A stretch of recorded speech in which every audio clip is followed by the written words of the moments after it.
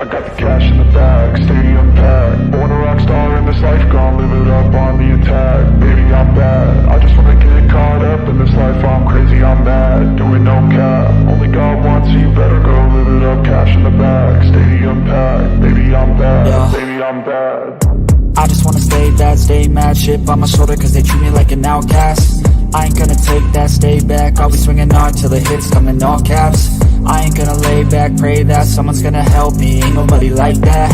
I ain't gonna wait, that's all fact. Give me one shot and I'll never get the throne back. I'm sick of being cautious.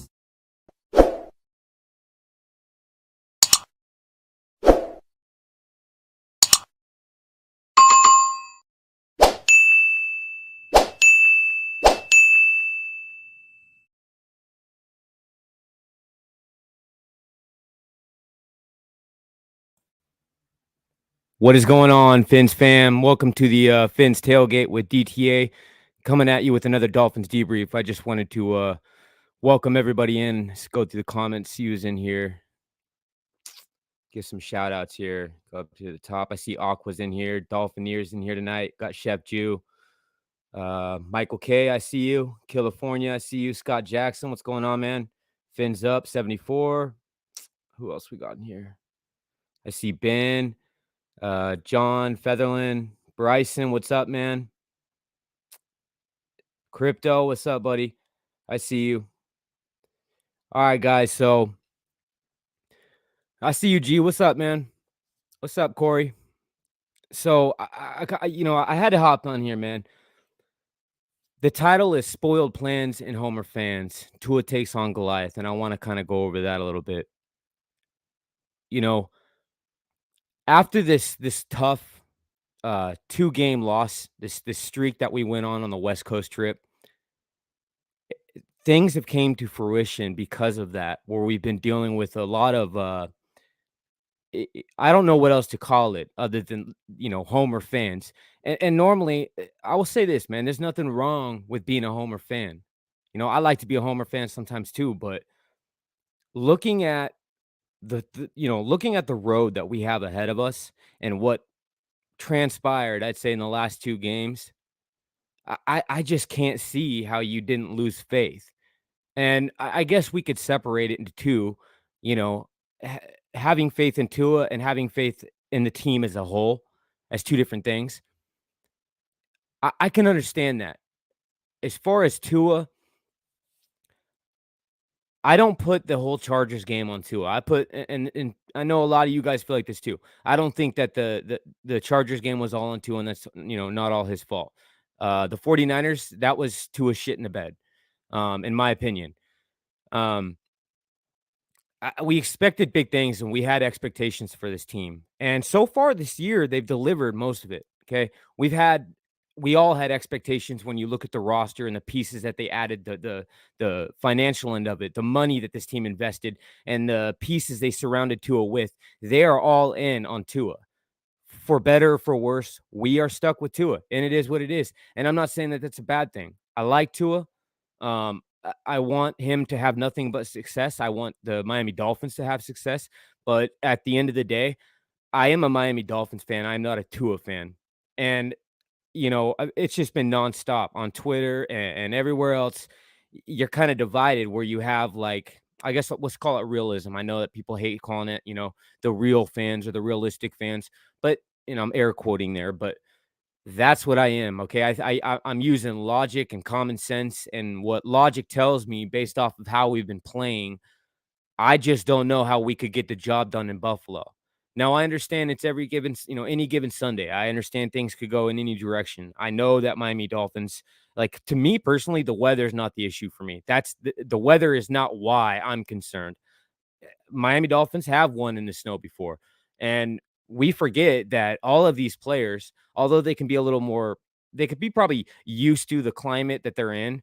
All of these players on all these teams are still professional football players. They came from all around the US. It's not like, Miami Dolphins players have just never seen snow and never been around it, never been cold.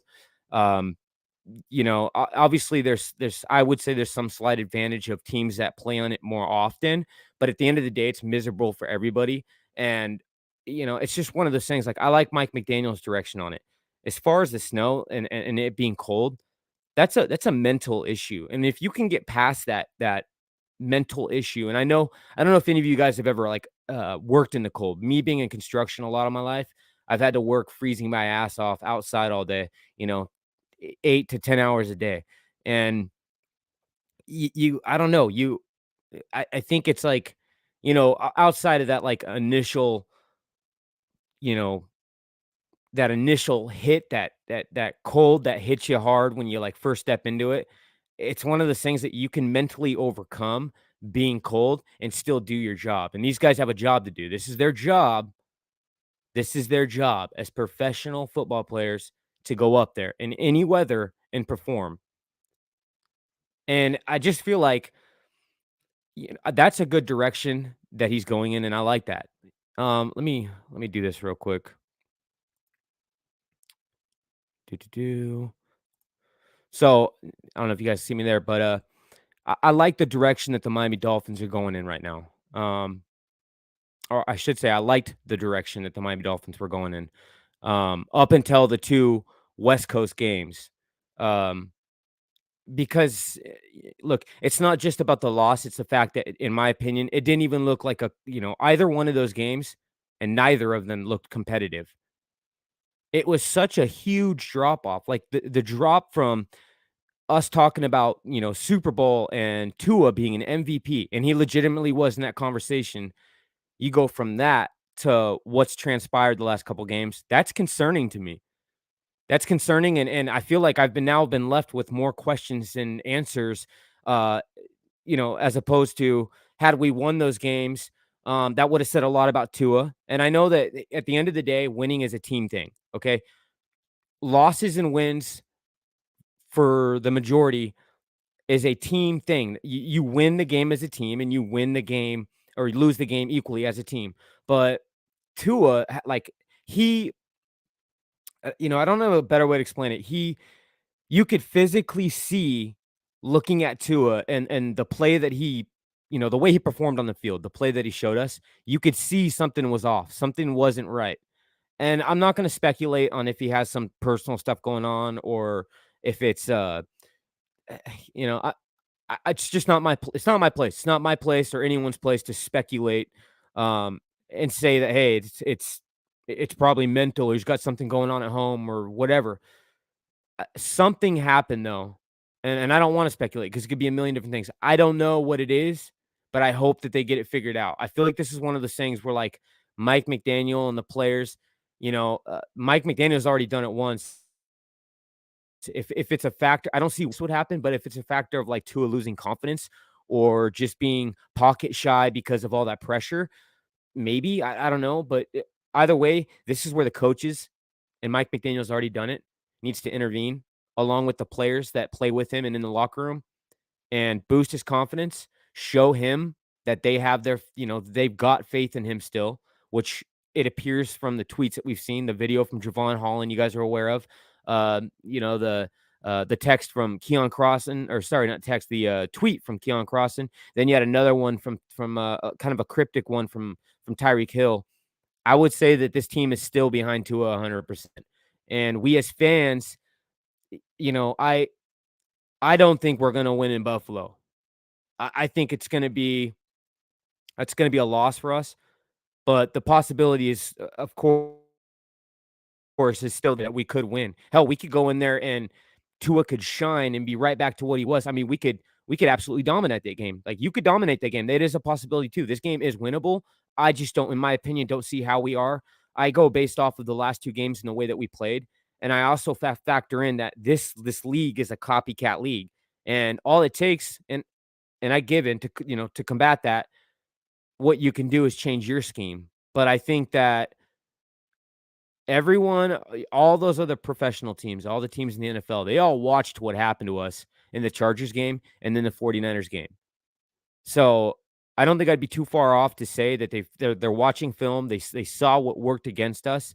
And like I said, to combat that, obviously Mike McDaniel can change things up. You can scheme different, do different plays. And I don't even want to hear that wildcat shit. I don't want to, no wildcat. But they have got to go into this game. Okay, you've got to get into this game and reestablish yourself. Tua has got to get a hold of that confidence and that swag that he had. Him looking comfortable back in the pocket, and hell, even with pressure. And the reason, this is why I tell you this, why those games mattered, and they were more of in my opinion, it's just the way that I'm trying to explain it well. What we saw in the Chargers game and the 49ers game, had it been different, could have showed us that Tua has the capabilities to play in these big games, because it's always been a question. We've always heard, can Tua play in the weather? And can Tua play on the big stage in games that matter? Like, say you get into the playoffs. Because, like, for me, I don't want to make it to the playoffs just to have our asses kicked and have a first-round exit. To me, that's not a success. That's not what success looks like to me. Some people may be happy with just making it to the playoffs. I'll give you that. Cool. We made it to the playoffs since the first, I think we haven't won a playoff game in like 22 years. I don't want to go in just to have our asses kicked and then look forward to next year. This team that we have, this roster that we have right now, is a win now roster. I don't find it absurd at all to think that with the amount of talent we have on this team on both sides of the ball, okay? And I will take into account that we have all those injuries on the defense. The secondary is just whittled down. I still think with all of the talent that we have now, mind you, I'm factoring in all of the absentee players, but all the talent that we have, this team should have no problem getting into the playoffs and then have no problem winning playoff games. And that's where the question comes. Like, you got to ask yourself, if another quarterback had been in and it wasn't Tua in those two games, how do you think things would have transpired the same? Because I feel like some guys, if you would have put them in this system, it's a very, very quarterback friendly system, and you put them in with Tyreek Hill and you gave him Jalen Waddle and all the weapons that Tua has, I honestly think that there would have been a lot more production, which I digress, but that kind of makes my point in, it was Tua.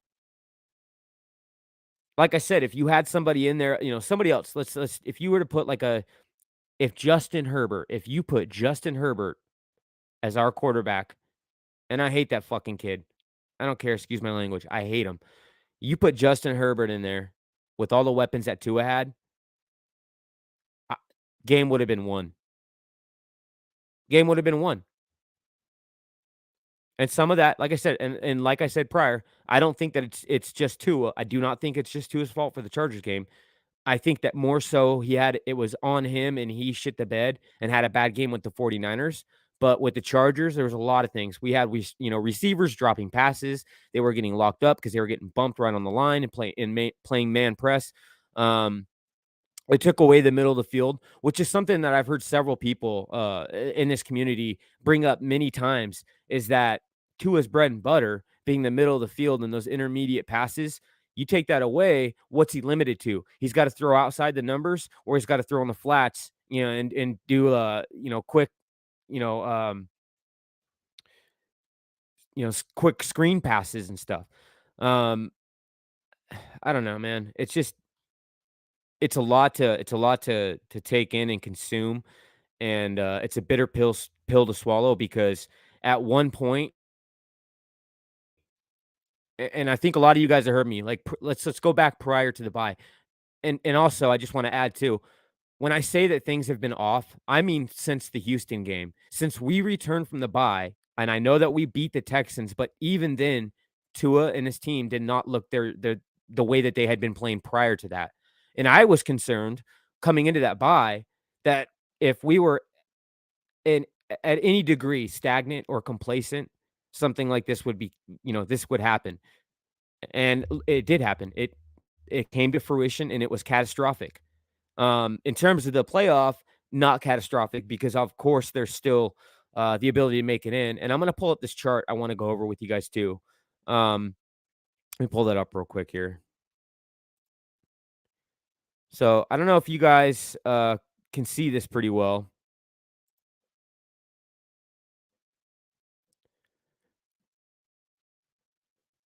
If you guys are looking at this, basically what it's saying is if we're looking at some scenarios here, okay?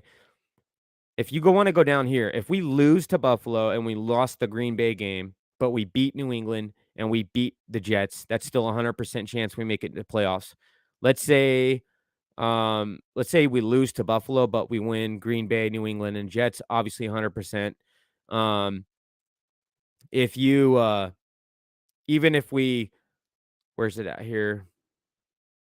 So if we lost to Buffalo, but we win Green Bay, and then we lose to New England, but we win the Jets, still 100%. The problematic issue is if with the Jets, if you look in all these columns, right? If we lose to Buffalo, for example, and we beat Green Bay, and then with New England we beat them, but we lose to the Jets, our chances then become 23%. 23% that we make it into the playoffs. So let's say that let's say that this Buffalo game's a loss, okay? I don't have any doubt. I think that we should win in Green Bay, although like talking to Lewis earlier, okay? He thinks we're going to get we're going to get dominated by Buffalo, but he doesn't he's pretty confident we're going to win all three of the last games beyond that. I'm not so confident. I think we'll win in Green Bay, but I'm not like super confident about it. And I said this back after the 49ers game and then again after the Chargers game. It's still Aaron Rodgers and it's still a primetime game. Regardless of how they're playing and Green Bay's been playing, it is still a primetime game. They have a pretty good secondary, and it's Aaron Rodgers. And that's how much confidence I feel like I've lost in Tua in this offense. But here's it. Like I said, I just wanted to bring this up because this shows some scenarios, maybe it helps alleviate some stress that even if we lose the next two, Green Bay and Buffalo, let's say, I don't think we're going to lose to Green Bay, but even if we lost those two, but you you win that game in New England and then you come home and you beat the Jets, still 100% chance. So if you lose to and here's another one, if we win in Buffalo, let's say if we where's it at here? If you win in Buffalo, lost Green Bay, lost at New England, still a win. And for the Jets, that's 100%. So if we go down, see what I'm looking at here. if you lost, I think it's right here. So if you lost to Buffalo and then you win Green Bay and then you lose to New England, which is a possibility, but you beat the Jets 100%, right? But if you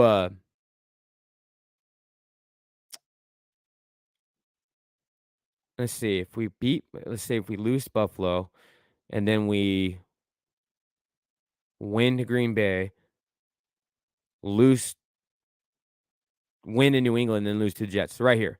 So if we lost Buffalo, beat Green Bay, and then we lose to New England or win New England and then lose to the Jets, so we go 2-2 in this final four, 23% chance. So this is what I was saying earlier on Batman's show when I said that the New York Jets game is a lot more important than like out of these two. If you were to split, if for some reason we split the wins on the final two games against New England and the New York Jets, looking at those two games, what matters more between those two is the New York Jets game. That's the game we have to win. Okay. Now, even if we lost, like let's say we lose the next two. If we lost Buffalo and we lost Green Bay, but still win the next two games, and this is why I'm saying like this Buffalo game doesn't even matter as much as that New York Jets game does. It doesn't even matter as much. If you lose those two games, if you lost to Buffalo and you lost to Green Bay, but you beat New England and beat the Jets, still 100% chance you're going to the playoffs. So and that's what I'm trying to say. It's, I don't know. We get this, remove this real quick, come back up. But, just so you guys could see, I wanted you guys to see what I was talking about on Batman's show too, is there's different scenarios in which we still make it to the playoffs. And some of these games are very important. Buffalo really isn't that, like if we lose to Buffalo, it's not going to get us out of the, like we still have a very high percentage chance that we're making the playoffs. So I'm going to bring you guys up in a minute. I'm going to drop the link. I want to chat with you guys. I want to hear your guys' thoughts and kind of what you think, man. But I don't know. I think that these are legitimate concerns that some people have. And this is kind of like David and Goliath. And that's, hence the title. We got Tua. He needs to redeem himself. Tua's got to redeem himself, for the fan base and this organization. Because if you think that the front office and this organization is not taking note of what happened, I think you're sadly mistaken. These guys have to consider if they're going to pay this kid eventually, if he's the franchise guy. And at this point, you're already all in. We have no draft capital. We don't have no money to pay. Like we have no dog in this fight. We threw everything in the kitchen sink. And we're fully committed to Tua being the guy. And I expect, and here's the thing, I will never expect Tua to win every single game. That's not what those are not expectations. That's an unreal expectation to have. I think Tua is a great player. I think Tua is a really good player. I think he's a great quarterback. I like him being the quarterback of the Miami Dolphins. But I have to see, because here's the thing. We all kind of lose sight of this. At the end of the day, these teams are not playing just to have to finish with a winning record in the regular season. That's not what they play for. You play for a championship and a Lombardi trophy. That is what you play for. And that's the question. It's more than just having a finishing with a winning record in the regular season. These teams play for championships and they play for the Lombardi trophy. So you have to have a competent quarterback that can get you there. And I understand that wins and losses are a team thing, but you have to have your quarterback is like the general on the field. He's the one that's got to go up in there and make the plays and put the ball into the playmaker's hands. And he's got to be able to read the defenses. He's got to be able to progress through his progressions and make the right call. Not be throwing into triple coverage, double coverage, and throwing shit over people's heads. Some of that stuff's going to happen sometimes, Tua's not perfect. There is no perfect quarterback in the NFL. I don't expect him to be. But as bad as the play had been the last two games, you got to be better than that. What happened with the Chargers was unacceptable. I don't care which way you spin it, how you look at it, it was unacceptable. And like I said, with the talent that we have, the roster we have, there's no excuse for what happened. And there should be no excuse that we don't make it into the playoffs. Hell, I would say there is not any excuse on this planet for this team and this roster, even with the injuries, that we shouldn't win a game in the playoffs. So I'm going to bring some of you guys up. I want to talk to everybody. I appreciate you guys coming up and coming through. Seeing everybody in the chat. You guys are in here rocking with me tonight. I'm gonna drop the link in just a second. I want to get your guys' thoughts. And the last thing I want to address, and again, in the title of my show tonight is Spoiled Plans and Homer Fans. Tua takes on Goliath. And we kind of touched on the Tua and the Goliath thing. This is his redemption game. This is his game. This is the one that Tua is going to, this is his Goliath. This game as a whole is Tua's Goliath. This is the thing that he has to conquer. This is the big challenge that he needs under his belt. This is the answer to a lot of the fans' questions, depending on how he performs.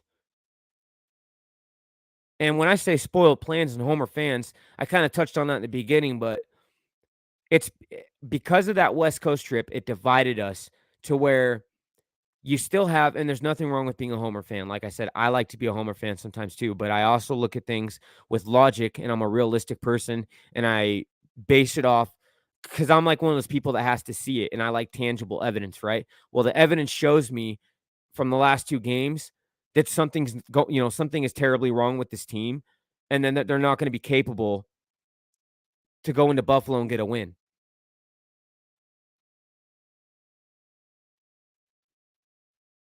That's the truth.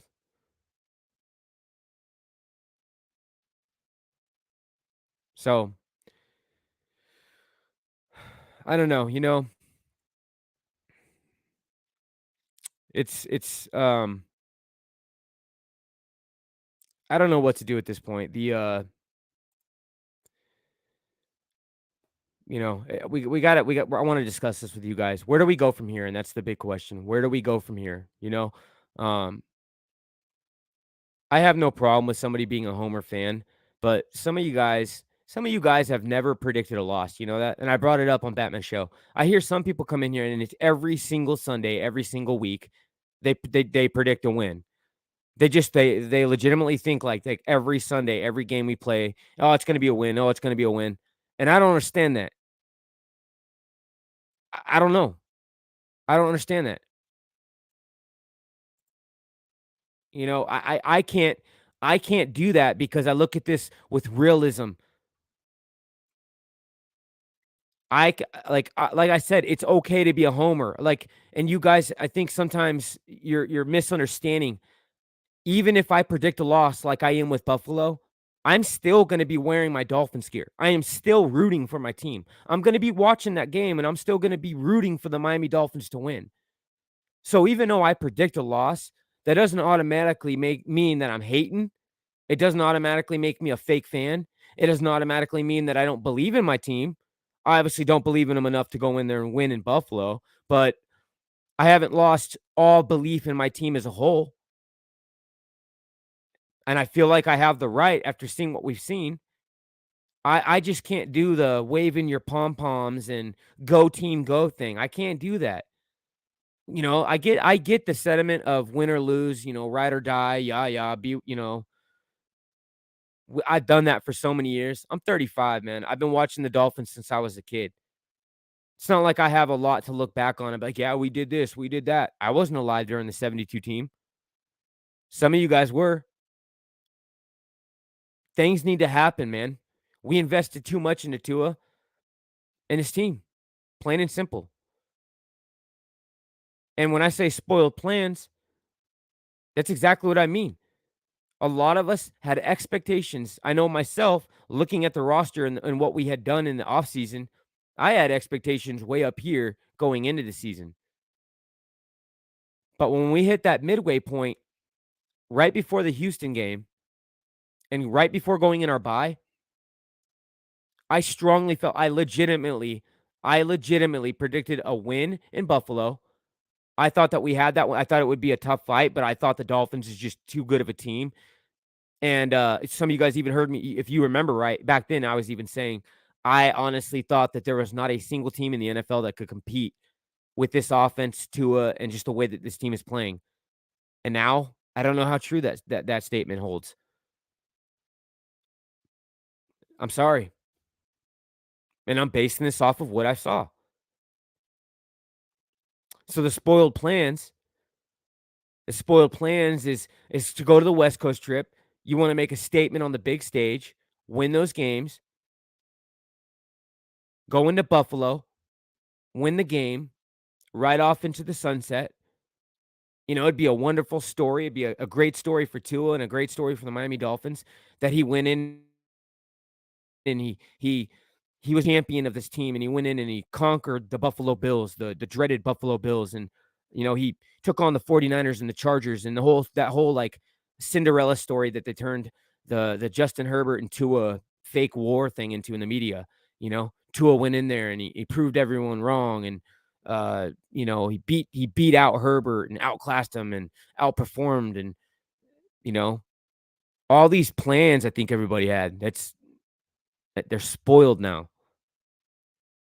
And if we don't get our shit together, because at this point, I still think we'll make it to the playoffs.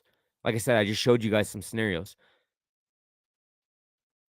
But if you don't fix that issue and we don't address this shit, all those plans are going to be spoiled. And we're going to be just as quick as we got into the playoffs is just as how fast we're going to be kicked out. So anyways, just to address this, man, Finn's up 74. I saw your question. Now, what would you say, DTA, if he shits the bed this Saturday? If Tua shits the bed this Saturday, and I mean, he just looks like dog shit. And I'm assuming that's what you're saying. Because here's the thing: if we lose in Buffalo, but it was at least competitive, and I saw Tua playing like because both things can be true. If Tua has a good game and he performs well and he plays good, but it's still a loss, at that point, that would still even restore faith in me, and I would still stick with Tua in that instance.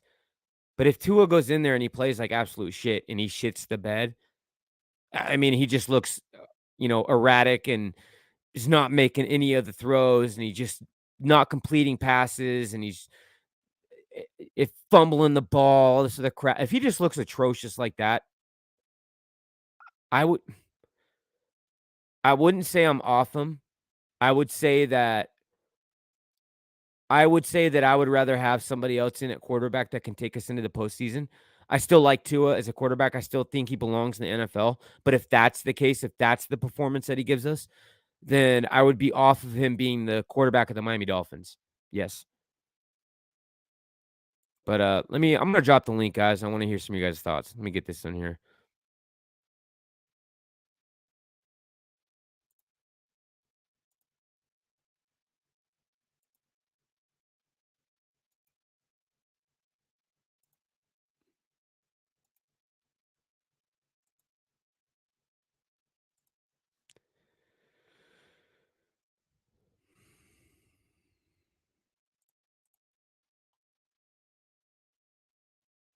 I'm gonna get you. I dropped the links. You guys can come up if you guys feel like coming up, talking on the panel, and chopping it up.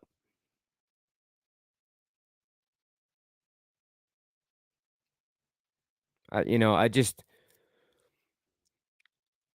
at this point now. I don't know. It's such a letdown because we were riding such a high on this season, and things were going so well. And for as long, let me welcome in Greg real quick. How you doing, buddy?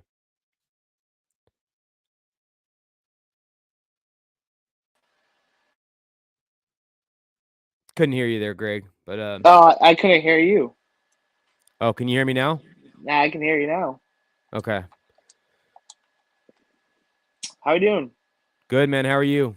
I'm doing great. Can't wait for Dolphins football on Saturday.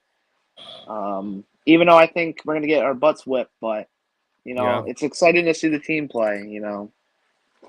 Absolutely. Well, I don't know if it's exciting to see the team go out and lose by 4 touchdowns, but it is what it is. It's not, Mark. It's not, but I'll be honest, man. I see where Greg's coming from because I feel that way too. I don't enjoy seeing us lose, especially when we get our asses handed to us. But I do like, nonetheless, it's still exciting to me to watch the Miami Dolphins play. I do enjoy watching the game. It's only once a week, so. Well, Right. you know what I think is sad, and this is kind of historical, but when you have 22 years of literally being on TV once per year because of an NFL mandate, and you get stuck on a Thursday night game against some crud team, and nobody's watching the game, nobody cares. I understand why it's kind of a cool thing for the Dolphins to get flexed to a game and then get flexed to another game. Because there's no national recognition. There's a lot of Dolphin fans, of course, obviously out of the geographic region. Being able to catch the game locally, and you get blocked out if you're in other places unless you have direct TV. So I mean, I could see and understand the excitement. When you're not a national team.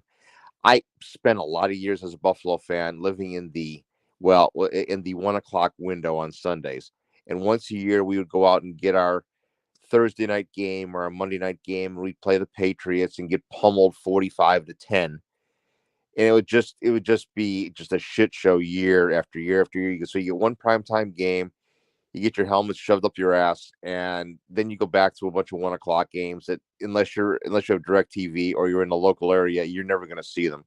I get it, believe me. Yeah. So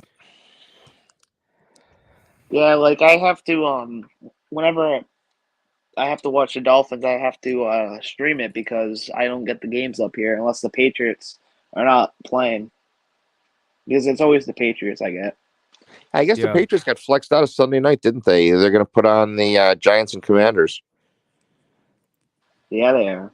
Here's the thing, man. At the end of the day, you guys hearing me all right? Right. I sound good. Yeah, and everything? you sound good, King.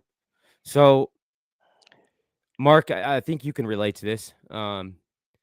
You've been around longer than me. Like I said, I'm only 35, but kind of how you feel with, I like, got with you by 30 football, right? years, King. Right, and that's what I'm saying. So you kind of understand that the sentiment I mean is like I've been watching as I was a child. I've been watching the Miami Dolphins since then. I know, I don't know. There's too many letdowns that I've witnessed. Well, That when did you become an ardent Dolphin fan? What age? like under 10 years old. It was I didn't. Yeah. So I was okay. So you're going back. You're going back basically before I to the end even of the Jimmy understood. Johnson and Wannstedt era, right?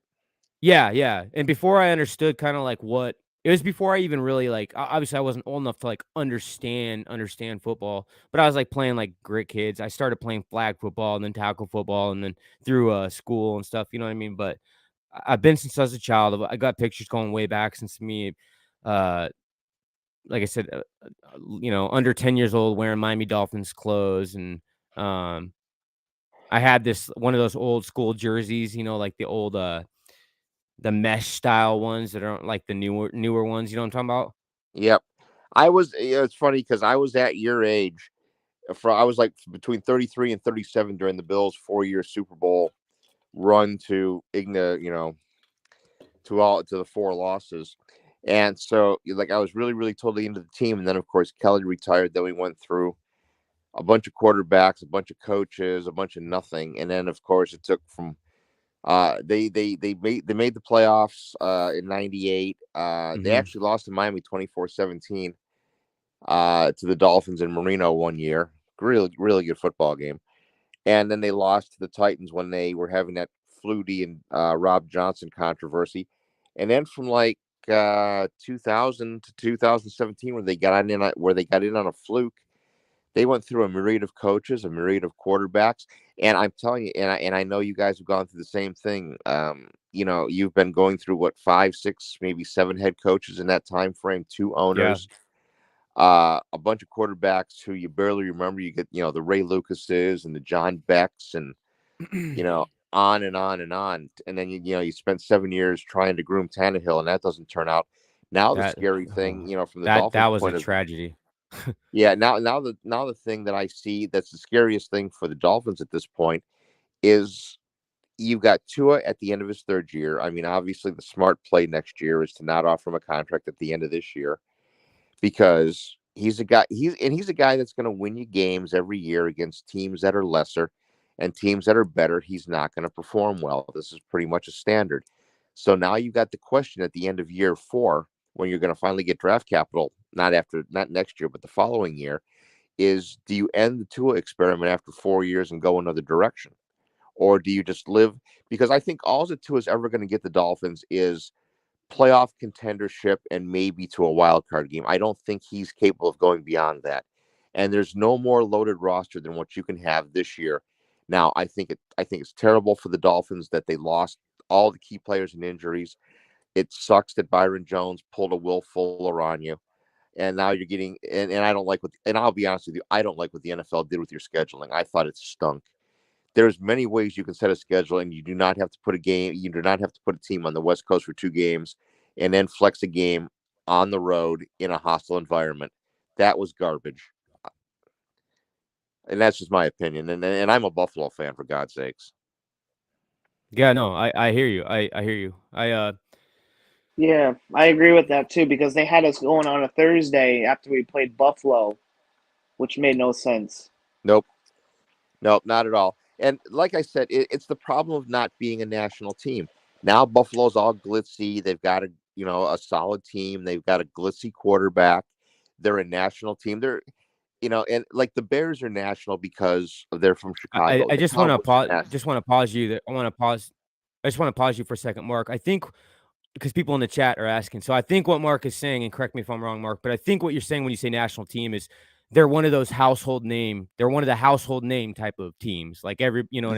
And it comes into other things which I think are unfair, because the league designates certain teams, and Pittsburgh was certainly one of them. They're now fallen off the list. New England was one of them. They're now falling off the list. And now you're seeing some other teams. Kansas City's now become a total national team. They're the 125 games on Sunday. They're the Sunday night games. They're the teams that they want to show because they have a great team or they have a profile player. It looked for a good part of the season like the Dolphins were going to move into that national team status. Right. But the fading at the end of the season. What's up? Just want to welcome here. Yeah, I think the fading at the end of the season really has affected their national standing. And if you're national television, you're CBS, which is your primary network, and then you're dealing with the partnership on Amazon, you're dealing with the partnership on NFL Network for the 1 game per year, and you're dealing with the Sunday night people, which is the primetime package that you can get. You look at the Dolphins and say, who on that roster do you pump up? Who is it that are on the Dolphins that people absolutely want to see? And that's why teams like Buffalo, as an example, get the schedule advantage, because if you look, I'm going to give you a simple thing. I'm going to ask you a question. What team this year got the most days of rest between games to benefit them during the season? Which team? Kansas City. The Buffalo Bills. Oh, I was going to say them next. Yeah. Well, the Bills did, yeah. They got back-to-back Thursday games followed by Sundays. Yeah, their opening game was on the road in Los Angeles, so they got that road trip out of the way. Then they went 8 days. Hey, what's going on? Can anybody hear me? Bro? Yeah, we can hear you, Crypto. We can hear you. What was that, Bryson? What's that name, bro? Yeah, I was trying to feed off what basically kind of what Mark was alluding to by definition. We need to avoid the Tony Romo, Andy Dalton experiment, because they constantly dominate the regular season year in and year out and crap in the playoffs. So it's our job to hope that Tua doesn't replicate that performances by those 2 quarterbacks. Well, my point is that how many national games are the Dolphins going to get in the future? If Tua goes on the streak where they end the season 10-7, and I personally think the critical game for the Dolphins is the Jets closing game. Because I think, obviously the odds don't look good on Sunday, and I think you're probably going to beat the Packers and beat New England. But the Jets game is going to determine. We need to be perennial contenders. That's the goal. Super Bowl contenders, not playoff contenders. Hey, Mark. Yeah.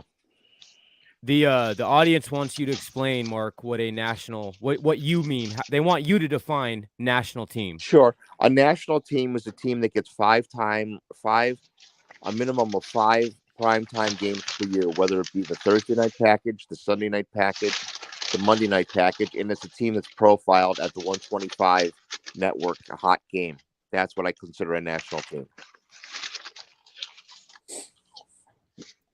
Yeah, that used to be the Dolphins back in the day. That's why we got so many primetime wins under Marino than any other quarterback.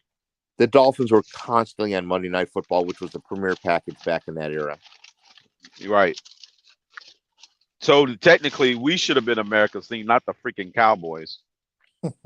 But look at the teams that get the 5. I mean, when the Bears get 5, when the Bears used to get, or were getting 5 primetime appearances with a bad football team, that's a city-based thing. The Patriots were winning Super Bowls; they got a ton of primetime games and late afternoon games. When the Steelers were hot, they were getting the same. They were getting the same deal. Dallas gets the same deal because they've played generally good football over the past quarter century, but they're a national marketplace. Walmart showed us you can buy primetime games too. Yeah. With the Broncos. Yeah. Now it gets different because of streaming services. The Sunday ticket package is hopefully they were supposed to announce who was going to get the Sunday ticket I bet bet this you week. when they bought the Broncos, that was part of it was trying to get some more primetime games. I mean, and they got Russell. No one knew he was gonna, play like he did. Is it Russell or is it the coach? Probably both. Yeah, it's definitely the coach. That coach is terrible. That coach sucks, bro. Without Rodgers, probably man. both. Yeah, he's bad. Russell's one of those veterans that he's shown a lot of talent that he should be doing a little bit more, even with the bad coach. So that's why. But Nathaniel Hackett. Well, you look at what Nathaniel Hackett's terrible. He's terrible. You look at what the Broncos did in the offseason and how they screwed the whole thing up. First of all, they get the old ownership group goes out and overpays for Wilson and then gives him a ridiculous contract. They bring in a new head coach. Then the team is sold. Then the new coach says, "I'm not going to play any of my regulars during preseason," and comes out for the first game and shits in his hat. And then the whole season goes down to a hell in a handbasket. Yeah, but that's not an abnormal philosophy to not play your starters in the preseason. But you can't do that when you've got a new team, a new Josh play in the preseason, and a new head coach. Mark, I'm curious. I didn't know. Did Josh play in the? How does Sean McDermott do it with the preseason? Sean McDermott uses one game. It's usually the Kids' Day game, preseason game, where Buffalo plays their starters for about a quarter. Okay, so he does do a dress rehearsal as well. Okay.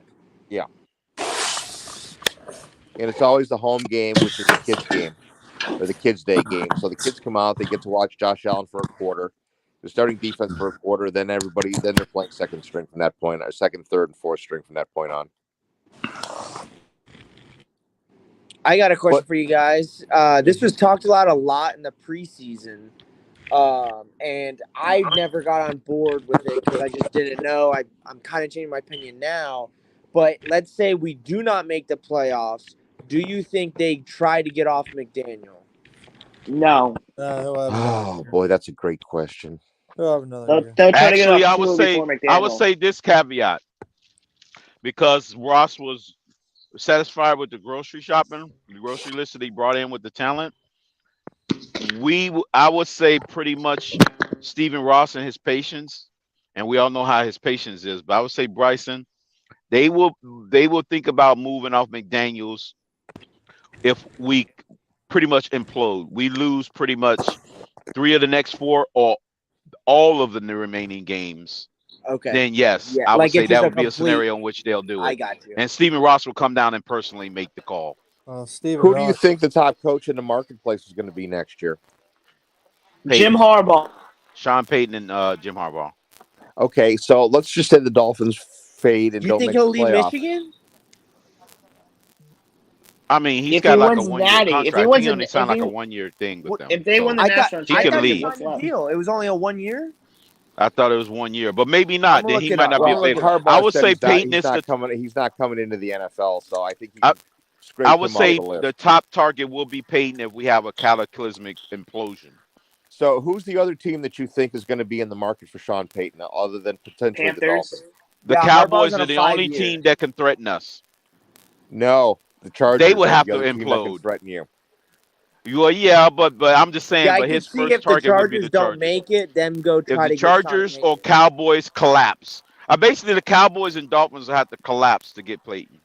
Cowboys always collapse. And you Yeah, look at I that don't know. I you- don't think Jerry's going to try to get off McCarthy unless it's another playoff one. That's what I'm saying.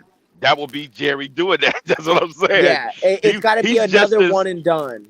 He's just as unstable as our Now owner. is Peyton is Peyton? Which, by the way, my bringing best on Peyton friend- a draft choice issue next year. Our team's gonna have to give up a draft choice to New Orleans to bring Peyton. Yeah, I No, think so. I'm pretty sure he's off contract after this season. Yeah, he's free. He needed to sit out 1 year. Okay, because to me, the best job that's out there right now is the Charger job, even if they make the playoffs. Yes, because Brandon Staley is he's a You bum. guys hear that feedback? Yeah, there's some bad feedback somewhere. I don't know where that's coming from. Sound like a freaking Morse code. Somebody's got shortwave radio or something. Whatever it is, it's gone now. No, I think the Chargers, because you look at what the injury situation is there, they're going to have to replace the whole medical staff in Los Angeles because that's been a continuous thing for 5 years. Mountie. Oh, no wonder. Mountie, you're going to have to. Mountie Finn, that's my fellow shipmate. No wonder. He's got shortwave radio. That's what he's doing. He's sending Morse code. He's selling us something. You're going to have to. You're going to have to. Hold on, guys. Hold on. Hey, Chris, I'm sending your ass to the mess deck.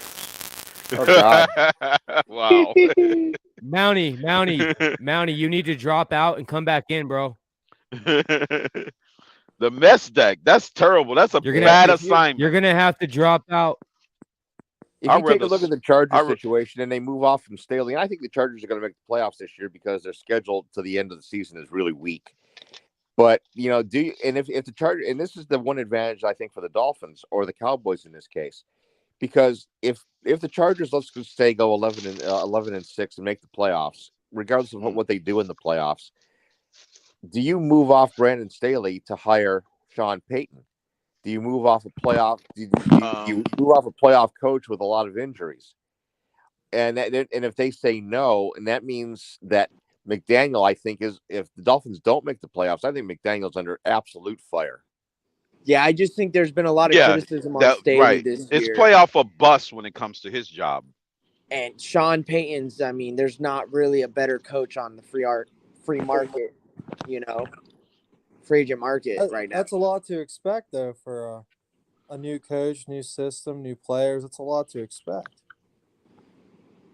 And, the other thing that I think is really, really interesting in the Sean Payton situation, and I could see Sean Payton seeing the Dolphins as a desirable job minus one position. He's still stuck kind of without a quarterback, because if Tua fails and they don't make the playoffs, then you've got a guy that, Sean Payton's going to have 1 year to do a reclamation project, and then he's going elsewhere for a quarterback. And the other what thing, if Tampergate comes back? No, Payton. Payton couldn't put any quarterback he wanted at that point, Mark. He could, but it's tough to walk off of Tua, after this season. You have to. He'll hang out with Tua 1 year, then he'll pick his own guy after that.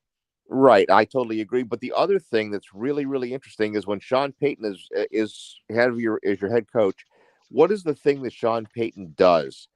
Now, I don't in your organization, known for offense and fixing QBs. No, he actually picks. He's the guy who picks the groceries. Yeah, he's a GM guy, but you think Greer's going to allow that to happen? I think Greer's going to get fired.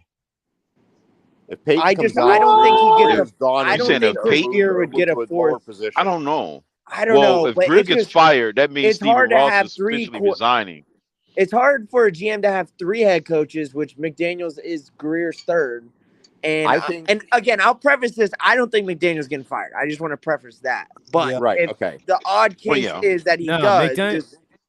If he does, that means we collapse and don't make the playoffs. McDaniels. It gets really interesting, guys, because if the Dolphins somehow manage to miss the playoffs, let's say they go 10-7 and lose to the Bills and Jets, and they're beaten out, then you've got this whole scenario where the Dolphins, Chris Greer has been in that organization since 2000. I think you all know that. He started out as a pro player personnel guy. He's no scout team guy. Yeah, he moved up the line year after year after year and finally became general manager, I believe, in 2016 or 2017. Yeah, it's 2016. Okay, So so Without I And, want to. he's had, let's He just came honestly in say he's had after sketchy Gase. drafts. He So has I good thought it was the draft, same and year then they he As has far a got as hired. bad taking draft. full control, he so only been in listen, full control for 3 years. Right. listen. I wanna kind of move the direction. I want to see. I know instead of talking about this and you know who's going to get fired, who's going to stick around, I'd like to kind of get thoughts where we're at now. Okay, where do we go from here? And what direction do we need to head to get things on track? What can we do to win in Buffalo? And how you guys see us finishing this last 4-game stretch? I see them finishing 2-2, ending up 10-7, losing to the Bills, losing to the Jets, and being out of the playoffs because the Jets are going to beat them for the well, if spot. that's the case, there's going to be a hole in my wall. So, yeah, let's not I hope think that happens. this is my thing. That's the most I think- disastrous scenario if that happens. I think we're gonna go 1-3. Or sorry, 3-1. My bad. 3-1, and at worst Mhm. 2-2. I think we lose to the Bills. I think that game's over.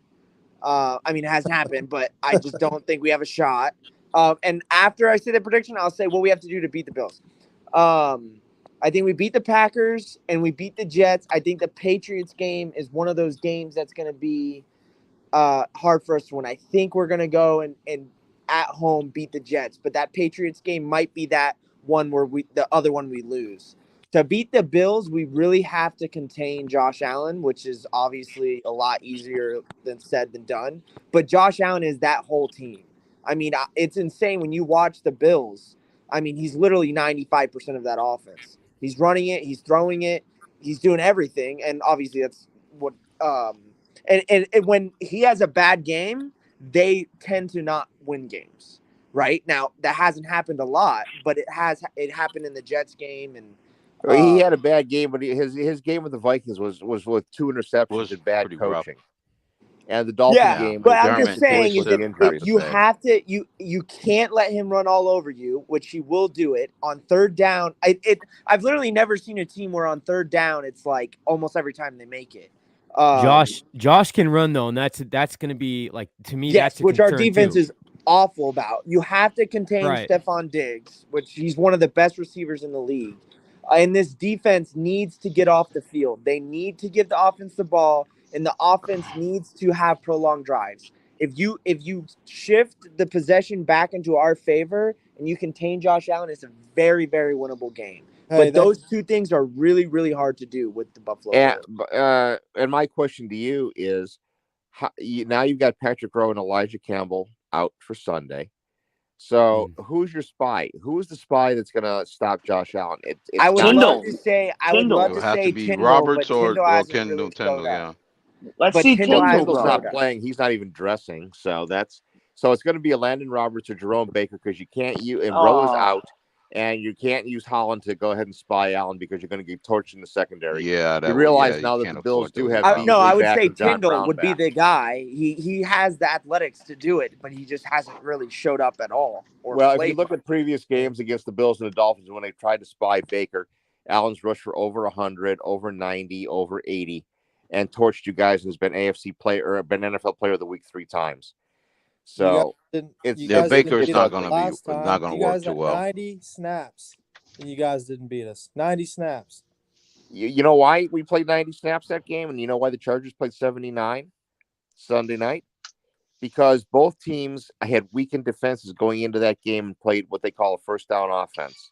No. They played time of possession offense, and they were more than satisfied with taking time off the clock and driving down the field. And if they couldn't score touchdowns, which Buffalo only scored 2 touchdowns and a field goal in that game, and the Chargers only scored 23 points, although they would have scored 30 had the receiver. So in essence, you're saying the Bills were playing prevent offense? Yes, and so were the Chargers, because there was no way that Buffalo could go into that game in Week 3 in Miami with that's their not defense true. beating The up the way Chargers it have been was playing that type and not of get offense scorched for like 35 or 40 points. The Chargers have been playing that dink and dunk offense all year. Well, that's because they've had a ton. They've had a ton of injuries. Yeah, they have been decimated for sure. But the big problem too is is our defense, and they have not been the problem recently, but our defense cannot get off the field. And when we give the ball back to the O, it's been 3 and out or 5 and out or whatever, and they're just not being able to contain drives. And then the defense just gets tired. And then you got fans out here saying, "Oh, the defense sucks." Well, they've been on the field for 40+ minutes. Yeah, it's not the defense's fault. It goes both ways. You're right, Bryson. But the thing is, the reason why the defense is on the field because the offense can't sustain drives on the other end. Yeah, I agree. Yeah. It goes both ways. The defense got to get off the field, and the offense got to stay in the field. I want to bring up something to you guys. Why we've been so hot, and then all of a sudden you see the past 2 games, especially this last one. Tua hasn't played up to snuff, and everyone that knows me here, I'm a huge Tua guy. McDaniel was just as much to blame. We're in a very much so. We're in a rhythmic offense, timing-based offense. You're not trying to run the ball. You're not sticking to it. These people are just feasting on dropping back. Why? Why is this guy doing this? Let's not act like the Chargers didn't have success stopping that run. Jeff Wilson. That plays it a lot. And he put the ball on the ground, and we got a miracle recovery that put us back in the game. But they were trying, but we wasn't successful on the attempts we did.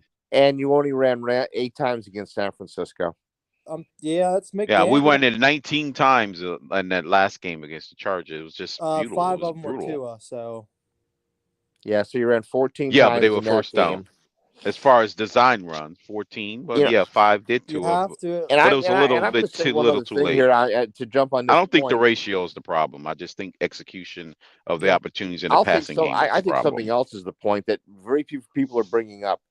And I see it from the Bills' perspective, and now it's happening on Miami's side. When you are a pass-heavy, timing offense, speed offense, you're going to be historically a poor defense. And let's go back and you look at history. The Falcons, that when they tried it with the run, and the Lions with the run and shoot, the Bills had that pass offense 2 years ago. They got to the AFC Championship game, and guess what? Kansas City took them and kicked their teeth in. Yeah, they did. But you got to remember, Mark, Kansas City didn't beat you by running the ball. Neither they had a passing game. Right, but Buffalo. A lot of that had to do with Buffalo didn't tackle in the secondary. Buffalo. I think a lot of the Miami Dolphins' problems stem from the fact that in practice, they're practicing against a speed offense. They're not practicing taking people to the ground. They're not practicing tackling in the level that they need to do, and they're soft defensively. They're soft defensively because they don't practice it. They don't practice taking players to the ground. They don't practice nobody the running game, and that's why what happens. Also, you got Hill and Waddle. I don't think nobody anymore since that new bargaining agreement, right? Really? There's less full tackling. And there's different padding and all the other things. But I'm saying that teams that are not balanced generally flame in the playoffs. We don't have unless they play another team that's not balanced. Right. And it's just an outright shootout, passing game against passing game. If you watch that Chargers game, that first drive we had, it was like a 20-second 3 and out. Tua hit every one of those guys in the hands, and they actually dropped them. If you go and actually watch the tape. Well, didn't Davis deflect that one long pass to Hill? No, that was some that they got their hands on. Chargers defenders got their hands on it. It was tight coverage. So it was three throws. And McDaniel, I saw, he went to the receiver. He went to the defensive backs that were young. He tried to exploit them. They didn't get exploited. And then the next thing you know, the Chargers have the ball for another 7.5 or 8 minutes to drive down the field. Now they don't get the touchdown. But again, the points come in behind it because the next series of drives, the Dolphins are 6 and out. They get 1 first down, and then the Chargers get points. Our defense did their job, in my opinion, in that game till the end. I don't think so. I mean, considering the still gave up over 400 yards. You let the opposing team's quarterback go 39 for 51 for 367, and have 40 look at minutes the of time points, of possession. Mark. So I don't we can talk stats all night long. but the game was always within hand, and we only lost by 6 points. That was That's the because offense of the lost the defense. game. That was Yeah, but remember something. The game was within 6 points, but the Chargers didn't get 7 because the receiver was slipped and K who makes the play at the goal line in the first drive. They get a fluke touchdown But that's on the Staley. Tyreek That's Hill always fumble. been his essay. No. That's Staley's fault. That's he called it on 4th down. I know. That's on Staley. Herbert, That's not on the That's why I offense. think They Sean shouldn't have Payton's going gone to be for the head that. coach there next year. 30 of those passes of Herbert's passes were 10 yards and under. Yes, 10 because yards they played and under. they played prevent offense. Why didn't we do that? Why didn't we have the little check down Charlie like Herbert was doing? Why didn't we do that? Well, that was part of in my opinion, it's because McDaniel there was some wants to win guys his in the way. flat. But there were some guys in the flat that we did continually to throw it down the sideline or in the middle of the field. There were some people in the flat. One Gesicki one, he was wide open in the flat. Tua just threw it out of bounds overhead. Gesicki's a bum, in my opinion. So well, like I said, that what the Chargers did is they played inside leverage, and all the Dolphins had to do was go to outbreaking routes. He just doesn't swing fit passes, and they would have had miles to run, and they didn't. They could have extended the running game by throwing swing passes to Mostert and maybe to Wilson and maybe to Ahmed when he had to come into the game.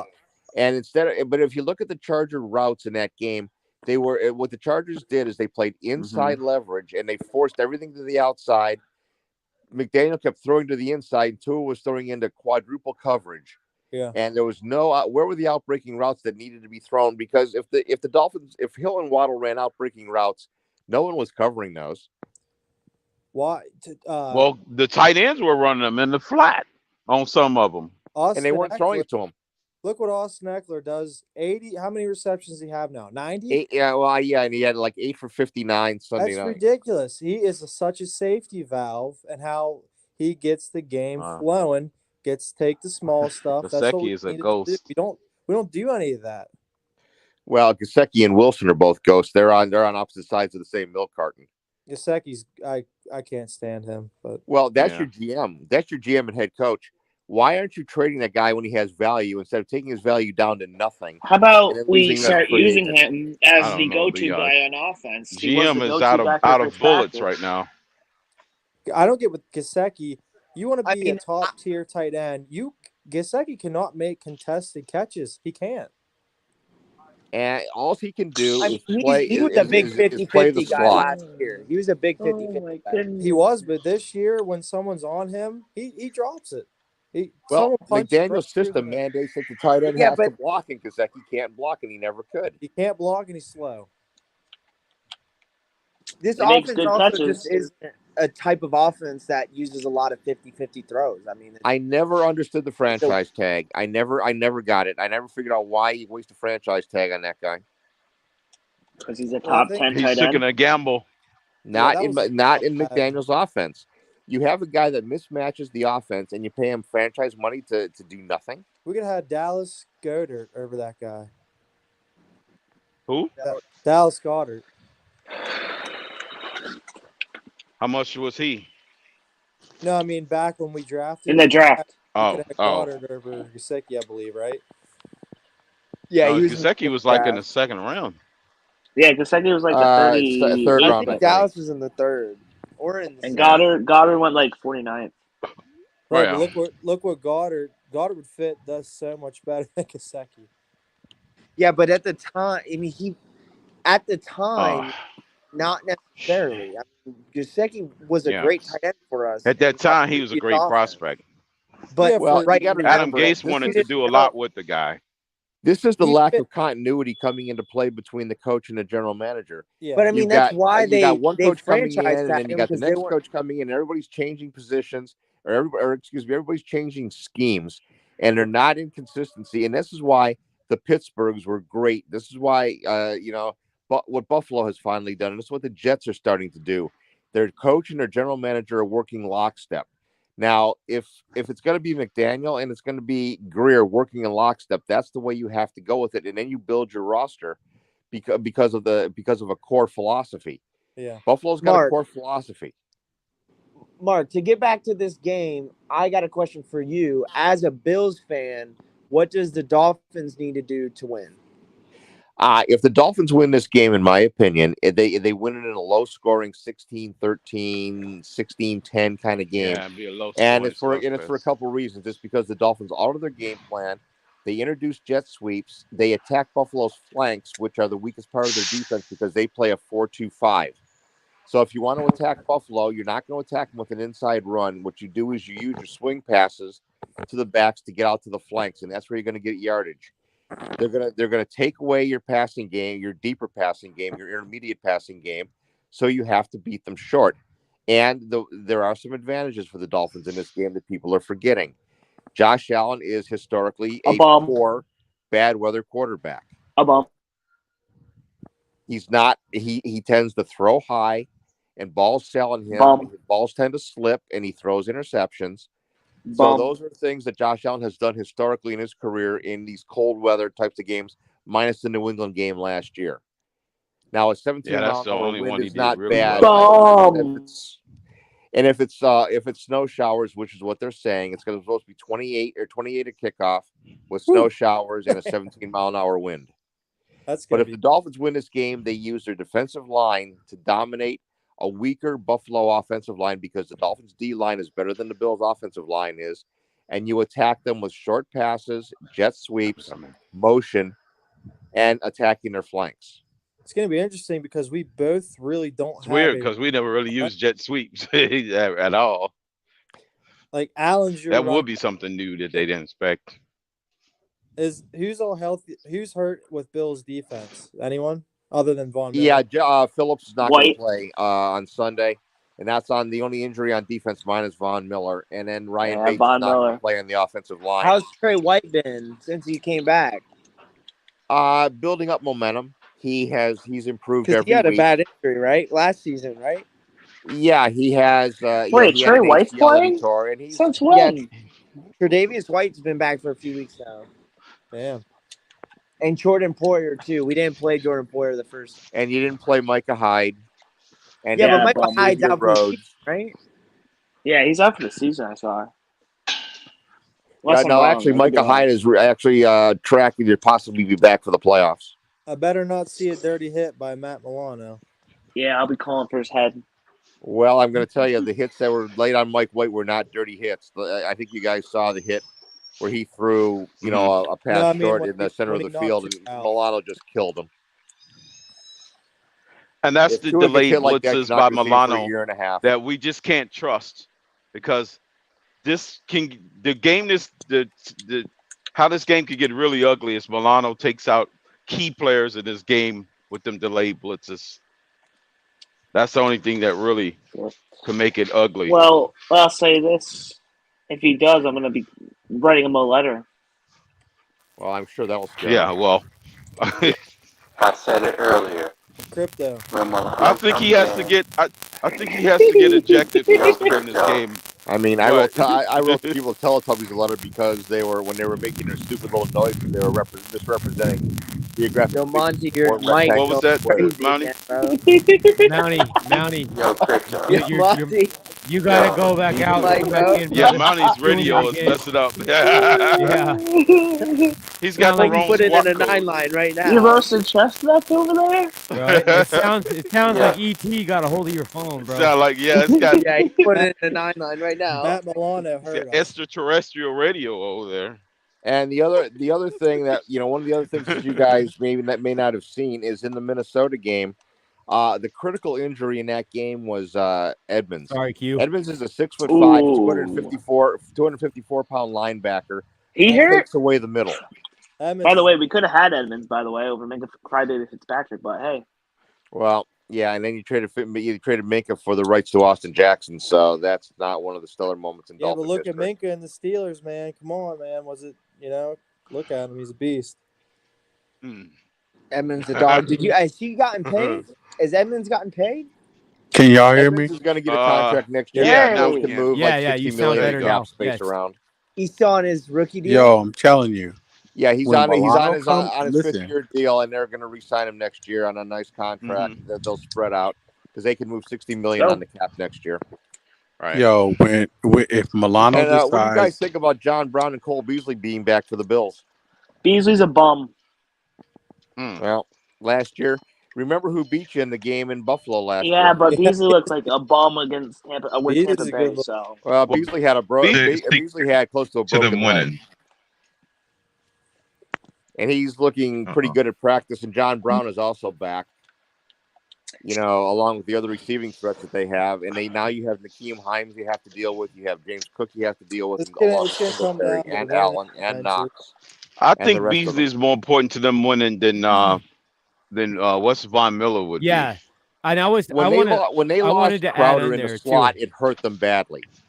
Because Well, this McKenzie's is been what a I want bunch. to. I want to say McKenzie's this, a Mark. gadget guy, but he's not a slot guy. So now, because what you need from Beasley is if it's 3rd and 8, you need Beasley to run 9 yards and fall over. But Mark, this is what I want to say about this. Yeah.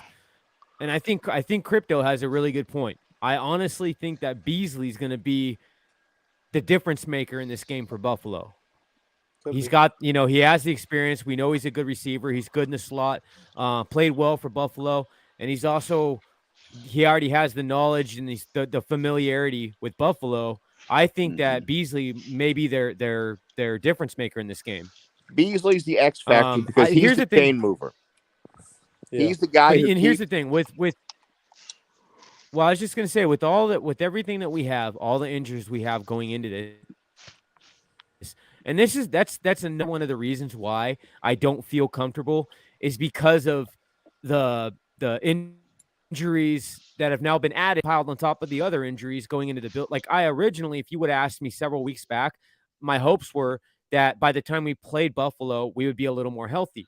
Right. But now you got Jeff Wilson, who's probably going to play, but he's going to be playing injured. You have Teron Armstead, again, questionable, probably going to play, but he's going to be playing, Teron Armstead, again, probably going to play, but he's going to be playing with a knee injury. Yeah, he's going to be playing with a pec injury, a toe injury. And then on top of that, you got on top of Jeff Wilson, on top with of the ankle, Tyreek with his issues. I would have sat. Well, Waddle's got an injury of some sort. Here's the thing. I think Tyreek. Well, hold on. Here's the thing. Hold on, guys. Tyreek Hill, so all these practices he's been playing full. Now Tyreek, I think, is just more a matter of like bruises and bumps, just like they said. I really believe that because that's what they said. He wasn't even on the injury report. So right. As of today, I'm not so much worried about Tyreek. Okay. Jalen Waddle, and I don't know that Jalen Waddle's.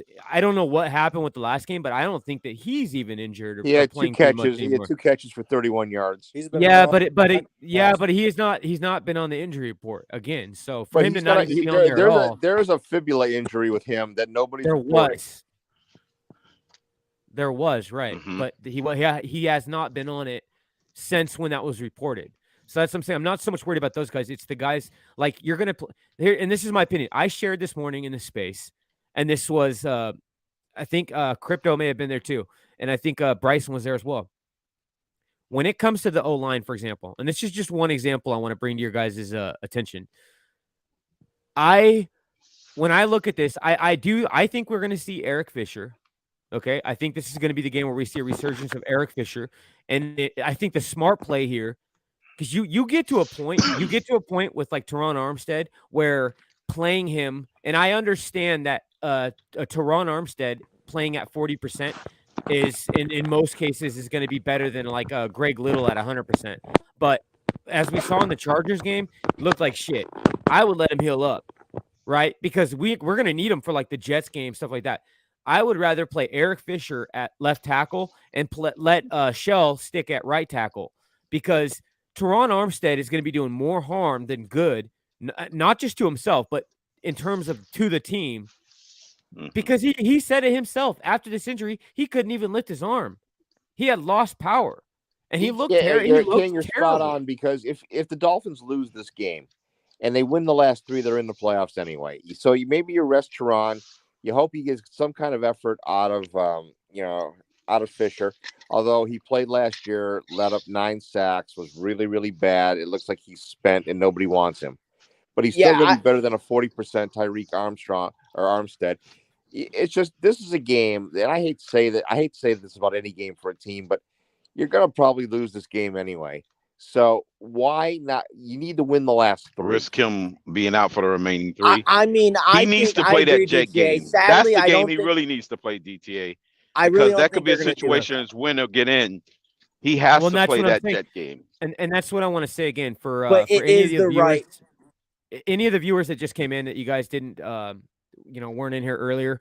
I'm sure a lot of people know this, but in case you hadn't, I brought up a chart. And if you look at it, this Bills game, hell, I'll say this. Even if we lost, and I'm going to repeat it, I know a lot of you already heard it, but if we were to lose the Bills game and the Green Bay game, it still wouldn't matter. As long as we won the New England game and the Jets game, we would still sit at 100% chance to make it to the playoffs. So this game is not even as important in terms of the making it to the playoffs as that Jets game. So even in a scenario where even if we lost to, like, let's say we lost to the Bills and we lost New England, but we beat Green Bay and we beat the Jets, still 100% chance. Where you don't have it is if we lost to Buffalo and we beat Green Bay, but then you lose to It's the Jets that kill you because of the tiebreaker. Right, and then that turns into a 23% chance. So it goes down from 100% to 23% chance to make it to playoffs. This game means a lot more to Buffalo than it does to Miami, to be very honest with you. Buffalo loses this game, they lose the number 1 seed in the AFC. But here's the thing. Right, here's the thing, and I don't want it misconstrued. I don't want them to lose this game. I understand what you're saying too, Mark, and I hope you guys understand what I'm saying.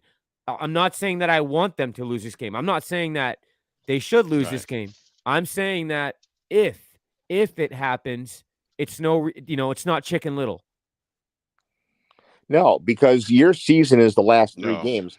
This game means very little to the Dolphins. Right. I mean, if they win the game, they're 9-4, they're 1 game behind, but then they have to depend on Buffalo losing either at Chicago. You're losing, bro. You're gonna lose one of those lose games. to Cincinnati.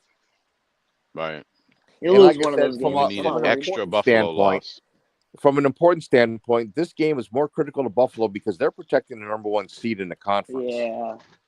And the Dolphins can lose this game and still make the playoffs by winning out. That's why I'm saying if anybody's even slightly dinged or slightly less, you're going to lose this game anyway. I mean, still you're think really not. Your chances of winning this game are very low. You need those guys down the stretch. I get from a fan's perspective, this game, it doesn't matter as much. But this team, I really think they want to show on national television who they are.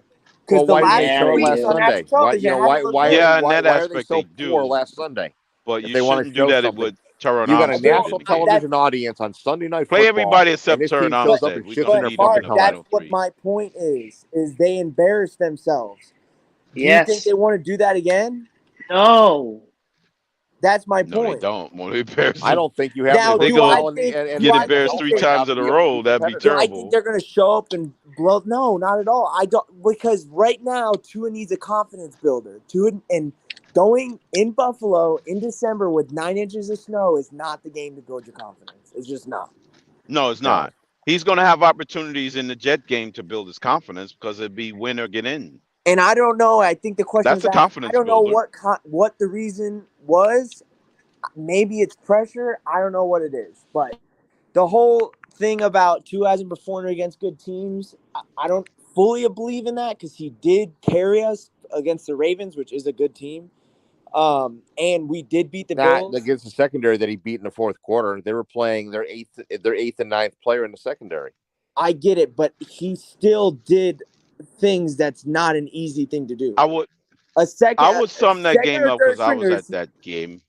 I would easily sum that game up that 9 points even with Tua and even with Tua's out of body experience and everything, he clearly walked through a door that was clearly opened by John Harbaugh by having the best field goal kicker and denying him 9 points on the plus side of the field. That would have happened. If that would have happened, then even with Tua's out of body experience, we still would have came up short. Was it 4 touchdowns? It's just as simple as Harbaugh. 4th quarter. It was just simple as Harbaugh 6 not putting up the guaranteed 9 points. No, I'm saying in the 4th quarter. In the 4th quarter, the Ravens were down to their 8th and 9th secondary player. All their starters were out at that point with injuries. Tua exploited that, and the Ravens left 9 points on Hey, the that's board. not his fault. Hey, that's not Tua's fault. So I ain't gonna. No, it's not negate Tua's fault. But what I'm Tua's saying is, performance even with because Tua doing all of that, Harbaugh is the clear reason why the Ravens lost that game. Harbaugh left You got the best field left goal 9 kicker pretty much in the sure game, and points he off just on the clearly bench. withheld it and just simply went for I it. know And we I'm just stopped him not. on I'm all not 4 gonna. dimes. I'm not gonna put that on Tua because he's got to. He played his game and he won the game. Right. Yeah. And Come on if now. Tyler Come Bass on doesn't now. miss that field goal, Yeah, but we got a lot to and thank McKenzie Jim Harbaugh and Allen too, doesn't bounce the pass or to John McKenzie, Harbaugh. then you're going to lose You can that say game that. too. We You should can be say thanking that John about Harbaugh any for game. opening that door. You can say that about any game. You can say that about any game. Hey, Now remember all I something, know guys. is There's We third can't and say another. that about 22 any game against the because Bills. That's all I know. Third and John 22 Harbaugh against the came back and Bills. did the same thing against the Bills and Giants in subsequent weeks. So we know he has the propensity to make dumb bonehead decisions. Yeah, he does. He's been doing it all the He loses season. games for his team for sure. But Well, if we would have lost, So hang on. I wanna I was able to hear from Mark, but like I said, I want to keep hearing from everybody on because I and the reason I'm asking is because I sincerely respect everybody's opinion for the most part, and I want to hear other perspectives and what you guys think, and maybe it'll challenge even my thinking, right? what was the question? Well, I want us to looking at the past and looking forward, or knowing what we know now of the past 2 games. I'll say from the bye forward, okay? Now looking forward from the last 4 games that we have to play, and knowing what we know, the position that we're in, and what that looks like in terms of getting into the playoffs and everything. I want to know kind of where you guys think we go from here. What do you guys foresee the Miami Dolphins being, and what they should do moving forward? And do you guys think, I'm going to ask you, do you honestly, do you guys see that this Buffalo Bills Miami game, do you guys seeing it being competitive, or do you guys seeing it just being a total ass wiping? Well, if I don't see a if I may competitive go, game, oh, DTA. go ahead, I Crypto. just see I do see a sloppy mismatch, but nothing that we can't recover from. Like Mark alluded to earlier, even a disastrous game, we still got a chance to recover in the next 3 after that. So in that sense, that's why I think the Dolphins also think that in the back of their minds, even though of course they're going to try to win the game, but they're going to be thinking, well, we still got the high probability of winning, even if we get destroyed on Saturday night. Yeah. I would say for me, the philosophy has to change in terms of first down, second down outlooks. yeah. I was speaking to Big O today. I actually subscribed to the QB school and spoke to the gentleman on that channel. And I also spoke to Kurt Warner's channel and Kurt Warner's QB Confidence. My thing is this: Tua has to be able to make, and nobody respects Tua's rolling out like Tannehill, right? You could hand the ball off to Derrick Henry, but you have to respect the fact that Tua may roll out. Tannehill may roll out. Nobody respects Tua on any fake like he's gonna. Oh, all they're saying is, bro, go your way because we're watching Mostert and Wilson with Tua, and they don't respect the outside hash marks. So there's 2 things that teams don't care about, which Tua then now has to change that narrative, which is why I emphasize 360 yards a season and 20 yards rushing a game by Tua, or like he did Sunday, 28 yards, 9 yards a carry, 3 attempts, just 3 or 4 attempts, guys. I'm not looking for Justin Fields. Well, see, And Sharif, that'll make the linebackers. I agree with you, Sharif, because See, the philosophy has to change. See, we're not going to win games trying to win the way we did. The NFL has adjusted. Now you got to make that defensive end stay. Now you got to make that linebacker come back up. Now you got to make those corners respect the hash mark. That's Sharif, a philosophy change. That's the thing, though. And that's the issue we're having with Tua is I feel like Tua got very comfortable in the way that he's doing things. And now this is why I say, for me at least, listen, I predict a loss in this Buffalo game. I do not think it'll be an ass beating. Like I don't think we're going to get wiped off the floor. But I do think that the Buffalo Bills will win this game. If we want to make any now, route in the playoffs, well, hold on, Sharif. If you ask me if we can win this game, yes, I still think that this is a winnable game. I just don't know that we will. Right. But in terms if we of don't do those things, we lose.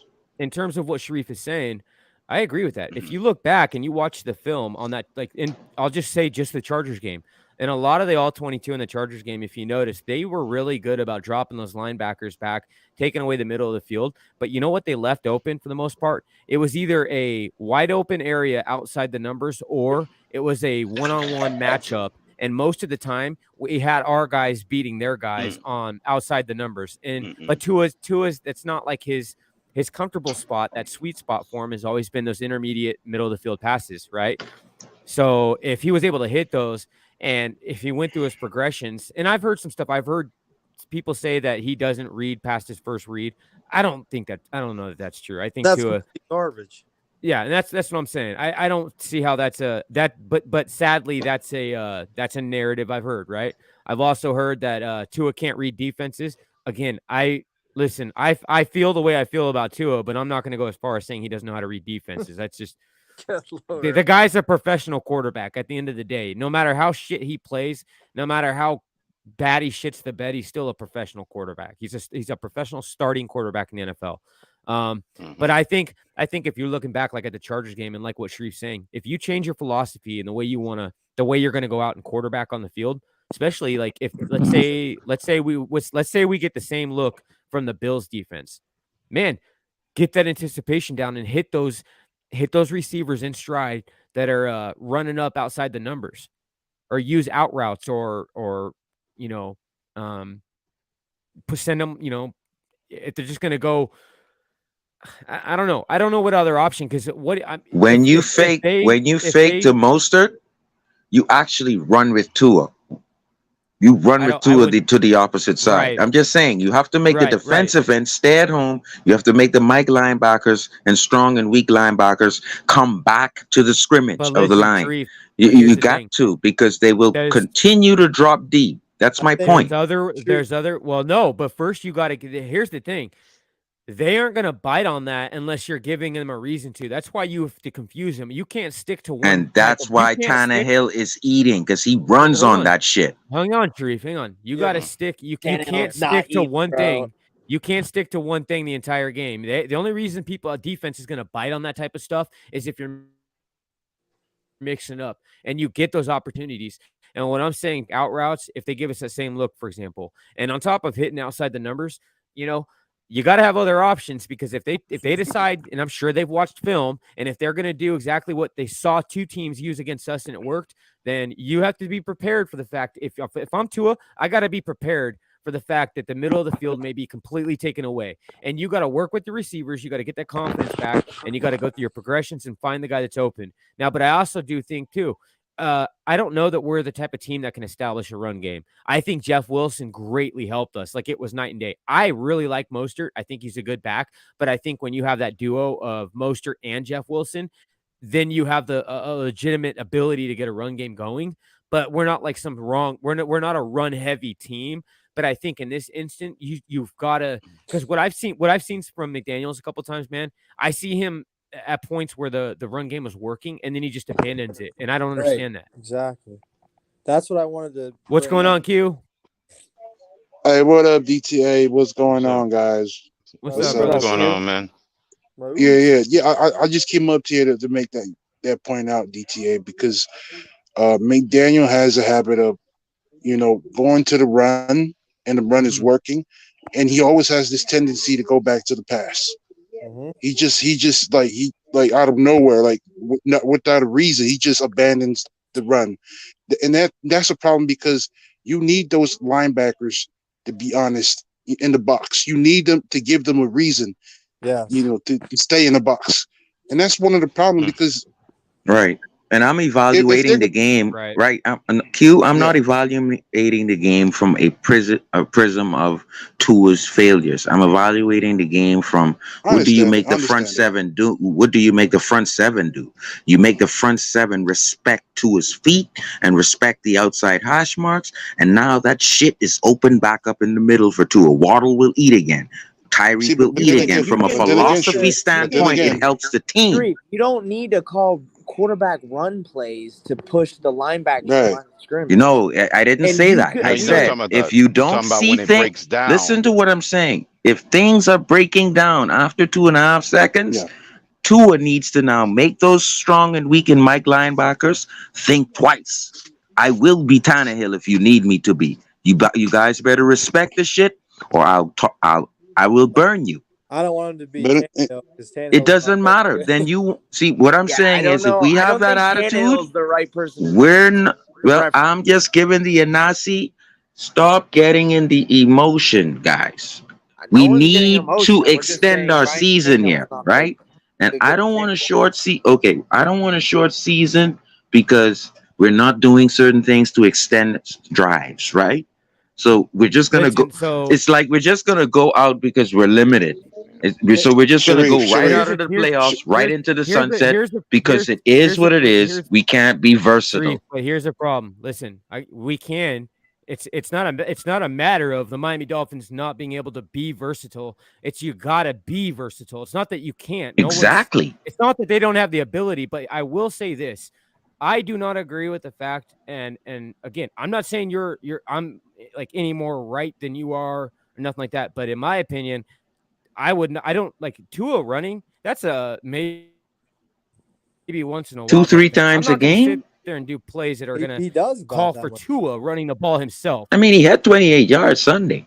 That's what I'm saying. I'm saying is right, but I'm not. Yeah, but again, it's not like he does it every game. And Tua's not built to be a runner. He's not built to be even half of like a Lamar Jackson or a Josh Allen. It's just not. It's just not. You guys are. And I'm trying to get you to understand. It doesn't. You can't. What I'm trying to get you to understand. I understand. The front seven does not care about his feet.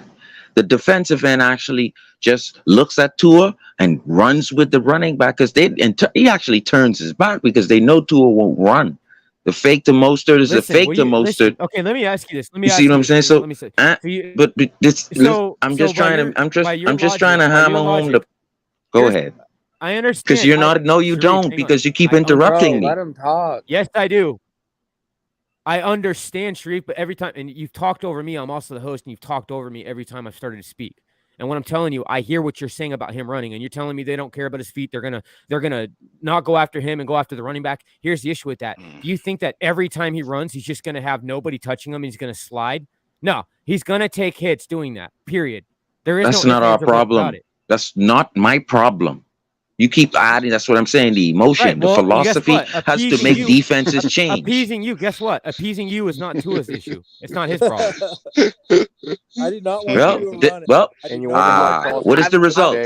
What is the result? An easy exit out of the playoffs. That's all I'm saying. They got one of the best linebacker cores in the NFL. I do not want Tua running. You can scheme other ways to push the linebackers closer and not push them back without the quarterback running. Listen, maybe Mike White should give a call to Tua and ask him and tell him how he's feeling. Right. What we're looking at, it's not like Tua sucks all of a sudden, right? We just seen him. We've seen what he can do. We know what he can do. We know what his limitations are.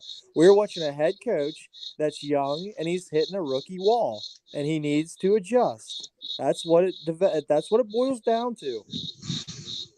And by the way, Scott, I just wanted to address your thing real quick on the comment, bro.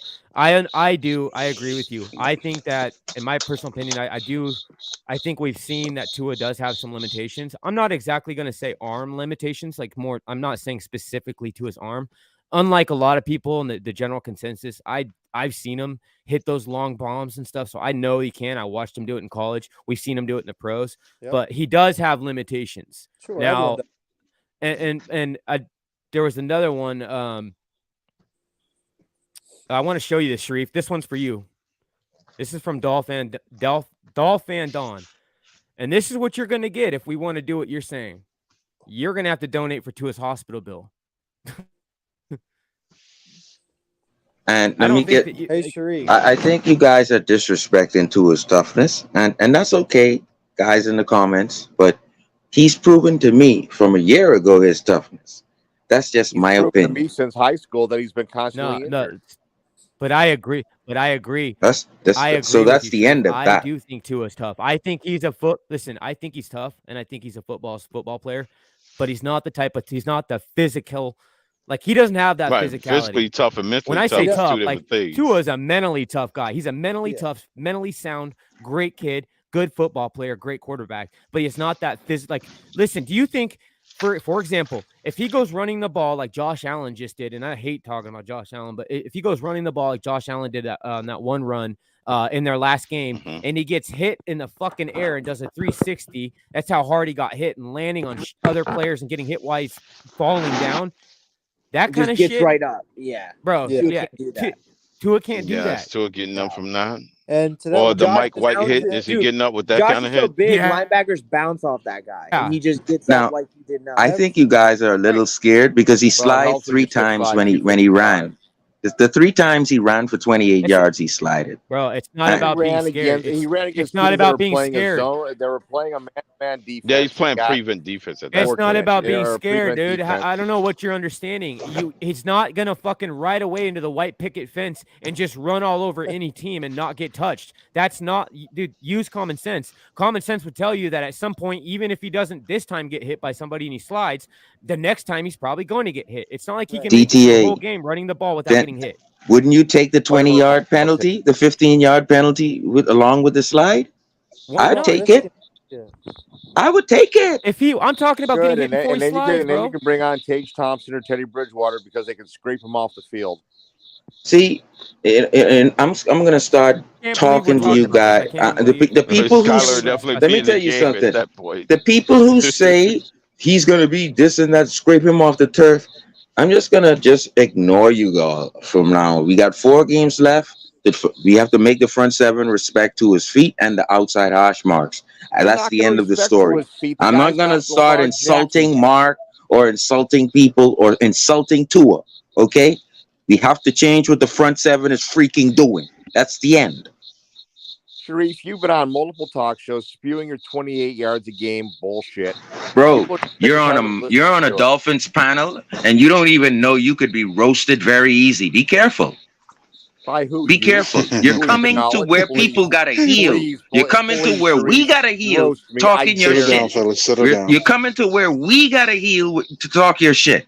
Bro, go wait till we come to your house Saturday night, bro. Just wait till we All come right, to all your right, house all right. Saturday night. One time. Where are you going to be Saturday night? Why after are you the game, coming here? Sharif, Let after- us after heal the Dolphins get their teeth kicked in? let us heal Let's on not- our own, Mark. You're let's not always do that, bringing guys, your please. bullshit. I'm not issuing you against healing. And if the rest of the panel has heard the comments, Then that I why made are you tonight, they're here very late tough, at very night? logical. Your comment is one-sided, continuous about You don't running for understand. 360 yards a season and 28 yards a game. Blah blah blah blah blah. Exactly, because you don't understand. Simple. That's All right. because You it's don't your respect opinion I to his don't toughness. He's gonna get casted out and flipped over in the air and all sorts of shit.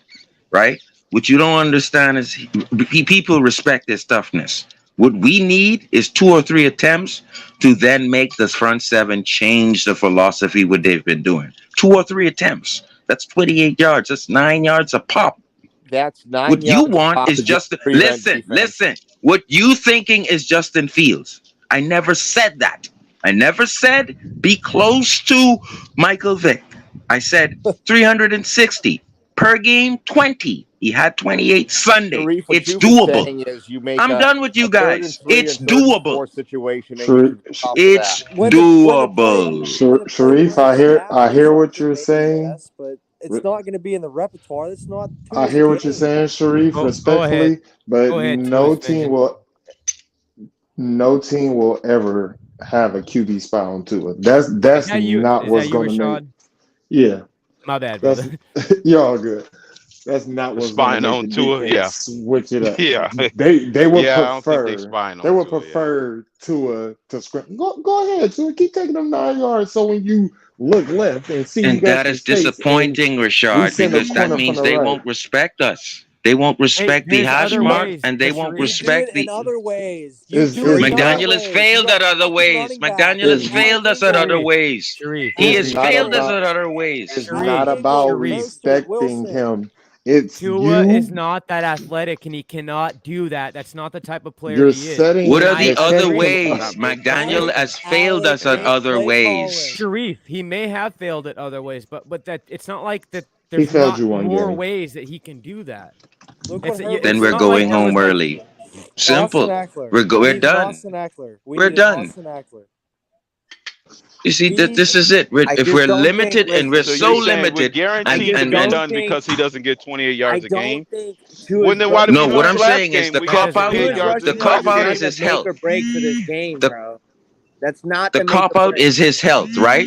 So we're just gonna have to go into the sweet night and no it's playoffs. not. It's just not his. The cop out is style. his health. That's not who he is as a quarterback. What are you talking That's about, not who he Sharif? is. What Then would be we're the point? Here, going let into me the break it next down. No, night.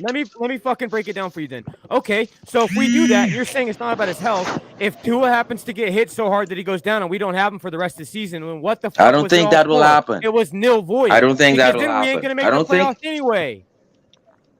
Well, I the just think- thing I is, just right? To your Tua's point, that I rushing don't see the yards fucking is logic gonna in be the that, make or bro. I'm break. trying to be nice. I respect what you're saying. I want to hear you, but like DTA, I get it, I bro. know you. And I'm sorry for raising my voice. I'm gonna apologize to you for that now. No. This is because this is important. You know what's important to me? I know he can do better than 3 for 14. What is important to me is I've seen on film, they guys are not even looking at him anymore. They don't respect his feet. Because On the face. They never will. They don't. They never will, Sharif. did, and No to me, shit. they never will. But Sharif, you have to change that. Right, Sharif. that's like You saying have to nobody change respects- that, bro. You're right. Sharif, At the it will expense of never what, though, Sharif? change. If we have to Sharif, change that at the expense it of will what? never change. It's never let They're Tom just- At Brady what tell you expense, to Sharif? rush. That's They're like just then, gonna wait for. I'ma they're be just real gonna then. wait for the I'ma moment be real. to end his career. That's all it is. Exactly, It will and never I'ma be change. real, right? I'ma Right, be to try to real, right? defensively I make want a his career. quarterback like Skylar, Did he ever? who can run like Skylar, but a little Skylar bit can't better at run. throwing. Who? Like, yo. Skylar just can because he actually run, Hold bro. on, guys. Skylar runs a 4.91. Skylar can actually run. Skylar runs a Hold on. 4.91. Skylar. He Sharif. can't. That's I the just want offense someone right who, because question. look, everybody's already come to the generalization. No, Sharif, protect Tua. No. Okay, let's move on. I want a Skylar can quarterback run, that but every can. time he gets I hit, want a he's out quarterback for the that game. can. Every Let's time just he trade gets for hit, Justin. Let's every trade time for he gets Jordan hit, Love he's or out of the something game. like that, man. Sherry, basically, you want a Josh Allen. Is that what you're saying? No, I want Everybody someone who wants would to make Josh the Allen. front Thank seven you. respect. Once again, Thank you, I want Q. someone who could make the front seven at least But Sharif, respect, stay there down, other and ways and we respect can, me. but you don't do Sharif. it They with Tua. failed at So those you other expecting ways. Don't you do that. expecting Sharif. Tua to become Make Steve him Young, rush. Sharif? That's what we're Let me trying get to him do. real quick. Let me get him real quick. Crypto. Yeah, go ahead. I Go mean, ahead, Sharif. Rashad. How? You know, every time Skylar Thompson gets in the game, he gets hit. He's out for the rest of the game. I'm not talking about You starting noticed him. I that, right? said if Tua I'm talking. can't do it, then we need a QB I'm that talking can. about when he I don't gets want in, Skylar. he's out. I don't want Skylar. I want a QB that can make the front seven change up what they've been doing, dropping 3 deep. But here's Like the that thing. shit is embarrassing, bro. That Sharif, means they don't Sharif. even look at your feet. Sharif, check it out. In my They opinion, don't even care about you. in my opinion, Sharif, what we need to do with Tua is exactly what McDaniel's been doing, and the reason he's so great, right? You know why McDaniel is, and this is just one of the many reasons why I thought he was such a genius, and why things were going so well, and why he was having so much success with Tua, is because he did what the other coach obviously didn't do with Tua, and he used Tua's strengths. And you know what I'm saying? He used Tua's strengths to his advantage when scheming for Tua. And I don't think that involves Tua being a Josh Allen running quarterback and taking hits, whether he slides and takes a hit, or if let's say he's running down the field and he gets blindsided, hit on the left side and not even seeing a defender. He is not built With 2 attempts, with 2-3 attempts, DTA, you slide. You keep Justin Fields, no. Michael Vick, no. 2 or 3 attempts. 2 or 3. Sharif, He had that Sunday. Can I ask you a question, please? That changes the defense from what they were doing, DTA. Sharif, That's all I am saying. Can I clarify? 2 or 3 I attempts. got you. Sharif, Gosh. did we ever respect Tom Brady's legs? No, No. he But guess scrambled a what? lot. They did it with dump No, he offs, didn't. screens, Often. digs, slants, 5-yard outs. Thank That's you. what you do. Thank you. That's what I was trying to say this whole time. That's all you do. Come on, man. Think about it. You play to the Use the guy's tight strengths. end. Use a And also, receiving by back. the way, you make those easy passes early in the game. That's going to build confidence Yep. that you can build on. Like Herbert that and even Eckler. Herbert and get Eckler into the inter- every single game. Brady and James White. If you want a more comparable analogy. And from I more think for the historical next. Dolphins standpoint, it was Marino to Tony Page. Yeah, you're absolutely right. Well, Keith Spires, you had Rob Conrad, people who would just burn you if And let's not guys are forget covered. Jim Jensen, 'cause Jim Rob Jensen's the Conrad out ultimate of the guy that you're backfield. talking about. That's what we're trying to say, man. You're Like we gonna don't like have this, Sharif. like Mostert and like Sharif, I got one better for you. You can throw it underneath, across the middle to Ingo. Yes. Ingo will get the tough 6 yards on first down, second down. Like Yeah. that's what we need. I don't. That's what we should be We need thinking him to about. be a Moose Johnston. But There's what I other try to ways that figure out is why doesn't McDaniel have a dump off over the middle? He has his dump off wide left or right, He where he it's hasn't difficult for Tua to reach to the corner. he hasn't So needed it why yet, doesn't he Sharif. have a dump off over the middle? Sharif, he see all hasn't the needed it yet. Sharif, you see what everyone's saying. Sharif, and that's He's like had saying, the like, number 2 California, passing offense. what Mudbone's saying here, all like all these season. are all reasons why we don't need Tua does not have the athleticism to do it when he does it once in a while and he does it willy-nilly on his own. It is what it Catches is. We everybody can't off stop guard. him. I think that's But enough, DTA. I know, but listen, Right. just hear me out. Hear me out. When Tua does it off script, that's one thing. But if they're actually drawing up plays that are predicated on Tua running, and that's the play. No. See, Then he's gonna people get been putting destroyed. that bullshit out there like I've been saying that, DTA. I said 2 or 3 I'm not saying attempts. you said That's it. I'm not that's saying you said willy-nilly. it. But that's what people will go ahead and say. 2 or 3 attempts is not Justin Fields, bro. That's not gonna freaking make him a runner, bro. He's changing up he's making defenses become spying, and now the middle of the field is open again. That's changing what the defense has done. They're The other never way going I to want him spy running to is it. if They're play never running going a to spy scramble. to it. He's not that They- type of quarterback. It They doesn't can matter. never spy him. It doesn't really matter. Yeah, First nobody's to gonna be answer a spying on question. Tua at all. Sharif, are you talking At Sharif, about least not at this scrambles or are you stage. talking about designated runs? what it is, That Sharif, defensive is coordinator would get fired I if he don't starts want spying on Tua. want running plays for Tua. it's He a has to do dangerous that shit game. when everybody is covered. When So they're you're saying, pressing and yeah, so I'm covered, saying he has to scrambling do that on his quarterbacks own scramble to the willy-nilly. open field. Sharif, that's a dangerous game because say they're in zone and They he keep doesn't saying see if we run in zone and someone's gonna blast him, I know what you're going at. I know where you're listen, getting. listen to what I'm saying. You don't have he doesn't have eyes on every defender on that field. If he sees an open side of like you've seen blindside hits before, right? Imagine he's looking. Oh, I got the left wide open. I'm looking to the left, and I see this defender coming towards me. I'm gonna slide before he gets to me, but does not see this other defender coming from the right that's about to come lay the smack down. I don't know why I just used that. Has that ever happened in 2 years? No. In So football? come on. Oh, against Tua. I said ever happened to Tua. Like I'm not gonna see the blind side while I'm sliding. Against Buffalo. You're hoping for failure, bro. Against Buffalo. Why do you guys do that? I'm not hoping for You think any Tua is failure. happy that y'all are speaking like that now on this panel? hoping Like for he's gonna get failure, he's so retarded. Can- He's can gonna I get say something real quick? blindsided. All right, Can I Sharif, say something real God. quick? we're not Story, trying to. Sharif. We're not trying to Are do you that. like man. Tua's secret Listen. lover or something? I'm not making this God. argument. I'm not arguing. Let's I'm not doing this no more. let me say You something got real it, quick. Let me Sharif. say something real quick. I kind of get what Sharif is saying. But let me say it this way, right? I'm not saying Tua run the ball every goddamn play, right? But when there are, those times when receivers are covered, when the pocket is collapsing, there are many times I've seen the pocket collapse, and I've seen an open lane where Tua just take that open lane and run for a couple yards. And you want to give the defense another thing to defend, right? Not just the pass. And But they're I've not talked. going to I've defend talked. it.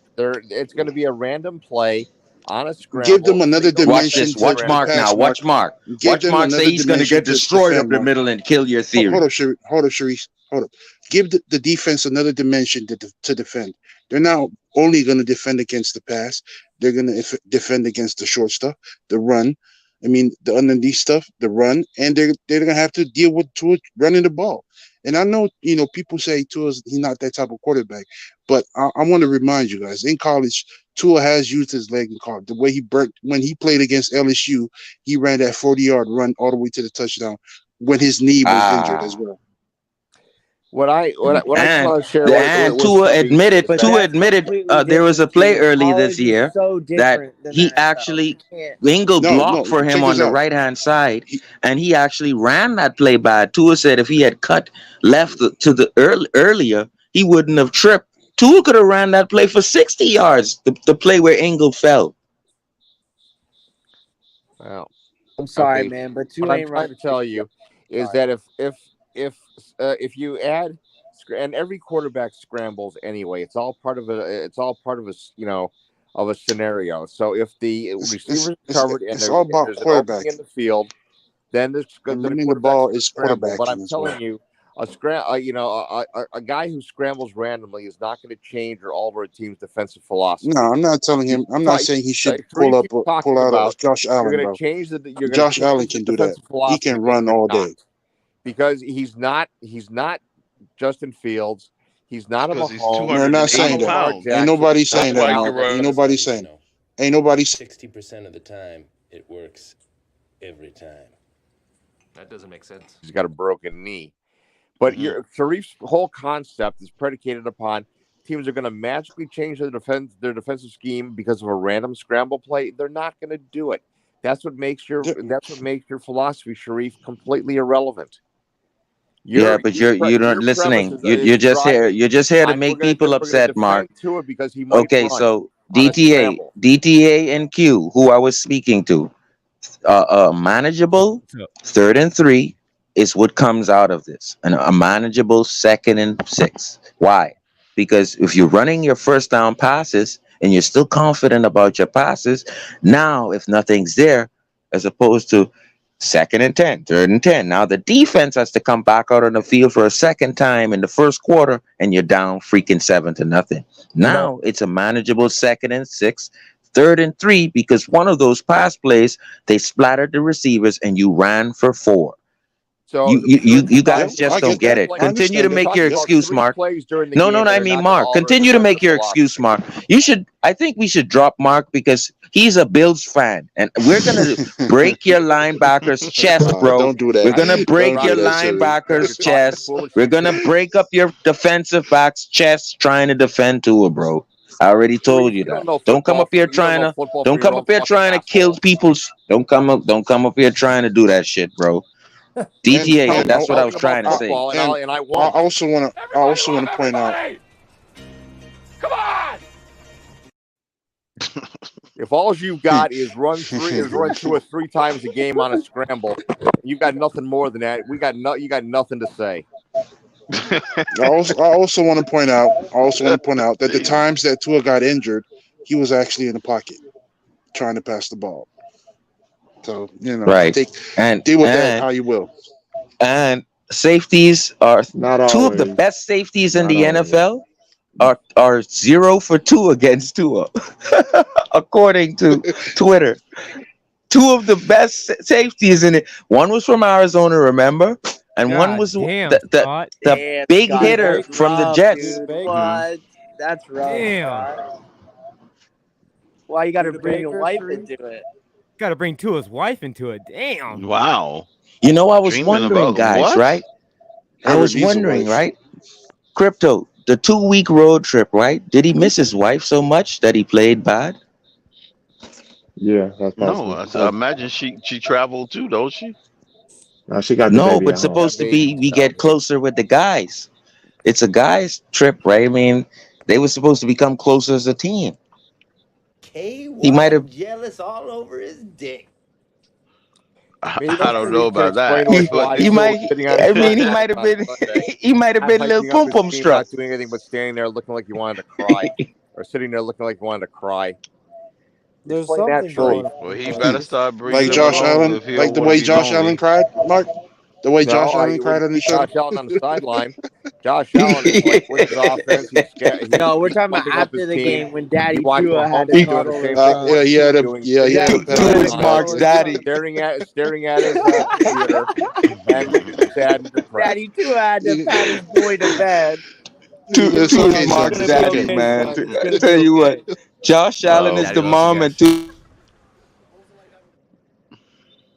Oh man. Well, Josh Allen is 7-2 against the Dolphins and potentially 8-2 after Saturday night. Hey, Look, we want to know this year, baby. We want to know against you guys. Listen, Mark, I understand. I understand that the last two games for the Dolphins are a must win, but I wouldn't, imagine as a Dolphins fan, I just want to stick it to the, as a Dolphins, I just want to stick it to the Bills 2 times, in a season. You know what I'm saying? If you have that ability Saturday night, can you do it?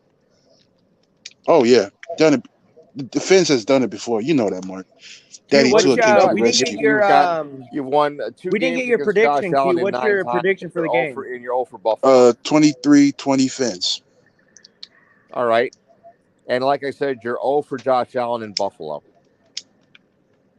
And now you're playing in elements like you had last year, or even worse than what you had last year. Shut up, bitch! Oh my God! Oh, the timing. Oh, shit.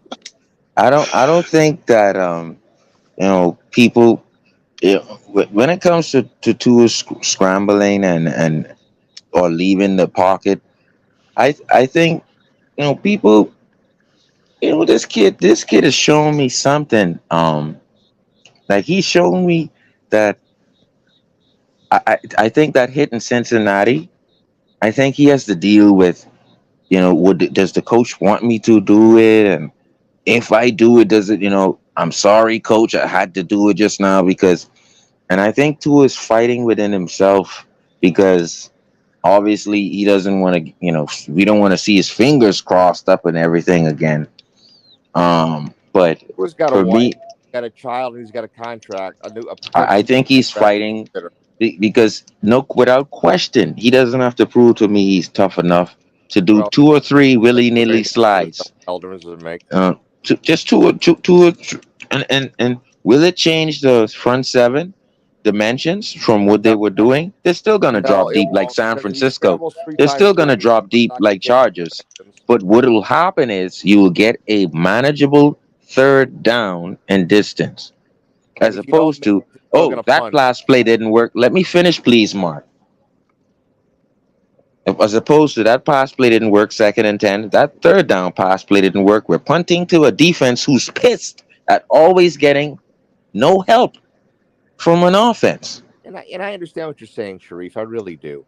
If you throw it's happened 2 weeks in a row. Punt, you could run for 5 San Fran went and scored.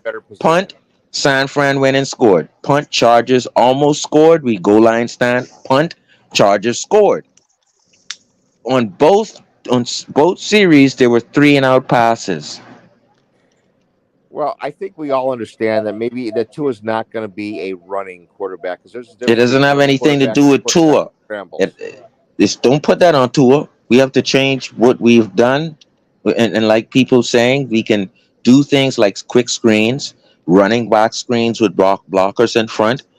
They will start to do, right, we can do different things. But we have to do the willy-nilly. Let me scramble and get 3. Now it's 2nd and 6. We have to do the willy-nilly stuff. Swing or run a swing pass instead of making Tua run and put himself in danger. Okay, so if the pocket crumbles and the receivers are being plastered, they're being covered. You want Tua to take the sack and just throw away. What you want us to do is punt the ball. Don't listen to Mark. Don't listen to Mark, guys. He wants us to punt the ball. Yeah. He wants us to punt the freaking ball. Get out of here, Mark. Would you rather get out of here with that bullshit? Pass or Tua puts himself in danger to run for 3? Yeah, he wants to put us in gaslight us in fear mode. Yeah. What if Josh Allen Maybe- gets rocked to next week? What are you gonna do now? I'm going to play CFL quarterback. Hey, Mhm, to your yeah. point, Sharif, quarterback. Josh What if- Allen is actually injured with that finger.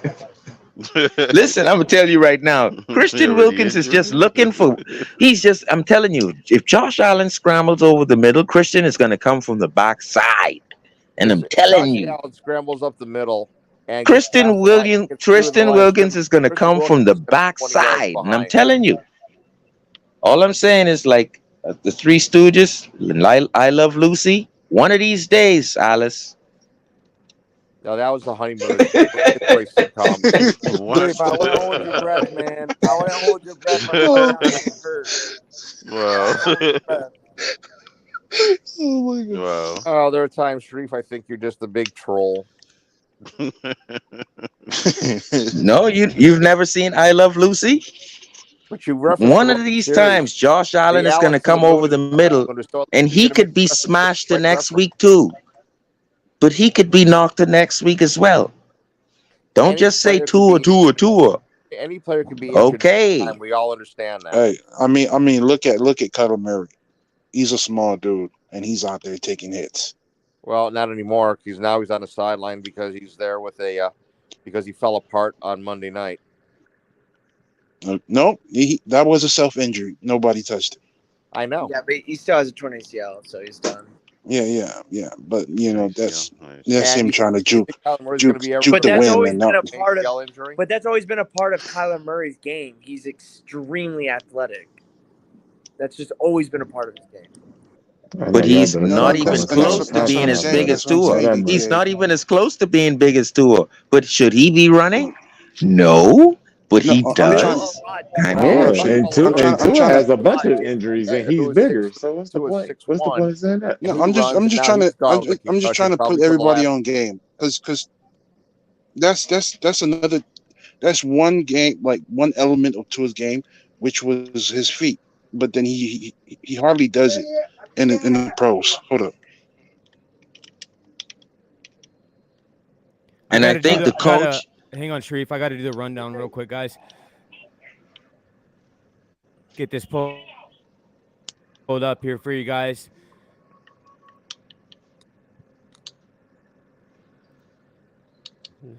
All right, guys. So if I take down this so you guys can see it better here. If you guys could do me a favor, if you guys are watching from any other platforms or you're like on Twitch, Facebook, or anything like that right now, if you guys could please like and share, subscribe. It helps the channel immensely. It's free. I would really appreciate it if you guys could at least give this a like. If you guys are watching from another platform, be sure to head on over to YouTube and give the video a like. You guys can subscribe to the channel so you don't miss any of the good content that we have. El Capitan, he's going to be every other day of the week. So you guys can catch El Capitan every other day of the week. We got the Rabid Dolphin. He's working out his schedule, but he's on here periodically. So just be checking back to see when he's going to have his set in stone schedule. You can always catch Kohler Tuesday mornings, and I think he's shooting for Thursday mornings or Thursday nights. And then you also have Ali with the on Saturdays with the late night exhale with Ali. So be sure to catch him. And like I said, you got El Capitan every other day of the week. So tune in for those and catch all that great content that we have for you guys. Right now, the super chats and the memberships are still down because of a technical difficulty. So we're still dealing with that. If you guys would like to donate to the channel, we do have Cash App and Venmo. It's right there on the screen. It's a $, the Fins Tailgate, and then the Fins Tailgate on Venmo. So if you guys want to support the channel, it's not asked of you guys, but is always greatly appreciated.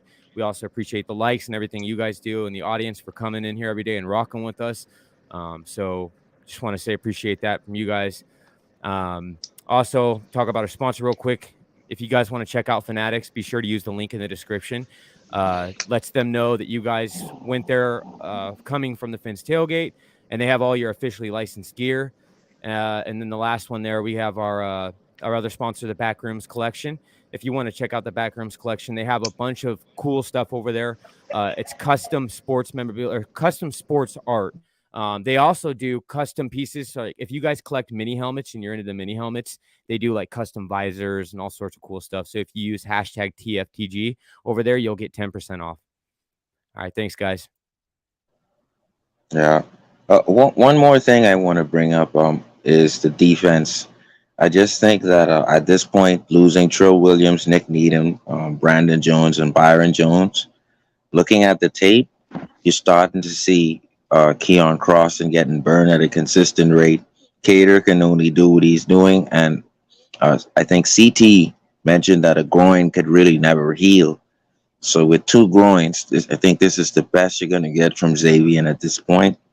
What is that saying? From my opinion, I don't think we got the corners to keep up with these. I just don't think we have the firepower on the cornerback. I just think it is what it is. We've gone as far as we can go. It's a bend but don't break defense, but we're breaking, and then we're staying on the field long. Like the defense needs help from the offense, but it's catching up to the defense that the corners aren't good enough. I don't know if you guys catch what I'm saying. Like the defense could be happy if the offense score first, but we're not. But also the cornerback play is catching up to us, man. So that's why we're on the field long. I do agree with you, but I still believe that the defense is doing enough to win us games. Yeah. If you look at the last two games, yes, we need better production from them. I agree. But you can't expect a lot with how decimated this secondary is. Now, I'm not making an excuse for it. I'm just calling it how it is, and we're playing. The defense is good. Here's the thing with that, and I understand that we're like riddled in the secondary, and I understand how far down the depth chart we are, and especially now, even losing like Eric Rowe and Elijah Campbell. But oh my God, all things considered, our defense has actually been playing pretty good. There's some games where they do just enough. And then there's other games where they play great most of the game, but there's just like super stupid, questionable calls, like playing a prevent defense, 15 yards back into the end zone. So shit like that, I get that. Right there. But they're not like overall. I can't say that the defense has been terrible because I keep seeing and I keep hearing about like fire Boyer, get rid of Boyer. The defense sucks. The defense. There's been a lot of times where they've kept us in the game. I disagree with that. Yeah, I disagree with that, DT. But I've seen the. Go ahead, Rashad. I'm not saying the defense sucks. I'm definitely saying Fireboy. If he's making these play calls and these decisions, he needs to go. No. I'm tired of 3rd and 9. Everybody backs up. I'm okay with getting rid of him. But all I'm trying to say though, Rashad, is that like I don't care about Boyer one way or the other. Honestly, what I'm saying is like the extreme to where people are saying like how bad our defense is and it's fucking terrible and blah blah. No, like, are you kidding me? I don't know what you're watching. Our defense, all things considered, have been playing pretty well. Mm-hmm. Yeah, they do. They've had some 100%. Stupid ass plays, but that's not. They're just doing what they're told. And even though the penalties have dropped and we're not beating ourselves, I just think that the cornerback play. It's just as these next 4 games play out, I think the cornerback play is just gonna be what it is, and it's catching up to us now. 39 minutes in the San Francisco game, they possessed the ball. Chargers possessed the ball for 39 minutes and 40 something seconds of whatever, same amount. The cornerback play is just catching up with the Miami Dolphins. I've watched the tape. It is. And it is what it is, So, keeping the ball away from Josh Allen, keeping the ball away from Aaron Rodgers, keeping the ball out of I guess Zappy. We're playing Zappy or we're playing Mac Jones, and then Mike White but we got to keep the ball obviously away from our unexperienced corners. I don't think we can do that for the next 5-6 games.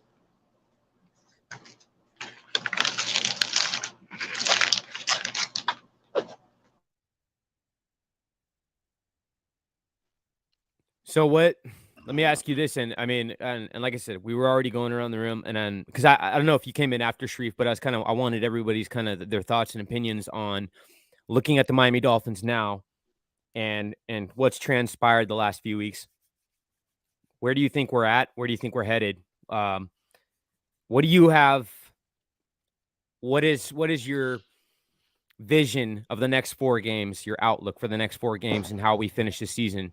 And let me ask you guys this too, because this is a serious question for everybody up on the panel. If say we're in the playoffs, is there anyone up here that doesn't think that we'll even make it anywhere in the playoffs, or do you guys think we will make a run in the playoffs, or do you think it'll be like first round exit? What do you guys think? I know I have my thoughts. I'll share them after. I think for the playoff question, I really think, and I'm not trying to cop out on the answer, but I really, really think it matters who we play. Baltimore doesn't scare me as much in the postseason. I think we match up well with the Chargers. Obviously, we won't be playing the Chargers unless we win the division, which is very unlikely. But like someone like Cincy, I think that's not a good matchup for us. And Buffalo is also another tough matchup. I think we can win, but I would, if I got to play anyone, I want to play the Titans or the Ravens personally.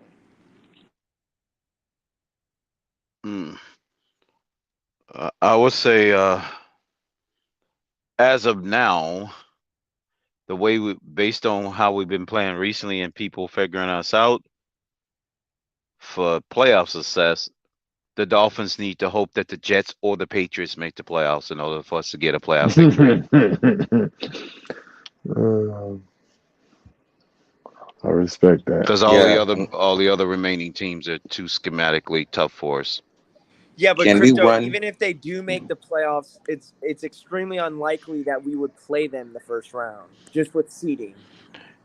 Yeah, I get that, but I'm saying they would have to win playoff games for us to match up with them. I think if, like, after all the film we've watched of this offense this season, because I think defense we can hold up. Just stop with the dumb calls. Go back to zone, because if we leave these young corners man to man, they're eating. They're getting eaten.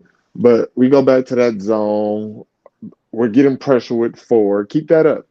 That's cool. Stop showing 0 and not blitzing. That is the worst thing we've done so far.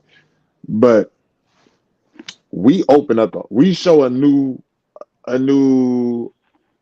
part of this offense, because it's the same thing. It's motion receiver, stack Waddle, Tyreek, and vertical routes, either in, out, or deep. That's what we've done all season. And they show it. If you watch national media sports coverage of us, it's the same plays, and it hasn't been stopped. It's stopped now.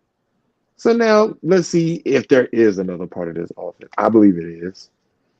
I like the concept of this offense, but I would love to see now when I 2.0.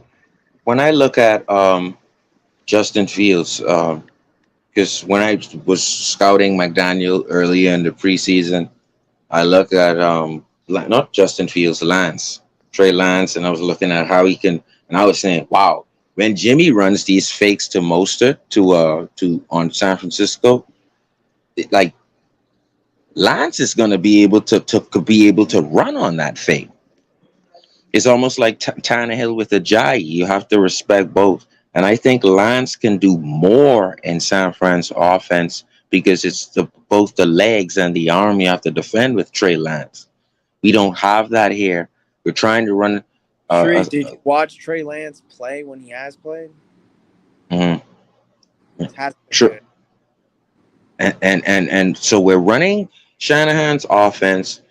No one's going to respect to his leg. I mean, the defensive end is just turning his. Brock Purdy has run that offense 10 times better than Trey Lance has ever run that offense.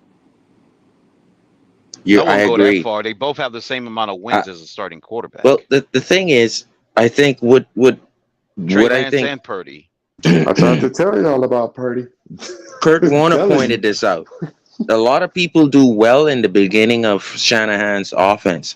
It's not when you start to get into the third and the fourth level of his playbook, where now you can't execute that because the league has adjusted, right? You look at his quarterbacks in Shanahan's system; they do well for a year or two, year and a half, they're done.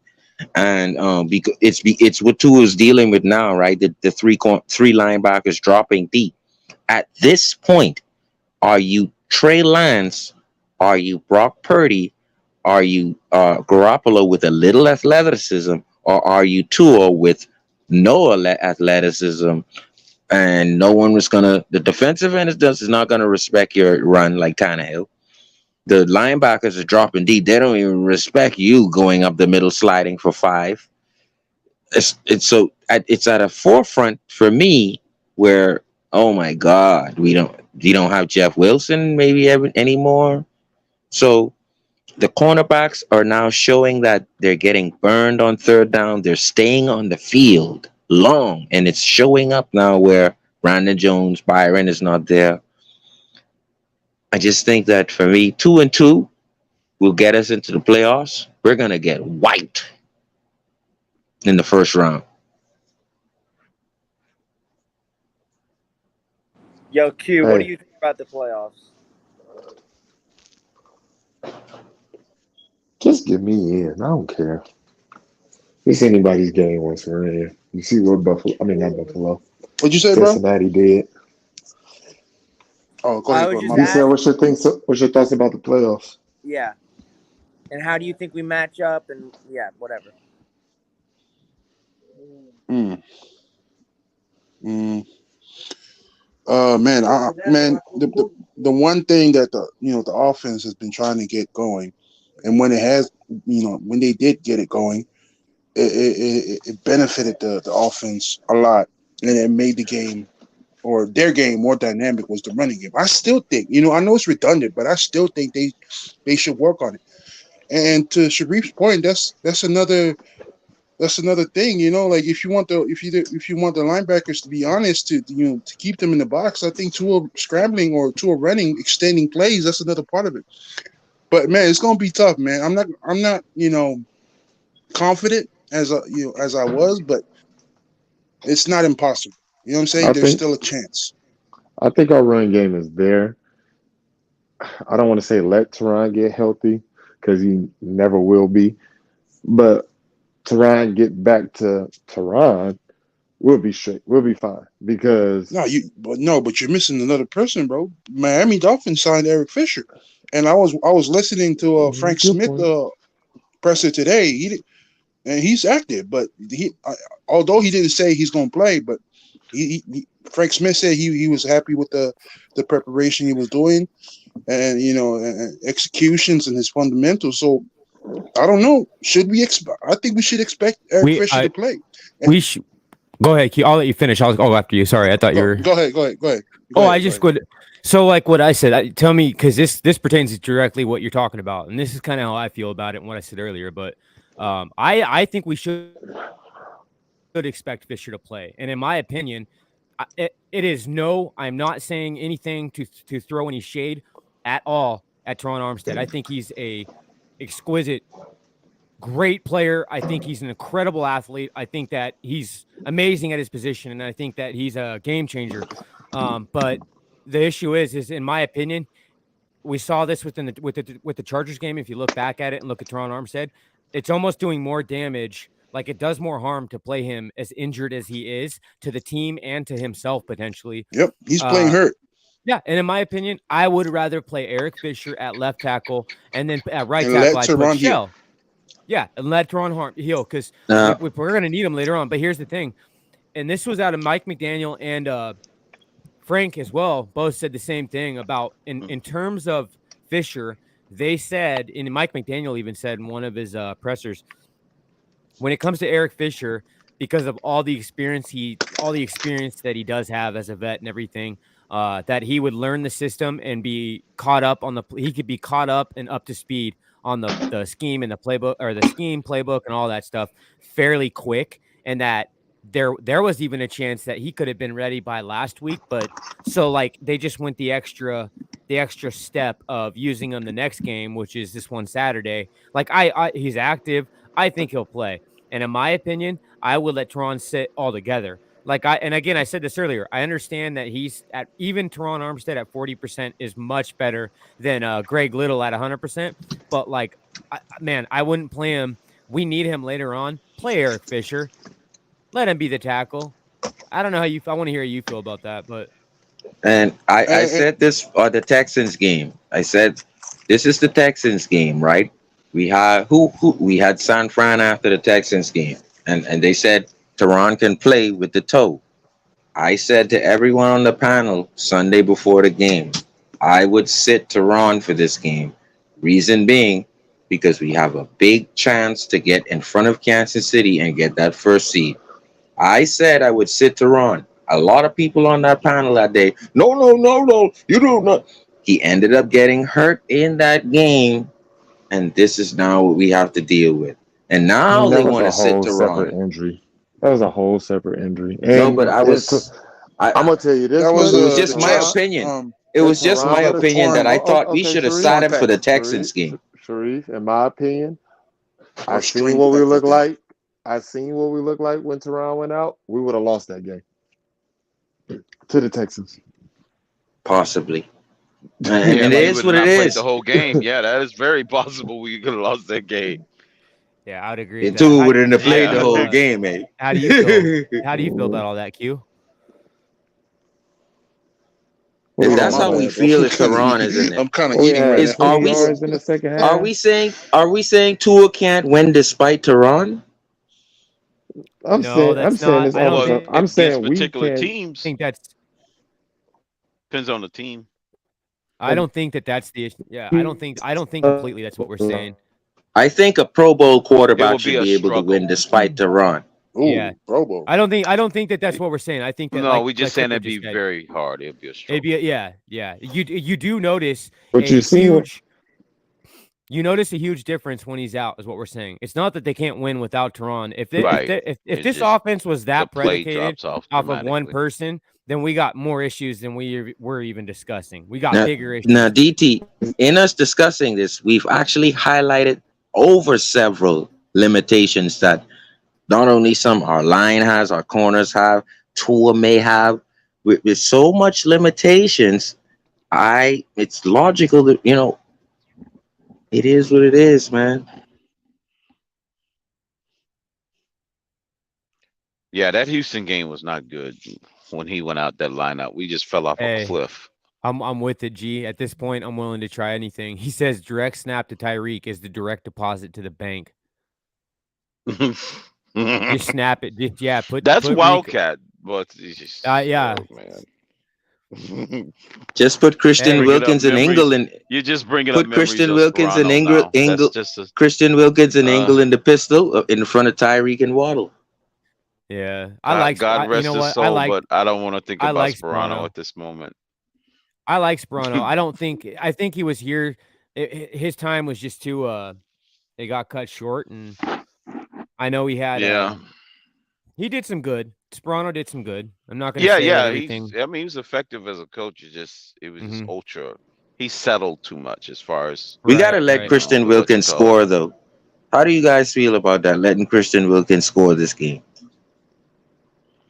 I would love to see Christian Wilkins. He don't even got to score. I just want him up there with the other offensive linemen and show some dominance in the run. Give us a power. Put him in there as a fullback. Put Ingold in at tailback, Wilkins at running back, and show your power. Right, that's being creative. That's smash mouth football. I was thinking of that, guys. Just do it. Christian Wilkins in the backfield. What is the name of the? He was using the backfield a couple of years ago, wasn't he? Then Flores put him in the backfield at one time. Yeah. Touchdown pass last year. Yeah. But what about? What is the name of the Giants running back who was like 6'3", 280? Brandon Jacobs. He won the Super Bowl with the Giants. Brandon Jacobs. Oh, yeah. Why don't we try to get like someone like that? Like he could get 4 and fall down, because we don't have that, man. Yeah, Jacobs was something else for that. He was famous for Like, falling down for 5 wasn't that yards. Jared Dokes? He Isn't had no Jared Dokes like balance. big like that? Like, Nah, we need. he's thick, but he's not tall, and I mean he's not even. I don't I even mean, think I'm. he's practice. I'd rather have a like a Deuce Staley, somebody who's not that big, but somebody who's tough. Yeah. Yeah, I really like Bernie Parmalee. No, he was big, man. Like we need Big someone and who could wide fall shoulders. I mean, we forward. don't have the money for it, but it would be nice to get Josh Jacobs next season. Bro, Josh Jacobs Yeah. Well, he should. is an entire different.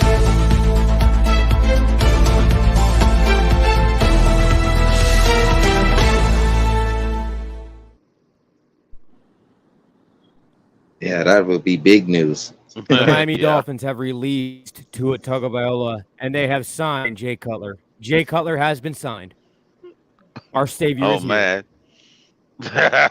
God, please don't tell me about that Oh $10 God. million experiment. God, Yeah, he they're still paying owe him us $10 $10 million. million with They're paying him $10 interest. million for 4 games. Oh God, 4 games. what a pain! $10 million That was for 4 probably games. that was probably worse than drafting freaking what's his name, Deion Jordan. I would rather Man, have Yeah. Deion Jordan on this roster than freaking Jay Cutler. Dude, this I is hated that bad. experiment so bad. I hated it. I was so pissed. Man, I I was fucking like, hated it, bro. God.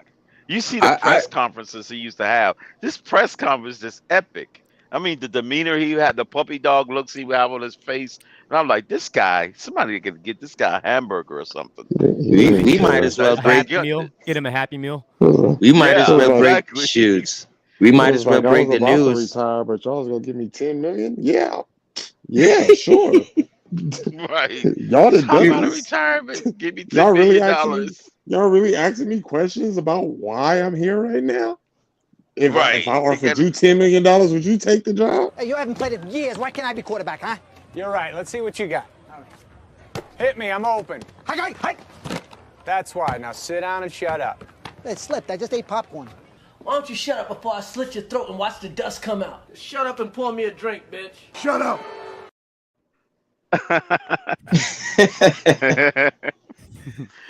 Meanwhile, That's exactly Stephen. where that Me, transaction went down. meanwhile, Stephen Ross's Exactly. punishment is he got to be a kick return, replaces Cedric Wilson.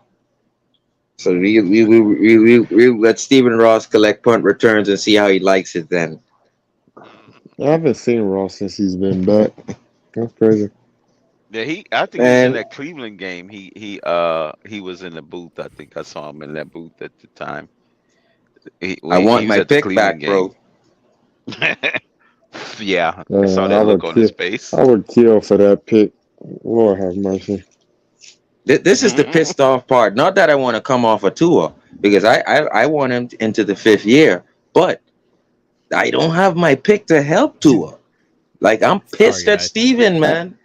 I don't even care about not. I'm upset at the Ravens getting Roquan. That's the only reason I'm Yeah, upset how did about they that pull that one trade. off? God, That's the only That- reason I'm upset about that trade. Like, come on, God man. damn, yeah, G. I never Hey, thought No, that man. the I'm gonna tell you Ravens right now. pull you that see what off. After G watching said? the film, guys. After You see watching the what G film, said? G said that What's was a that? coke deal. Gase is still sniffing.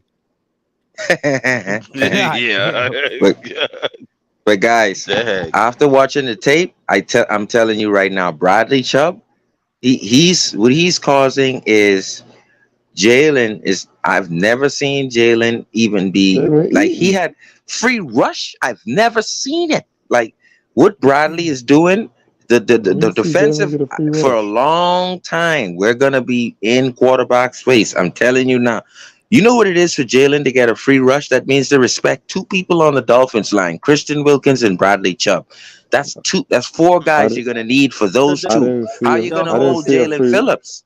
That's what happened on the zero blitz. Roquan Smith is When do we zero Greer, blitz? I think Greer looked at the defense and said, I can get one or the other, but I can't get both. And when you look at a defense, a premier defensive end is more important than a premier middle linebacker, and that's No, right here. you want to know? You Well, want to that know where tells you you where See they what want to know Aqua where said? you You see what Aqua y'all want said? to That's know? exactly how I feel too. I do not think Chubb should be in coverage, and I that's something I hear a You want lot. me to tell y'all where Yeah, they why went No, would they wrong? want we're Chubb gonna in Well, coverage? change He's this supposed to be on the line defense. of where scrimmage. Boyer went wrong, it was not Chubb. It was Agba. We've been saying we seen it when he went on that 3-sack streak or whatever he was doing last year. Yeah. When he's rushing the pass, when he's on the line, he's a whole different. When you I tell just him remember, dude, go we get don't even have quarterback, Ogba. he go gets quarterback. Yeah, Bro, he's taking Hey, Agba's place. That's and why look we at he's don't listen. that's We why don't he's have showing out right Ogba. now. We don't have Byron. We don't have Brandon. We don't have Trill Williams. We don't have Needham. We're expecting for us to somehow 2-2 would be awesome, but we would still get wiped in the first round. Look at how much people we're down. If see here. Ogba was there, we would dominate the line of scrimmage. So check this out. CCR says, how much more fucking help does he need? If you're talking about Tua, because I'm assuming that's who you're talking about, I agree. And at this point, and let me put it this way.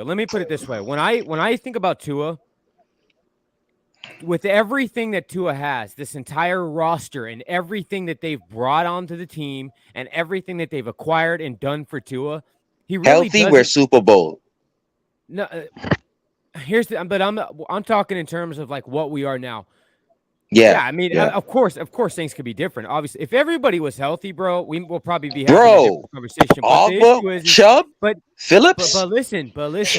Even with everybody we have right now, even with that, there's still a lot of talent on this team. Honestly, it's really hard for me to give Tua any excuses. I can't make any excuses for him. He's got all the pieces. He shouldn't be struggling as bad as he did. At all. You've got one of the best offenses. We have one of the best offenses in the NFL. It was just 2 games. Nobody blew their lid when Burrow came out throwing 12 interceptions in the first 4 weeks. In totality, though, it's not like Tua has been a bum. In totality, yes, the last 2 games have been. Well, and that's what I'm.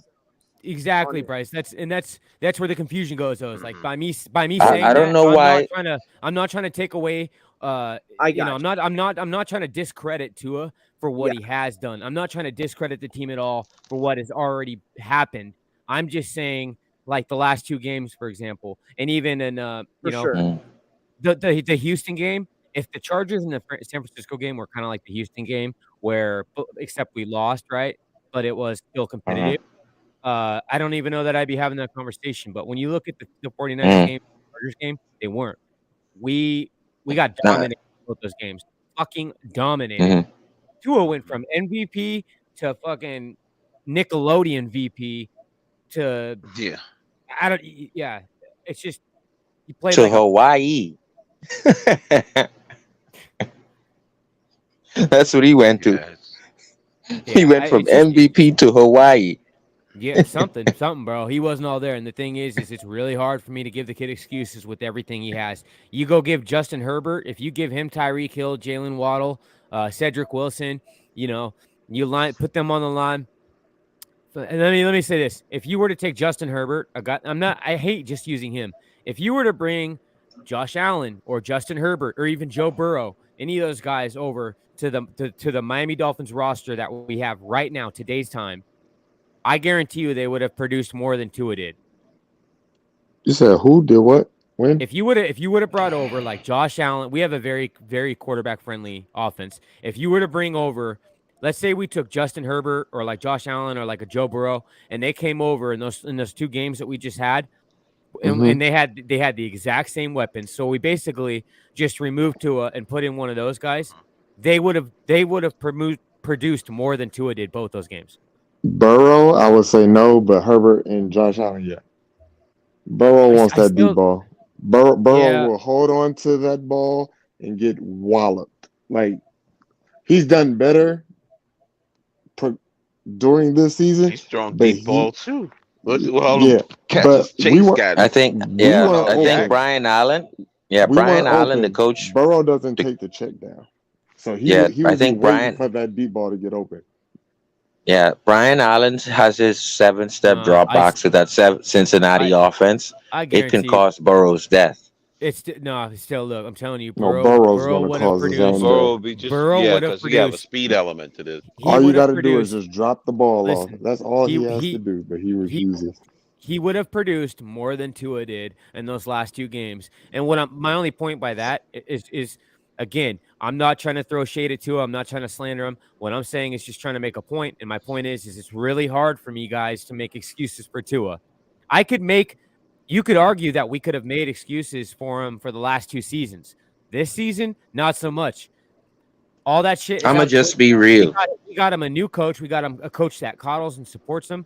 And I'm not even going to say that because I don't want to talk like that. We have a coach. I'll just leave it at that. We have a coach that supports him. We have a supportive coaching staff. And Tua actually got, he's got respect and he's got his confidence. And then they invested all this money and time and resources into a good QB coach and having weapons around him and surrounding him. And look, DTA, you brought up a good point. At the end of the day, Tua is a human being. And he's a human being. He's gonna have bad games once in a while.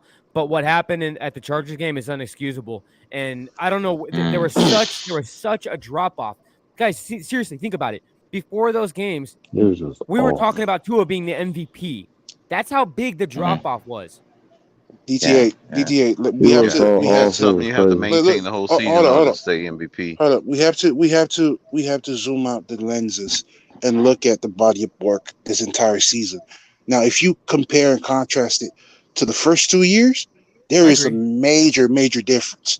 And if you compare and contrast again, with his in terms of quarterbacking, who would have thought that Tua would be in the MVP, MVP conversation, MVP candidacy, top 2? Who would have thought he would be up there with one of the best quarterbacks in the league right now?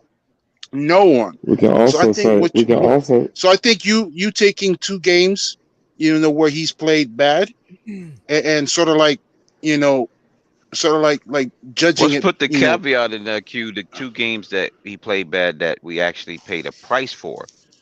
We was bailed out in the Steelers game with our great defense is the reason why. That would have been great defense. Do not say great. Let me against the Steelers offense. Against that Steelers offense, I want to call them great. That was just a bad throw. But one thing I want to mention here, guys, is this is the 3rd year of Flores' build. And I think as fans, we subconsciously, this is the 3rd year of Flores supposedly built from him and Greer, right? Us as fans subconsciously, no, it's not. But this is us as fans, we're saying subconsciously, we should be winning now. We don't have time for 3 years of McDaniel building. Subconsciously, we're really saying that's the flaw right there. We don't have that time. You don't have that time. Thank you. You don't have that. I would say you have 3 more years to wait because this is supposed to be Flores' 3rd year build. This is supposed to be when we are moving forward, right? Okay. We don't have time for McDaniel to build this team. Hold on. No. I want to say one thing real quick to Q to respond that I do agree with the fact that and again, I don't want to take away from the body of work that he's given us in terms of this season. And what he's done prior to that. It's hard for me again. Like I said, I can't make excuses for the kids anymore. And I'm not saying that. That's why I say as fans, we're expecting the 3rd year. Go ahead. The oven. I get what you're saying. I get what you're saying. But people include the first 2 years. But this is the first true season where you could no. And some fans ain't hearing that Q. Where you gave to all the things he needed. You gave him receivers. Some people ain't hearing that Q. You gotta include it, but you can say it's okay. You include. If you include it, then this season, if you include the last 2 years, this season it's a major improvement. So I don't want to hear anybody complain. DTA, you brought up a fantastic point. DTA. This is why you include it. We have to see how the end of this season goes, because if we win out, which I don't think we will, but if we win out, that completely deletes the Chargers game and the Niners game. If we go win Saturday night, I don't. It doesn't delete it out Right. because the playoff teams are the caliber of what the last two teams we played. Yeah, You but if we win include. out, Yeah, there's but a the chance thing is, that we win Crypto, the division. the season is Can I not say done. something? The season is not done. Any But assessment, that my also bad, Rashad. Let me let. Any Y'all assessment we good. have should Y'all wait good. until the season is done. Right. Can I point something out to you Go guys ahead, for one? Rashad. My bad. All right. I want to feed off of Oh, what okay. Q said. It's our first year having this coach. It's the first year this team has been running this scheme as an offense. That means all the linemen. That means all the running backs. We're learning a new scheme. Even the people who came in from last year. And yet, even up to this point, we can all agree as a fan that this team, let's not say the team, this offense have been It's still productive. young. It's still young, but it's been productive. Now, mind you that this is only the first layer of this offense that's been exposed this year. There This has not offense, been the no youngest adjustment. offense, been here since the beginning of time. I It's just get it, different but that variations doesn't. of the That's I, not an offense. I was excuse for going. not I Okay, was being going okay. This into that. offense been here since Fintal. George I was Heaton going and into Bill that. Walsh. Fan Let tank. me I cook. was Let me going cook. into Let me that. cook. So Stop it. I get what you're saying, No, but that's Crypto. still He not an means excuse for not in making the playoffs. our franchise, the first layer. Right. It's the Yeah, first. I Like get this that is our part, but first these are season running this professionals, and we're offense. 13 weeks in.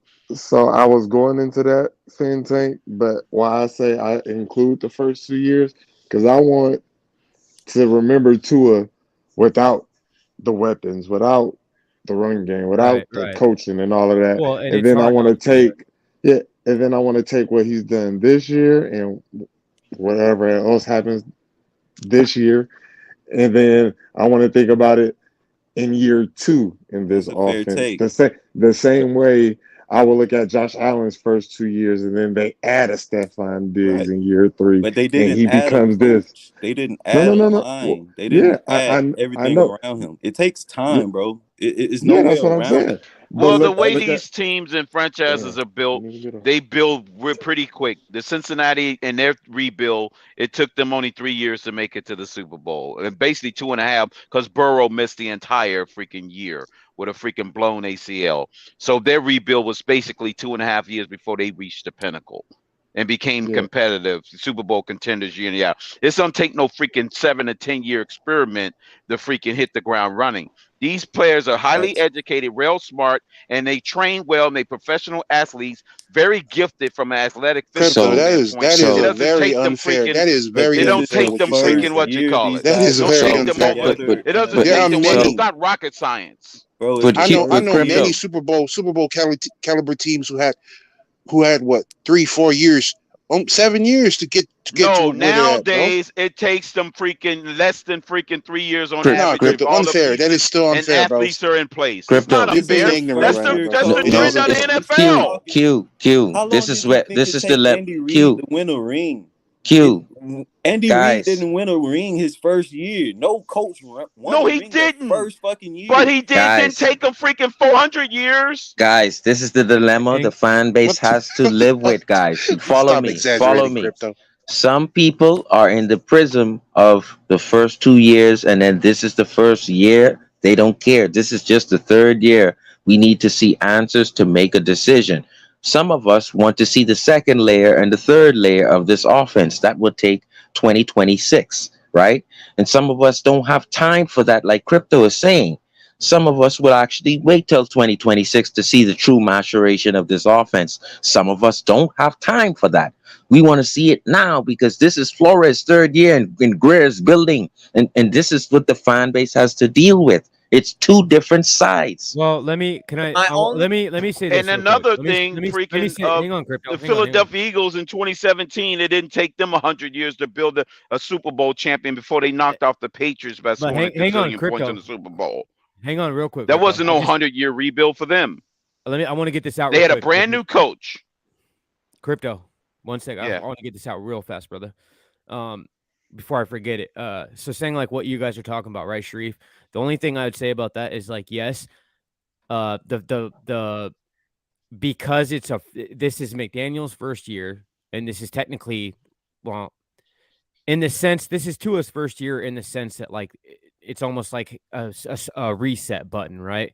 So it's Right. It's McDaniel's first year, and this is Tua's first year with McDaniel and this coaching staff. And this is Tua's first year with all these weapons and all these new added pieces to this team. So because of that, I would be willing to give him time, right? Just like I would if he had just, let's say he was a rookie this year, I would obviously be Right. willing to give him time, right? So in that sense, Right. yes, I'm willing to give him time. But then there's also like the aspect to it that we can't forget though that he has been here, and given the circumstances weren't the same prior. And Greer is building his third year, right? But here's the thing, the issue is hard though. Franchise wise, this is year 3 of the rebuild. Right. And here's the thing, and when you're looking at like when I look at in terms of contracts and money and financially and everything, my concern is like I don't know that we'll be able to, like, in my eyes, I think like between this year, next year, and maybe the year after, that's our window to go win a championship. That's the best I think the perfect scenario, DTA, in the end would have been Flores get McDaniel as his offensive coordinator, and this would have stayed intact. You get Tyreek, whatever you do, right, get the people. that 1 year? But I just saying, it's broken now, and so it's now split. You have a first year where we have to see the maturation in 2025 and 2026. And you got the other side where Greer's built this 3 years ago, and we need to see some shit now. And that's just how it's going to be. It's split down the middle. Listen, this is the thing. I get it's the first year of a brand new head coach. I totally get that. And we saw that in the beginning of the year when the offense just was clunky and things weren't clean, and that's just expected, right? But I don't want to forget that McDaniel started on third base. Most first-time head coaches don't start with the roster that he started. That's a great point. Right, and that's awesome point. And that's the issue that I have, and that's what I'm trying to say is he's starting off at that's what I'm trying to say though, point. Bryson. That's what I'm be trying high. to say is because of the roster that he has. That's what I'm saying. We're not saying that we can't give Tua more time because we don't want to. It's because even though I can see where you guys are coming from, because it is Tua's first year with this head coach and blah blah blah. The fact of the matter is, though, third year as in a terms of this professional. organization, they're not gonna give Tua the reset. This team decided to reset. This team decided to go all in on him. So that already started the clock for Tua in terms of getting a championship. Oh yeah, facts. He definitely need a playoff. Yes, but I just don't want to use. I just don't want to use that excuse if we don't make the playoffs. Well, it was McDaniel's first year. We're making the playoffs. Right, Bryson. That's what I was getting at in the long words about being. You hit it on the head about being born on third base, and the previous regime was born in the dugout. They was working with Walmart employees, Ace Hardware, and Saks Fifth Avenue's freaking coordinators. So as we go into the off season, us as a fan base gonna have to come together and say, hey guys, we can't blame Tua for Greer's 3-year plan, and we can't blame McDaniel because we need to see this stuff build at least until 2025. We're gonna have to come together closer as a fan base with that, because there's always gonna be that split where, I need to see some shit now, and then it's gonna be the fan base. Well, I can wait till 2025 to see this cake bake. Hey, DTA, I had a question for you real quick, and then I got a jet. I hopped on when you was talking about Joe Burrow, Herbert, or Allen coming to this offense. Mm-hmm. And I think to answer that question completely honestly, fairly, that for any quarterback to come and lead a group of men, it takes a certain type of chemistry. And each chemistry is going to produce a different type of outcome. And with that being said, I think that right now, this is the learning curve where now there is enough film on Tua to where they know his tendencies now. So now we have to see if he's going to adjust to them knowing his tendencies. And that's all that these last 2 games were. Yeah. I'd like to interject something here really quick, because I have a thought, about what you guys are talking about. To me, this team, as it stands, if this Dolphins secondary and he doesn't take the injuries that they're taking, they are a rock solid playoff team. Right now, because of the injuries, they're a playoff competitive and contender type of team. And we talked about Flores' third year, and I think so. If you go to Sharif's point, which is well taken, that this is the 3rd year of the rebuild. If you take away the secondary injuries, this is a 12 or 13 win football team, in my opinion. Right. But you plug At least the that's injuries in. definitely the Now they drop expectation. down to maybe a 10-win team in a playoff. You're right on the edge of the playoffs. This is an injury factor. I don't feel that this needs to be blamed primarily on McDaniel. Yes, he had a bad game that he called last Sunday night. We all understand that. But if you look at the plan and you look at the way things were laid out, what do you think this team's record is going to be, or what do you think the team's record is going to be if you take out the secondary injuries? I'd like to hear your feedback on that. I said I don't know if you were off mic, Mark. I said this with I said Ogba. Think of this, Mark. Ogba, you got Brandon Jones, you got Byron Jones, you got Trill Williams, Needham, Ogba with Chubb and Christian Wilkins and Jalen Phillips. but we already this is a 13-win team. Here's the thing, but we already did the hypothetical, like, what if this team was entirely healthy type of thing. But real quick, I'll let you guys discuss it further. I just wanted to, I've been waiting to say this real quick. With Jay-Zan left a comment in there, and I wanted to kind of get your guys' thoughts, because this is something that's commonly said. So after we lose to Buffalo, we will only be one game better than last year's garbage roster under Flores. All these additions in only one game better. Shake my head. With that sentiment, and that's kind of what I was trying to touch on, like, I agree with that. I would be upset. Now, given, even if we did lose to Buffalo, there's still 3 more games to play. So I totally understand that, and I give that it's, there is still 3 games to play after that. But let's say if we only finish 1 game, maybe 2 more games, if you finish maybe like 1 game, maybe 2 games better than what we did with Flores. And I hate bringing them up, dude, because then it turns into a fucking war, and that's not what I want right now. But if you do that, then how do we Stephen justify Ross question at that point? Well, and how do you justify all the money and all that, like, financially, and the financial investment that this team has put into to build around Tua and to be in win now mode, and just all the pieces and everything that was added? How do we justify all that? The coaching change, the firing of Flores. How do we justify all of that, all to have one game better record? You're saying, I thought coming into this season we were 11-16. Now, we're not losing the fucking. That was my prediction. That was 11. That was mine. Yeah. Well, I'm saying hypothetically, just so you guys could touch on it. I will tell you one thing. One thing that this team has done last year, one thing that this team has done under the direction of Mike McDaniel is they beat the Bills, and Flores he didn't beat the Bills when he was head coach, and that should speak a lot on how the growth of this team, and I still think they're trying to find themselves. But it wasn't Mike McDaniel's scheme that beat the freaking Buffalo Bills. Come on, Crypto. It still beat the Bills. Freaking dirt that beat the Bills. It was Josh Allen noodle arm. It's Josh Allen's noodle arm that beat the Bills. Don't get carried away, Q. He threw for how many yards? He thrown for how many yards? It doesn't matter. Did McDaniel tell Josh Allen to throw the ball in the dirt? He couldn't throw for 5. That's what I want to know. So that's if he did, he got some magical power. I'm hearing you guys make excuses for it. If that was true, that's just a fact. We're talking about a quarterback that doesn't normally throw the ball in the freaking dirt. Tua already owned him this season. Let's talk about that. Tua, why everybody talking like Tua lost to Josh Allen week 3?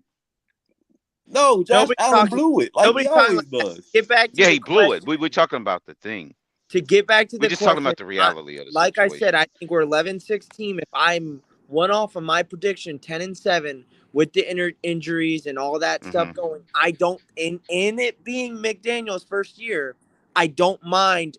I don't want to, but I don't mind going 10-7 as long as you make the playoffs. Now, being 1 game better and missing the playoffs, unsat. But being 1 game better and making the playoffs, I'm okay with that, with it being McDaniel's first year, figuring it out, plus the decimation we've had in our secondary.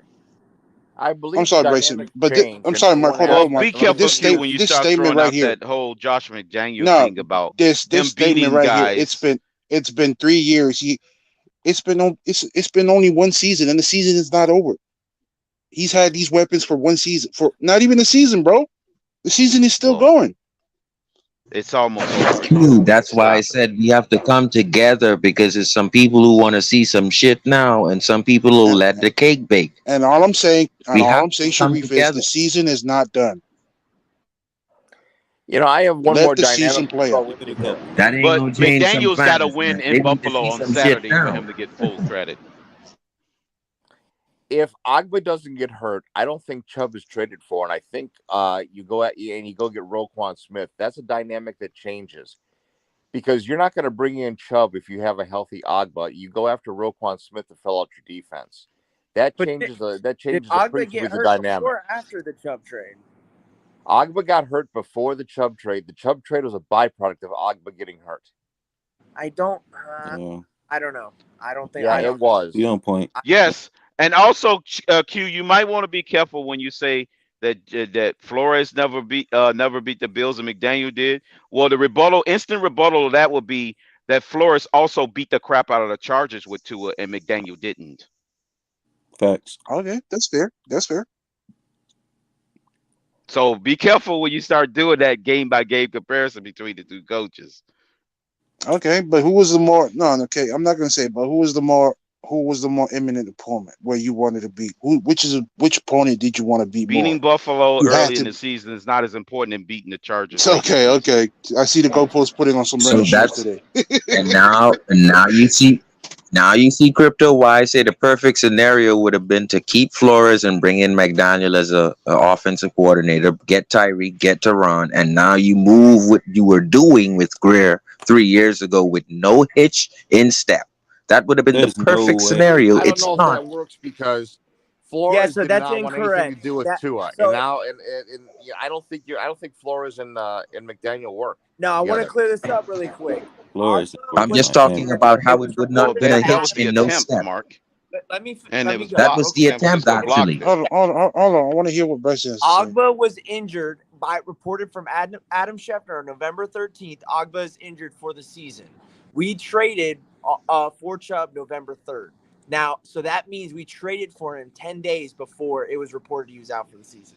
But he was already battling injuries all season. Yeah, but Agba there was not a season-ending injury till after we traded for Bradley Chubb. But here's the thing. Yeah, if anyone knows, I've been saying this. In fact, a few of you guys, crypto, can vouch for me because I've been saying this for, I think, all season, ever since at least like a month now, and longer than that. I've been saying this when it came up. He's been dealing with an injury. He's been, when he was playing prior to being put on, he was been playing the whole entire time injured. So people kept shitting on him, saying that Agba's this, he's not producing anything, he's not being productive. Y'all don't realize he was productive and he did a lot. He was playing injured. Yeah. So it's not like he was out there playing healthy and just playing like shit. He was still trying to be productive for us, but playing injured. So you got to give him that. I was just trying to debunk the whole thing that we went for Chubb when he got injured, like season-ending injury. I got you. I just saying he was injured. Yeah, I get what you're saying with season-ending, but yeah, right. Yeah, I want to bring up what Mark said because I think he put things into perspective real good, and I don't want to leave it alone. I want to talk about it a little bit, and that's before the season started, off season and. All these moves are being made and bringing in all these personnel. And people had high expectations about this offense, but under the impression that they were going into the season with the same defense that they've had. You understand what I'm saying? Under the impression that they were going to the season with the same defense. And now the season has, it's gone the way it's gone, but then the defense, it's not the same defense, right? Because people expected, they said defense going to be all right. Defense going to be good because, the past 2 years, it's been a defense that's been holding things together and the offense that's been, that's where a lot of the strife came from. So Mark, put things into perspective.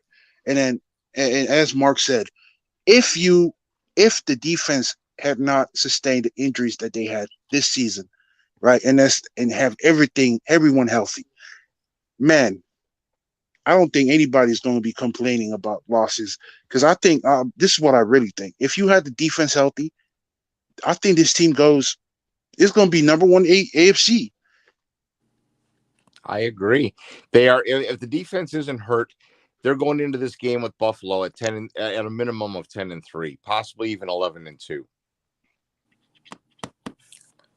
Yep. That's what I happened don't when know. you lose your number I don't two know if I can corner. say that yet because the defense is not the sole reason why we lost all 5 of our games. We scored an No, average no, of no. 16 points a Crypto, think game. about it. Think about it. The off season, before the season started, everyone's been talking about the defense as the the one that's I been see. consistent, I the get it, one that's Q, been but I'll consistent see under if that we impression. lost and all of our losses, all of our point, all of our offenses was scoring more than 17 points. Yeah, but our number two ain't played a game all season. So, And let's not forget the identity of the defense the past 2 years has been scoring. yeah, Byron been AWOL. Well, I mean, you got a lot of Crypto's got defensive a good It point touchdowns was with in not there. that, like we though. was giving up last In second our touchdowns losses, to it was lose the offense games. deficiencies. Now, maybe, when we had those players, we could play a more aggressive style defense and get more turnovers, maybe. But I still got to side with Crypto on the fact that our losses have been on the offense. And that's where our injuries are, You can take it either way because really, teams win with 17 points. This doesn't happen, but if you got a defense like we had last year, we'd win with 17 points. For sure, but You can, but can't expect that because That's you a can't good point. expect them to That's a good score. point. But Yeah. we're saying a healthy week in defense, and week though. out. We're saying Yeah, a healthy but he's defense. saying what he's saying is if we had with the like if healthy we had defense, last you're not year's gonna get the production. no, but Bryson, what he's saying is like with last year's defense, if you got a healthy defense and they're playing that good, then 17 points would be enough because the other for team's not going sure. to score that much. I can't even expect that this season just because the mastermind of last year's defense is not here. No, that's true. I guess so. You Brian got Flores, he expect was some drop definitely off, a little bit of a drop off. Yeah, facts. But yo, it's been nice kicking it with y'all boys. I appreciate you having me on. I just wanted to you drop have a those good night, gems. man. Y'all take it Yeah, easy. bro. You All too, right. man. Have a man, good take night. care. Appreciate You too, you man. coming up and rocking with us, man. Already. Shout out to the man. Yes, sir. I'm gonna drop the link for you guys again. I'll drop it right now. So if anyone wants to come up, I'll probably be maybe going another 20-30 minutes. So if anyone wants to come up, share anything with us or discuss anything, suggest a topic, anything like that, I'll drop the link down so you guys can head up if you want.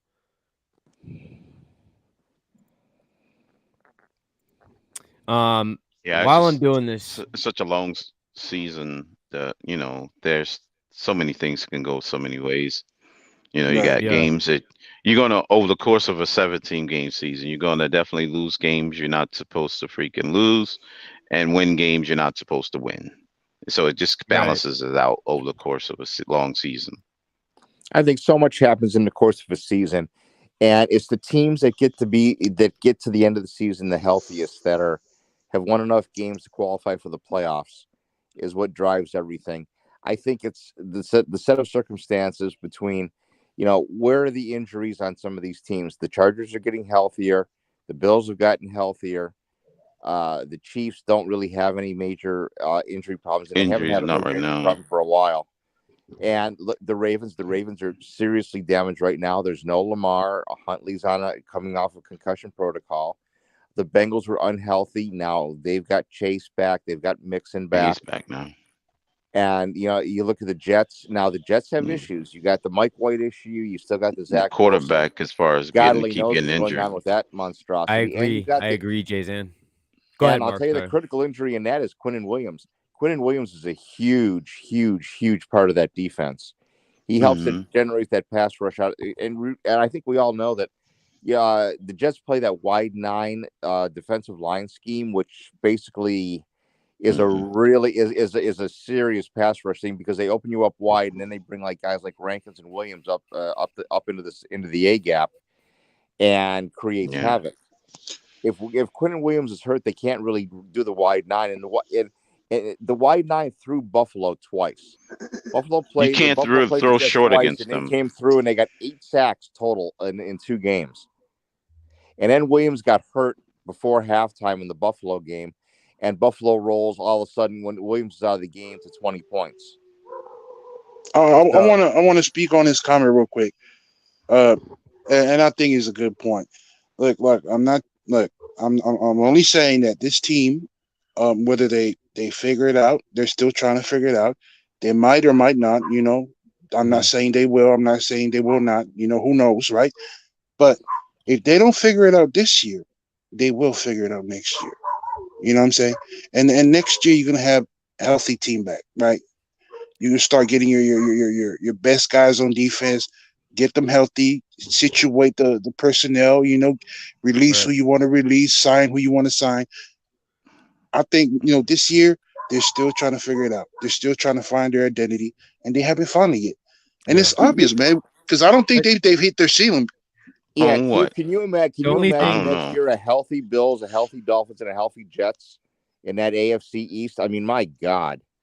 Bro, that's 1, 2, 3, and 4, bro. Well, defensively, the only thing that we can concerns say me, that. and I this think is kind of what I said earlier, Q, is I could give him time for that reason, right? I could give him time for that reason, right? Because it's his first year with this coaching staff and yada, yada, yada, and all these weapons and everything. But here's the thing, and that's why I said I think that, like, I honestly feel like it's this year, next year, maybe the year after. Like, that's your window to win a championship with all this and that we have invested now since surrounded Tua with.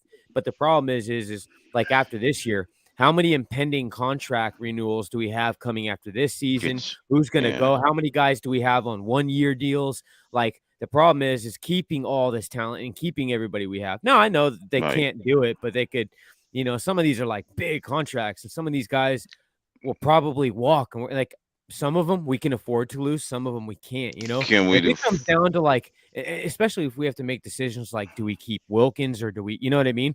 We need him. Like, there's some guys that we're going to have to make some tough decisions.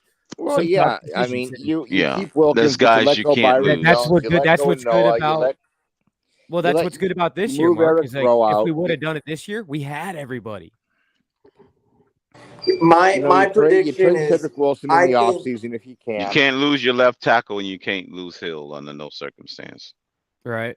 Well, I think you're getting add-on contracts with Armstead's deal coming into fruition, as is Hill's deal is coming into fruition. But remember, you're gonna move Byron Jones off the roster in a long run. Hey, all I gotta say is Cincinnati did make it to the Super Bowl with the record that they had. So you never know. That's what I'm saying. You never know. That's true. Yes. They did. They got healthy though, Q, at the end. Yeah, they got healthy, and then those guys are actually like the receivers and stuff that he has. Yeah, they got healthy at the right time. I don't think people realize how decent their roster was. It was actually like a pretty good roster. They got a Super Bowl roster. They just weren't. I don't think they would. The problem was, I just don't think that they were as like big of household names like Tyreek Hill and like guys like that, But they were right. They basically made a name of themselves for themselves. Yeah, they just happened to be had a good, decent roster. I mean, that's what I'm saying. Did we know that beforehand? No. That's what I'm saying. I mean, yeah. I mean, that was season ago. Still 4 games. Yeah. I got you. Yeah, they built up enough cap shade where they, people definitely paying attention and game planning for them. You can't sleep on the Bengals no more. In a way, you guys almost want to hope that the Bills win the Super Bowl because now you get the Super Bowl letdown. Hell no! Don't even say that. Hell no! But listen to me, it makes sense. That's disaster. You have the Super Bowl letdown, and then it's the Dolphins year the following year. Nah, I can't. No, I couldn't listen to you, Super Bowl Bills champions. Fans, you guys are Mark? No, Mark. This is no disrespect to you, Mark. You guys still talk about Mark. We would rather see the Jaguars win the Super Bowl than the Bills. You guys still talking about the Sun? You could have shut up about the Super Bowl. I would rather see the Jaguars or Raiders win the Super Bowl than the Bills at this point. I think Mark just comes on the Dolphins panel just to gaslight the Dolphins fans. No, but I'm just saying that we finally found his motive. We finally found his motive. Now we know what he's really here for. So then 2023 becomes the Dolphin season. God damn. I know what you're saying, but that costs too much. Homie, don't play that. And I want to beat you guys too when we're both healthy and we're at the best game. Yeah, I think it's really unfortunate that both games this year are going to come with teams with weakened rosters. Because as a Buffalo fan, a win over the Dolphins on Saturday night is a win over a diminished team playing off a big road swing after 2 games on the road. To me, it's not like a. It's we'll not get you back in the playoffs. It's not. That's wrong. That's wrong, Mark. Playoffs? y'all talking about? Playoffs? You kidding me? Playoffs? I just hope we can win a game. Exactly. I hear Jim the video Moore, and everything, but I'm classic just Jim saying Moore. that I love him. from a Buffalo fan, I don't think a win over the Dolphins is anything to go beat your chest on, because they're coming in, they're playing injured off a back-to-back road swing in 9 inches of snow and 17-mile-an-hour wind. You know, what do you got to pump your chest about? No, I agree. They pumped their chest out because they won the division. It's a That's bigger the thing, win Mark. if we win, that's for sure. A Dolphins win over the Bills. That's something you can beat your chest. You bet your tail on that, Q. Absolutely. No. And another yeah, thing, that's it's something a confidence booster, and it's a reaffirmation to the team that we are. But if the Dolphins, we can't contend with the big boys. Yeah, if they beat us, they'll just say they'll if just we go beat into the that Bills, whole I'm cockiness. fully confident we win out. If we beat the Bills, I'm fully confident we win out. That's how big. Well, Dak, here's the deal. I'm the best there is. Plain now, and simple. I mean, I wake up in the morning, I piss excellence, can win out and nobody can hang with my but stuff. Then that I'm just a big, thing. hairy American winning machine. If you ain't first, you're last. 4-game losing streak, I'm talking about and then that have phrase, the trademark, two not to use that position to Ricky Bobby. of the season. But that's just. Oh, see. Well, what is a loss on Saturday puts the Dolphins at what, 2-2 in the AFC with 2 games left. With 2 games, yeah. And Buffalo would be 3-2. Well, in the that'd AFC. be in the division. The Jets would be 2-3. They still got 2 more division games after Saturday. Right. Like I said, the critical game for the Dolphins has always been the Jets game. Yeah, that game is the game of the year. year. Yeah, definitely the Jets game, but we still got to win one more right after New Year's. Right, and I agree. The Jets Here, game, check yes. this out. Because you can't drop that in the Patriots game. Let me show you guys something. I'm going to show you guys something real quick, and this is what I brought it up earlier, but I want to go over this with you guys real fast. Okay, and this is what I was trying to show Batman on his. Where we go? You guys can talk while I'm pulling it up real quick. Okay, I think and I honestly think you guys there's a reasonable chance that either the Cincinnati-Baltimore game or the Jets-Dolphins game is going to be flexed to Sunday night in Week 18. Mark, what's your unbiased prediction? They will. Do the Dolphins make the playoffs or not? What's if you again, I don't know about Quinnen Williams' health. If Quinnen Williams is back for that Jets game, I have a bet. I don't like the way the Jets secondary and defense matches up against the Dolphin offense. I would favor. That's a toss-up game. That's a toss-up game in my only because it's in Miami. If the game was in New York, I think the Jets would win that game. I think the Jets are a better football team at this point, and you guys really need to watch out for Bam Knight. That kid can run. That kid's a player. And I will tell you, Mike White is the gutsiest quarterback I've seen in my life. Yeah, he's a freaking RoboCop. So check this out. He's literally built like a check damn this out, you guys. bunch of code. Okay, let's see what you got, DTA. So you see what I'm saying, Mark? This is what I was trying to show on the Batman show. For those that haven't seen it, if you look at this, and this is what I was going over at the beginning of the show too, and I tried showing Batman this, but looking at exactly what you guys are talking about, looking at the New England game and the New York Jets game, right? Let's say we lose in Buffalo, but we beat Green Bay, and then it comes down to those last two. You could split those two, but here's the thing: like you could lose to right here, right? If we, for an example, you win all 400% chance. If we lose to Buffalo, but we win in Green Bay, win in New England, and then win the Jets, 100%. Now, if you, let's say we beat Buffalo and we beat Green Bay, but we lose to New England and lose to the Jets, now we drop down to a 20% chance just from those. If you, let's say, if we win at Buffalo, but we lose to Green Bay, lose to New England, but win at Jets, still 100% chance. If you go down here and you look, if we lose to Buffalo, which is what a lot of people are predicting, and you win in Green Bay or win at Green Bay or win at home playing Green Bay, you win the New England game, but you lose to the Jets, you drop down to a 23% chance to make the playoffs. Yeah, because it's a tiebreaker. Right, and that's. But I do this to illustrate again to people. This is why, and like what Mark's talking about right now, that this Jets game is more important than even this Buffalo game. Right, because we can That beat is our them and most still important end up game. with a Yeah. 20% chance if we lose the last 2 games. Right. You could What lose. was the percentage if you Right. beat the Jets and lose to the Bills and win the other games, you're 100%, right? If you beat the Jets Right. and lose to the Bills, hold on. And I had beat it the up. Patriots and the Packers, you guys are 100%, I believe. Yeah. No. If the only 2 games we win out of the next 4 is Green Bay and the No, I'm saying Patriots if you game, win 3, if you just lose the Buffalo game and then win out, you're going 11-6 and you're 100% locked, right?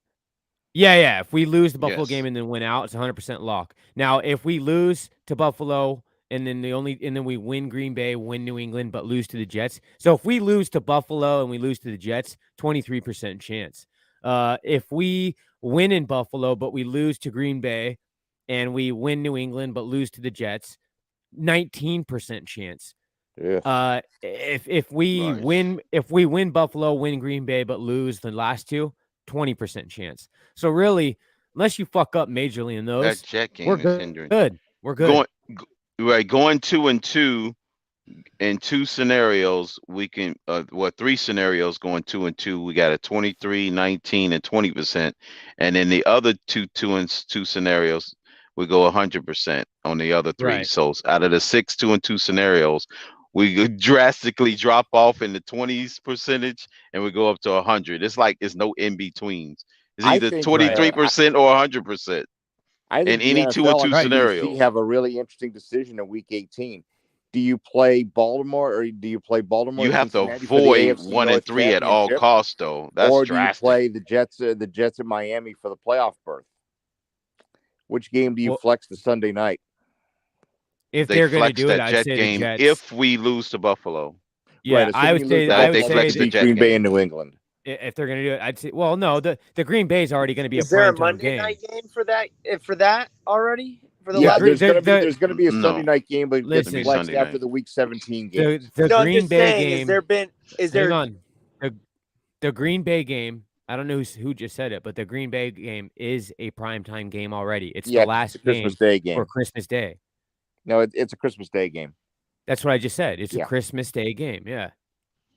But And that's then the still next prime week- time. That's Right. still prime It's time. still There's prime. Yeah. And see, Christmas the Day. the Jets are home against Detroit this week. Then they're home against Jacksonville the following week. Then they go to Seattle, who's not looking good at this point, and then they go to Miami. So assuming the Right. Jets can beat Detroit and then beat Jacksonville, fine. and They'll flex even that though game. and even if they slip up and lose the game at Seattle, Jet game. that game with the Dolphins is going to be for the last 7th seed playoff spot in the AFC. Right. Yeah, but the Jets, they Because better not that's- be overlooking the Lions and the Jags because they're both. I'm Right, not but see, the overlooking. thing I'm is- not overlooking all because the Jags. see, are still in DTA, contention when to you win brought that- it to up win there, the AFC South. Believe it or I not, was looking at all our 1 and 3 scenarios. It's like 0%. Under Oh, no cool. circumstance we can go 1 and 3. No, that's what. Here, I'll can you see it again That's now? 0% in all situations except one. At 16, winning the Jet game at 1 and 3, still 16%. But if we go 1 and 3 in any other scenario, 0%. That's Yeah, look- disaster. Bro, if we go 1 and 3, we don't deserve the playoffs. I don't care what the percentage are. You know? If we go, Well, yeah, at that point, yeah, If- exactly. Right, we Yeah, don't if deserve if it. we went in 3, if we and guys, the other X factor that I don't know if anybody's calculating in is what if Baltimore fades to 10-7? The Ravens lose a 10-7 tiebreaker to the Dolphins. That's only if we tie with them together and know a third team is not in there with us. Right. If a third team Right. gets in, then it becomes games within the conference. Right. And that's probably what that 16% comes in at. Yeah. But you look That's at the Ravens. that- brutal. that- That is a but- okay. disaster. And that's that since chart, DTA, that chart's DTA. factoring in. we could DTA. steal. Can I ask you to put that chart back up? And I want to Yeah. explain why this Bills game is really, like, to me it's important, because there are 16 scenarios on that chart, right? 16 scenarios in which the Dolphins might make the playoffs or might not make the playoffs. But eight of those scenarios are 100%. And if you look at 8 of those scenarios, 7 of them is 100% if you win the Bills game, right? And if you win the Bills game, you can go to Green Bay, you can get a W. That's 100%. I mean, get a W, and you get a W in New England, which the Miami has been, they've been beating on New England for the past 2 years or 3 years. That's 100%. That's what I'm saying. Like, of course, the Jets game is important, but I'm saying the Buffalo game is also as important. Well, yeah, Q, you forgot. You left out 3 of them losing to the Bills is 100% too. I only meant in when I You was see it, saying Q? that though. In the 2-2 scenario, 2 of them is 100% losing to the Bills, and then 1 of them going 3-1 is 100% losing to the Bills. So in 3 of those scenarios, it'd still be 100%, even if we drop to the Bills. But okay, check this out. But If you win over the Bills, is it likely to win over Green Bay and New England? All I meant though, Q, is I was just saying that in terms of getting into the playoffs, Buffalo is not as important. As far as getting into the playoffs. Yeah, right. like if we lost the Buffalo game, we're not out of the playoffs. Like, especially the Jets game is going to be the most important. Yeah, I get you, DTA. And you can't use them both. Let's assume that the Dolphins win on Saturday and the Bills lose in Cincinnati. Now the Dolphins are the AFC East champion. No. Yeah. Okay, Mark. If the Dolphins win over the Bills, is it likely the Dolphin wins over Green Bay at home and at New England? Is it likely to win those 2 games? Yeah, they would after you win those games. Yeah, well, they would be favored in them. And that's 100% to make the playoffs. Well, yeah, it's 100% too in the other ones. Actually, well, check this out though, Q. It's 19% beating the Bills in one of those scenarios too, but losing to the Jets. Yeah, the whole thing with the Jets is the tiebreaker. The Bills, but like in the likeliness, right? In the likeliness, after you beat the Bills, the Green Bay and the New England games, they're not as tough as the Bills and the Jets. Right. Right. Right. That's why they're saying if even still losing to the Jets, you plummet to a 19%, even if you beat the Bills. But I'm talking about a win over Green Bay and New England, which is likely. Well, yeah, in that scenario, then you can win because you would have already had 11 wins. Yeah, right.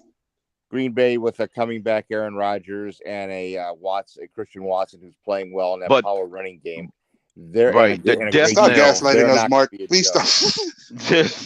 But the only stop gaslighting us. In this chart, the true death nail is just losing to the Bills and Jets. That's what makes it worse. Even if we win against everybody else, it seemed like any combination of losing to the Bills and Jets just spells our whole freaking cemetery there. Yeah, it really puts us in the grave. Unless the Jets go on a losing streak against the Jaguars. Yeah, we still have those odds to account for. From the Jets' perspective. The odds is crazy. Yeah, it's crazy. That's what happens when you lose as tiebreakers to teams early in the season. Yeah, it sucks that Jets hold the tiebreaker and the Chargers hold the tiebreaker. Right, because I think the Chargers have an easy schedule too. That's probably why we got like a beating the Bills and losing the last 3 gives us a 0% chance. Wouldn't that be something if we lose the last 3 beating the Bills and sweeping the Bills and still missing the playoffs? That would be just insane. Bro, that'd be so last year, guys, that the Colts lost early in the season. That would be so Dolphin-like. That would be so Dolphins to do that. Oh my sweep the Bills and still miss the playoffs. God. Yeah. Man. What I was thinking of, like last year, if the Dolphins win that game with the Colts, then the Titans game is irrelevant and the Dolphins are in. Yes, that's what I was saying. I was like, how did we get beat on 4th and 7 of freaking against the freaking Carson Wentz? How did that happen? That was crazy. No, you know what happened, Mark? The freaking what's his name? Siler gets a freaking penalty called on them on a key punt when we stopped them on downs, kept that drive alive, and they went in and scored. Yeah, I didn't see that game, so I don't know how it turned out, but I know freaking special teams cost us that game. That's what I've been. I know the game. If you would have won any of the games between the Falcons, the Jaguars, or the Colts, that team was in the playoffs. Exactly, because the Tennessee Titan game, yep, it don't mean nothing, right? Exactly. Yep. Hey, Aiden Hutchinson's gonna be our best friend this weekend because he's coming for those ribs, bro. Oh, yep. He's coming. He says he's coming for the ribs. It's gonna be you cold, guys, so you guys realize any that hit the on the Lions have ribs is gonna Jameson. be heavy. You guys And realize that the Lions Hutchinson's have playing Jameson good Williams ball, back, too. the wide receiver from Alabama. He came back last week and caught a 42 Yeah, yard yeah, touchdown. yeah. He did. Yeah, first catch. Jameson Williamson, yeah. Williams. Yeah, Jameson Yeah. Williams. Yeah, he's Yep. He's real good. I saw his Yeah, he is. documentary He's real story, good, but his draft story. that secondary is disgusting. Right, yeah. Sauce Jets might lock him down. I don't know. It's gonna be tough. It's gonna be a battle. I want to see that game too. That's a fun game. That's gonna be a fun game to watch. Yeah, I'm gonna have to pay attention to that is one. lit. I don't know who you're asking. NFL is lit, but if you're asking about the Dolphins, we have 4 games left. We have the Bills, we have Green Bay at home, and then we have New England in New England, and then the Jets at home. So those 4 games are our last games. Wait, the Jets are coming to Miami? Yes. They're going to on January 8th, the last game of the season, week 18. At home. It's a home game for Miami. That's the final home game. 2 and for the 2, regular 2 season. away, 2 at home. Right. 2 home games and 2 road games. I would definitely want to come to that Jet game in January. I can fly down there, man. Have a weekend trip, man. Let me know, because that's the game I think that I'm most likely gonna go to the Jets game, because it was either gonna be the Texas game, Green Bay, or the Jets, and I was gonna go, I think, to the Houston Texans game, but obviously that fell through. So I'll probably fly down here from Washington just straight to Miami International, and I'll meet you down there for the Jets game. That's probably the one I'm gonna go to. So yeah, that's the one I want to go to. I'm gonna try to get down there for that game. What's the date on that game? I'm not. The 8th. I think it's January 8th. Yeah, I think it's 8th or 10th. Yep. Yeah, let's see. January 1st. Should be 8th. New Year's Eve is on That's a New Saturday Year's. night. New Year's Day is on the 2nd. 2nd, the 9th. Yeah, I think it's the 8th. 8th. Okay. Yeah.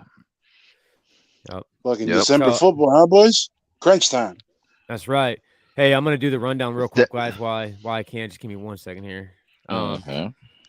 Sorry, that's crazy, because normally back in the day, the first week of January used to be wild card weekend. Now we're actually still playing regular season games. Actually, you're going to play it out the way it should be done. Now you're going to have the Super Bowl game President's Day weekend or President's Day Sunday. So you're going to have it's like deeper into February. Yeah, it's like deep into February now. Pretty soon we're going to be playing spring football. All right, guys. So if you guys are just joining, or if you guys have been in here and you haven't had a chance, if you guys could like, sub, share, do all that wonderful stuff. We appreciate all of you guys here at the Fins Tailgate. It means a lot, everything that you guys do for us. We do this all for you guys. We have a lot of great content cooking. So if you guys are over on Twitch, Facebook, or any of those other platforms and watching and enjoying, if you guys can make your way over to YouTube, and please give us a like. It means a lot.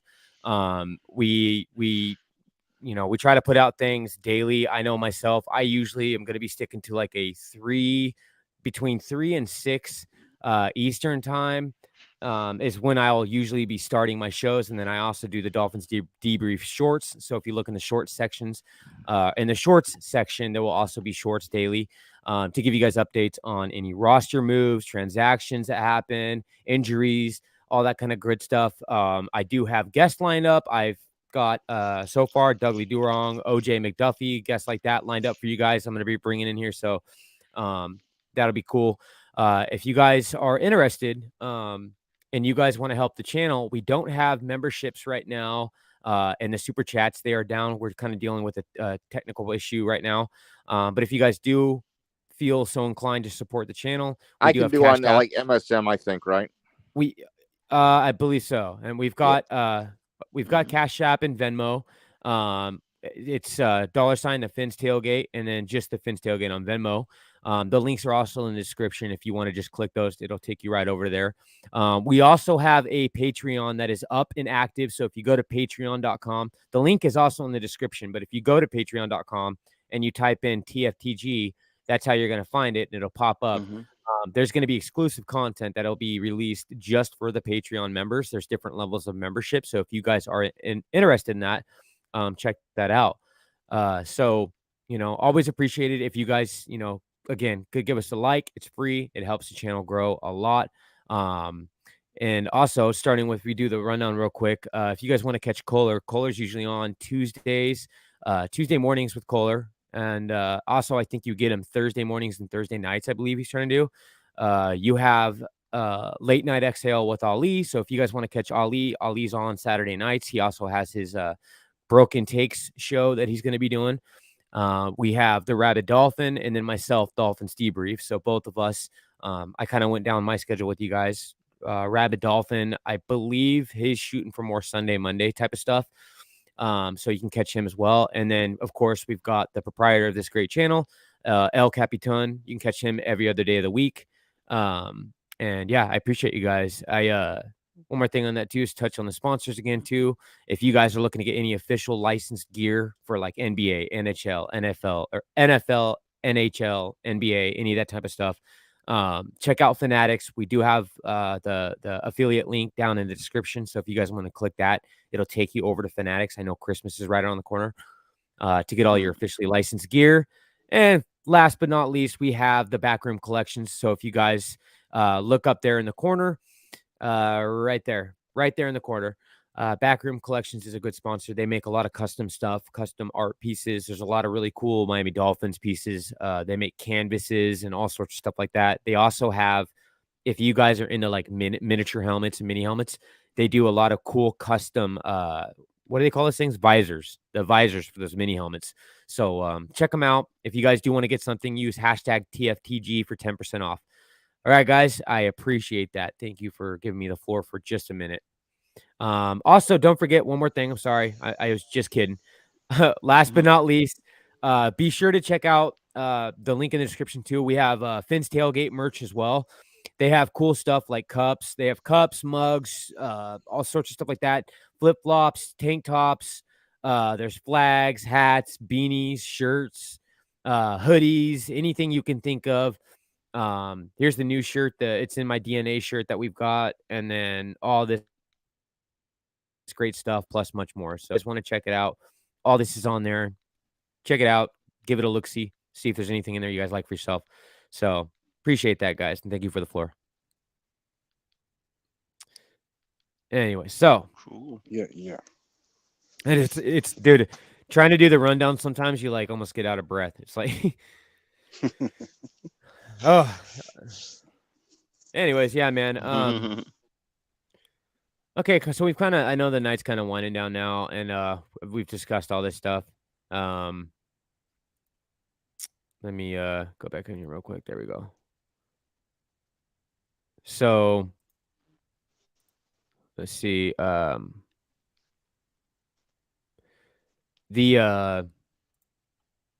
looking back and like what we have to do, I guess we can kind of close it out with final thoughts. You guys want to? Yeah, I'll go ahead and go first if you don't mind. Yeah, I was just gonna kind of say too is I really appreciate all of you guys rocking with me. Honestly, I'll be here every day. So most of the time I'm gonna be doing a live show. I also have spaces. So if you guys are on Twitter, check out King DTA on Twitter. I do, and myself, Kyle, and Bryson's in there all the time. Crypto's in there all the time. But me, Batman, and Lewis, we have a space that we run. We like to work. We've been steering things in a different direction, less the toxicity, if you want to call it that, and just kind of make it like a chill space. Now, don't get me wrong, people come in there all the time wanting to smoke, and we're all down for it. It's all good. We get to smoke, that's fine. But we're trying to make a good space where everybody has a voice. So if you guys are into Twitter spaces, it's a really cool space. We usually try to run like every day, every other day, usually around I'd say around noon, anywhere from 11 p.m. noon Eastern time, sometimes 1 p.m. Eastern time. So if you guys are into that too, we do have that. And then, like I said, Dolphins Debrief, I do the shorts and live shows, panels. I'm going to have guests up here and much, much more. So usually that'll be my start time's usually going to be between 3 and 6 p.m. Eastern time. So that is when you guys can catch me on here. Go ahead, Bryson, with the final thoughts. What do you think? Anything you want to talk about or whatever? Yeah, no, I just I just want to say thanks for having us, DTA. We really appreciate it, even getting the conversation going, and I thought we had a pretty good time tonight. But But yeah, I just think the Dolphins Appreciate it, really man. need to go into Buffalo and smack them in the mouth. They need to play hard football, and this soft shit's not going to work in the cold. The tackling needs to be better. We need to just be better on offense. I really want McDaniel to do very simple play calling in the beginning of the game just to build to his confidence, and just to build a rhythm and just go off of that. I do think we can win. I don't think we will. But like DTA, you say, listen, I'm still going to have my gear on. I'm still going to be rooting for my team. So let's 100%. just finish this season strong. I would love to win out and potentially even win, because we could win the division if we win out. It just matters what Buffalo does. But yeah, fins up, man. Thanks for having me. Yeah, man. Awesome. Hey, and to that, Bryson, we can't forget though. Here's the thing. If we go in and we beat Buffalo tomorrow, and then Buffalo, they have a good chance, and I'm sure we'd all agree up here. Cincinnati's really hot right now. They're a hot team, and they're 100%. They could 100% beat Buffalo. So if we beat Buffalo and then they go and play Cincinnati Bengals and the Bengals beat them, we now have, I think, not the number one. Yeah, I don't think we take the number one seed. We just take the division, right? If I remember right. Yes. Okay, I'm tired. Right. So then we would own the division, and at that point, I feel like we would have the control. So there's a lot of different possibilities, and it would just build a confidence level that you would really want to go deep into the season with the Packers, then the Patriots, which haven't been playing the greatest football, and then the Jets at home, which everyone knows how well we play at home. So Yep. I agree, man. 100%. Yeah, bro. I appreciate it, man. I'm gonna put you back here real quick, Bryson, if you want to hang back there for just a minute. Of course. All right, I'll brother. see you guys. All right. I'll go next, bro. I'll let Crypto end it out. Yeah. Go ahead, Q. Man. No, do you want to go? Do you want to go, Q, or? Yeah, I'll go next. I'll let Crypto take us out. Man. If the Miami Dolphins win this game over the Buffalo Bills, I have no doubt in my mind, just learning that you guys are playing the Jets at home, no doubt in my mind you guys are going to win out 4 games. If you win, and not just a 23-20 win over convincingly, right? Like by 7 points, by 10 points. And I believe that. I believe that if you win over the Bills convincingly, I believe that the Miami Dolphins are going to win out these next 4 games, or these next 3 games after that Buffalo game. And man, don't be surprised if we see the emergence of, as we talked about, the emergence of Eric Fisher as a Miami Dolphins, and even Eric Izukama. I know we haven't been talking much about him because he hasn't been on the news lately, but I've been looking at it, his status, and he's still active. Right. His status is active. And don't be surprised if we start seeing the emergence of these young players, Tyndall, Good, because I think, Miami Dolphins are holding out, a little bit of information of what they really got going on. You know what I'm saying? Yeah. Yeah, man, it's really interesting to see how things unfold in December football. And these are, man, as a fan, this is what you live for, right? These are the games that you live for. And it's just a fan of football, in general. I can be a fan of football, be a fan of another team, and also be a fan of another team, right? And right now, man, I am loving what the Dolphins are doing. I am, I'm excited for their trajectory and where they're going and how they're going to win out games. And hey, man, that's all I got to say, man. Fins up. Hey, thank you, bro. Thank you for having us, man. Thank you for this space. Thank you for the Dolphins debrief, man. It's been enjoyable. It's been interesting, the conversations we had, man. And thank you, man. Thank you. Yeah, 100%, man. And hey, Q, I always appreciate you. I really do. I really appreciate. I appreciate your your perspective and your thoughts on things. I respect your opinion. I always enjoy talking to you, bro. And let me know too, man. I know you're on a different time zone, right? Yeah, right now it's like 9:05. Okay, so yeah, if you guys right now, because I'm in Washington, so I'm on Pacific Standard Time. So like right now, it's 12:05 and it's 12:05, so midnight for me. Right. But if you guys like these late ones for like, I can do them anytime, like 12 for me. It'd be 3 a.m. Eastern time. I will also do late shows if you guys enjoy this. So if you guys did enjoy it, leave it in the comments. Let me know, please. Or any suggestions. If there's things you guys want to suggest, I can't talk right now. Suggest for content wise, just let me know. And Q, as always, man, I really appreciate you. And that's one thing is you've been steady, man. Even though you are a Steelers fan, you've still been like that honorary Dolphins fan, man. You've been here supporting the whole time. Always here helping out. I can't ask for more. You've been a positive person and, very well known in the community. So, again, you're one of those pillars that have been around for a while and that people respect, man. So always appreciate you, bro. Respect, man. Love you guys, man. Y'all be good. Love you too, man. You too, brother. All right. Stay safe, man. All right. All right. Be good, Q. All right, fellas. Yep. All righty. Yep. All right, crypto. Yeah. Yes, DTA. Good one, man. Good one. I always enjoyed it. Big pleasure of mine for you guys to get me through my work day. I love listening and joining, chiming in on the festivities in Dolphin land. Diehard Dolphin fan since freaking 1981. But but I enjoy it. We gotta come from this perspective. We root for our team. We can't question nobody's fandom because they may predict a loss. Just right. It goes with the territory. Winning and losing comes with the sport. So you can't win them all. There's only one team in the history of this franchise, well, in the history of professional sports, to run the table. He's God rest his soul. He's in the ground right now. So, that has never been achieved other than that man, Don Shula. So if we come out here and predict our team to lose a game, doesn't mean we're rooting for them to lose. We're just giving the probability on them losing. That's all. Exactly. And there's nothing wrong with that. Like you were saying in your opening, you want us. We're putting on the jersey. We're putting on our jerseys, rooting for our team. I sat in the stadium, DTA, in which I predicted a 21-point loss in that game. That didn't stop me from going to that game. I sat there in MetLife Stadium hoping that I was wrong. I remember that. Yeah, I was hoping that I was wrong. I was like, this is going to be our first loss because it's a division team and the Jets have improved themselves.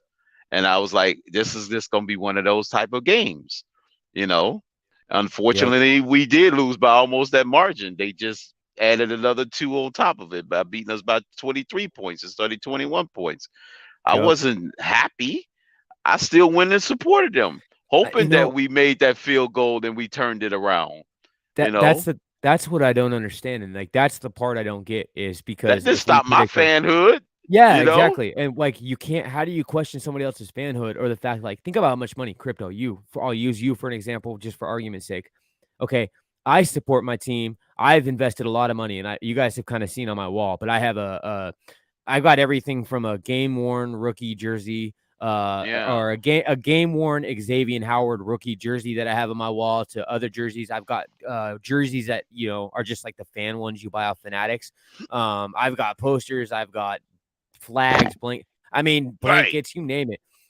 I'm in Washington State, so it's not a lot as easy for me to get all the way down to the other side, but I still support. Like, how do you question fandom? Right. If I predict you're a loss, buying the NFL Sunday tickets to listen and watch them every freaking game. Yeah, that's just as good as buying a freaking a stadium ticket. Those packages are like $300-400 now. So you could be able to watch your team a week in and week out on Sundays. Right. And kind of like I said earlier too, the biggest point is like, I get it. I'm not going to say that there is not extremities out there because there is people that are very extreme. We've all seen them, and right, and that also you know what I'm saying, like, right. Yeah. And so I don't listen, bro. I don't like that to an ear, that made up word, that bullshit. Like, I don't think I equally think that people need to respect both sides. Like, even the people that are very supportive of Tua and the team, like, stop calling him Tua Ears, man. It's a stupid fucking name. It was made up. And then also when it comes to the other side of that coin, like, people But like really, the myself, root of that I'm rut still a is fan too, and I still love my Miami Dolphins. right. But that word was root. The root of the true word Tua near is basically those are only fans of Tua, not the team. That's the Right, true but see, and essence that's of what the I word was and how it came about. Well, if Tua right, was to get cut tomorrow, those fans disappear overnight. That's the true definition right. of a But Tua near.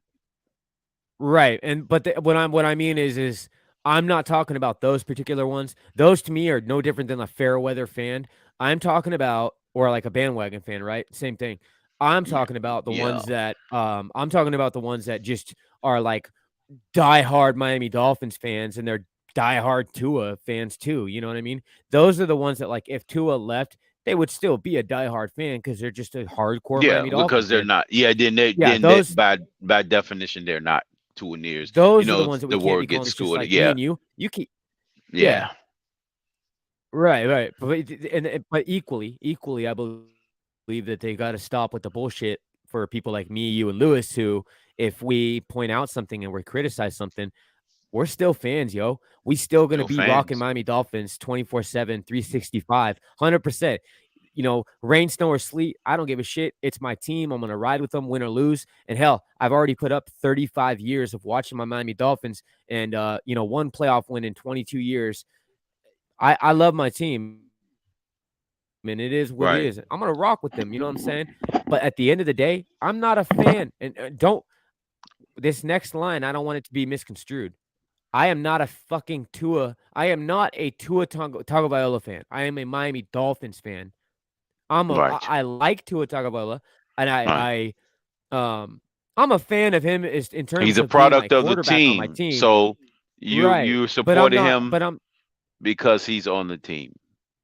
right. Well, I support him just like I support every other player on our team. Yeah, I just don't like put you would Tua support I Jason don't put Sanders. Tua right. I don't put Tua on this pedestal to where like if Tua is gone, then I'm gonna like be a fan for another team. You know what I mean? Like nah, Right. it is what it is. It's If the Tua got logo. cut, and God forbid, I don't wish this upon him, and I don't want him to. I really enjoy Tua. I think he's exciting, and I think he's fun to watch. I just think that he's got limitations, and it's hard for me to give him excuses with the roster we have. But at the end of the day, like if Tua got cut, it isn't going to make me stop watching the Dolphins. I'm not going to like throw a fit and blow up. You know Right. what I'm saying? Not going to Yeah, lose my shit. Like I was disappointed when we picked Ted Ginn over Brady Quinn. That was the quarterback I wanted coming out of college because I thought he had potential. You know, yeah, I didn't root against I didn't sit there and root against you know, Ted Ginn because I didn't get my choice. I just said, okay, Ted Ginn on there. They're gonna have him returning kicks. I'm gonna root for him to return every kick, punt return, and kickoff return he did. yep, He actually did get a couple of them. He got like 3 of them for us, you know, in a 2-year span. So I was like, yeah, good. You know, he flipped the field for us. So, you know, it was what it was. You know, it's the logo first over the name on the back of the jersey. It's the logo on the front. That's what you got to support. You know, and if that hey, performer that person don't perform, hey, we get to criticize them. We get to give them a critique and not get called haters or your fandom gets questioned because you may appear to be overly critical. It's just how you express yourself and how you want right, your team to perform and how to you have expectations because you don't want to go no December slumps year in and year out. You get brought to the dance, close to the dance, and then you get kicked to the curb at the last minute. You know, don't treat me to an 8-3 record and finish freaking 8-9. You know, don't do that because that's been done countless times. You know that we're sick of seeing over the last 25 years. You know, that's all. We just out there rooting the best for our right, team, and we want them to turn around. You know, we can't be blind ass fans per se. You know, and we got to just look at the reality and say, this is the chances of us winning this week. This is the chances of winning this week. You know, hell, I think right after that Jet loss, I predicted a win for us to bounce back, you know, by scoring a lot of right, points to bounce back, you know. It's a week to week yeah, thing, you know. You can't win them all. You definitely can't lose them all. Even though we almost became the first franchise to do that, you know. If it wasn't for that last second touchdown by Greg Camarillo against the freaking Ravens, we would have been the first franchise to run the table and then lose every single game of the season. But Agree. it didn't happen, DTA. And I was like, damn. Jay-Zan, oh, sorry, brother. I saw your comment, okay. Jay-Zan. I put my Twitter link right there. If you look in the chat, I put my Twitter link in there. So if you look up King and then __ DTA, you can find me on Twitter, or just look up King. Oh, okay. Yeah, it's at King _ double time, like underscore twice. So at King _ twice DTA. So you'll find me on there. Like I said, if you're interested in the spaces, also, yeah, like Bryson said too, you can check out Lewis and Batman as well. We usually run those, so which, like I said, try to do those daily. I'm going to be on here live daily. I'll be doing late shows. If you guys like, I want to see the feedback. If you guys actually enjoy these late shows, I don't mind doing them. I like doing them, so I'll do those as well. I don't have to go to work to 4 p.m. So I appreciate it. Yeah, I'm on the clock from 4 to midnight, so I'm good. Yeah, listen, bro, it's like Kevin Gates says, I don't get tired. You know what I'm saying? I don't get tired. Mm-hmm. So I'll be on here whenever. So I'll rock with you, bro. You're welcome, Jay. Thank you, man. Thank you for supporting, bro. Yeah, man. Good looking out, Jay. Hey, Crypto, you got what you want to.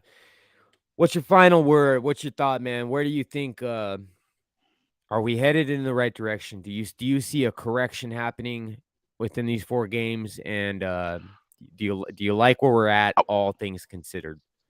I would say yes, and that's within the 4 games, not necessarily the upcoming game, but I see the correction happening within the following 3 games. That's why I say the correction happened. So I look at it. I look at the bounce back on Christmas Day.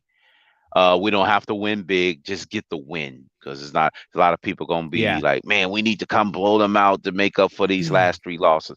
No, just get the win. It's all about just winning by 1 point.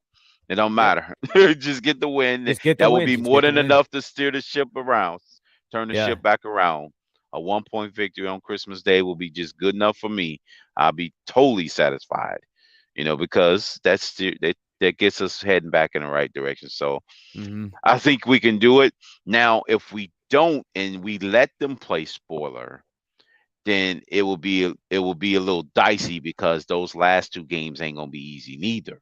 So that's why I say, it will be that much more difficult, because I say Christian Watson, Aaron Rodgers combination, if our secondary don't play well enough, because the conditions are gonna be even more favorable, and it's not like Aaron Rodgers haven't played in bad weather neither. So I don't even think weather is a factor for either team, because Aaron Rodgers freaking from Green Bay, for crying out loud, even if it was in Lambeau Field. So you know what I'm saying?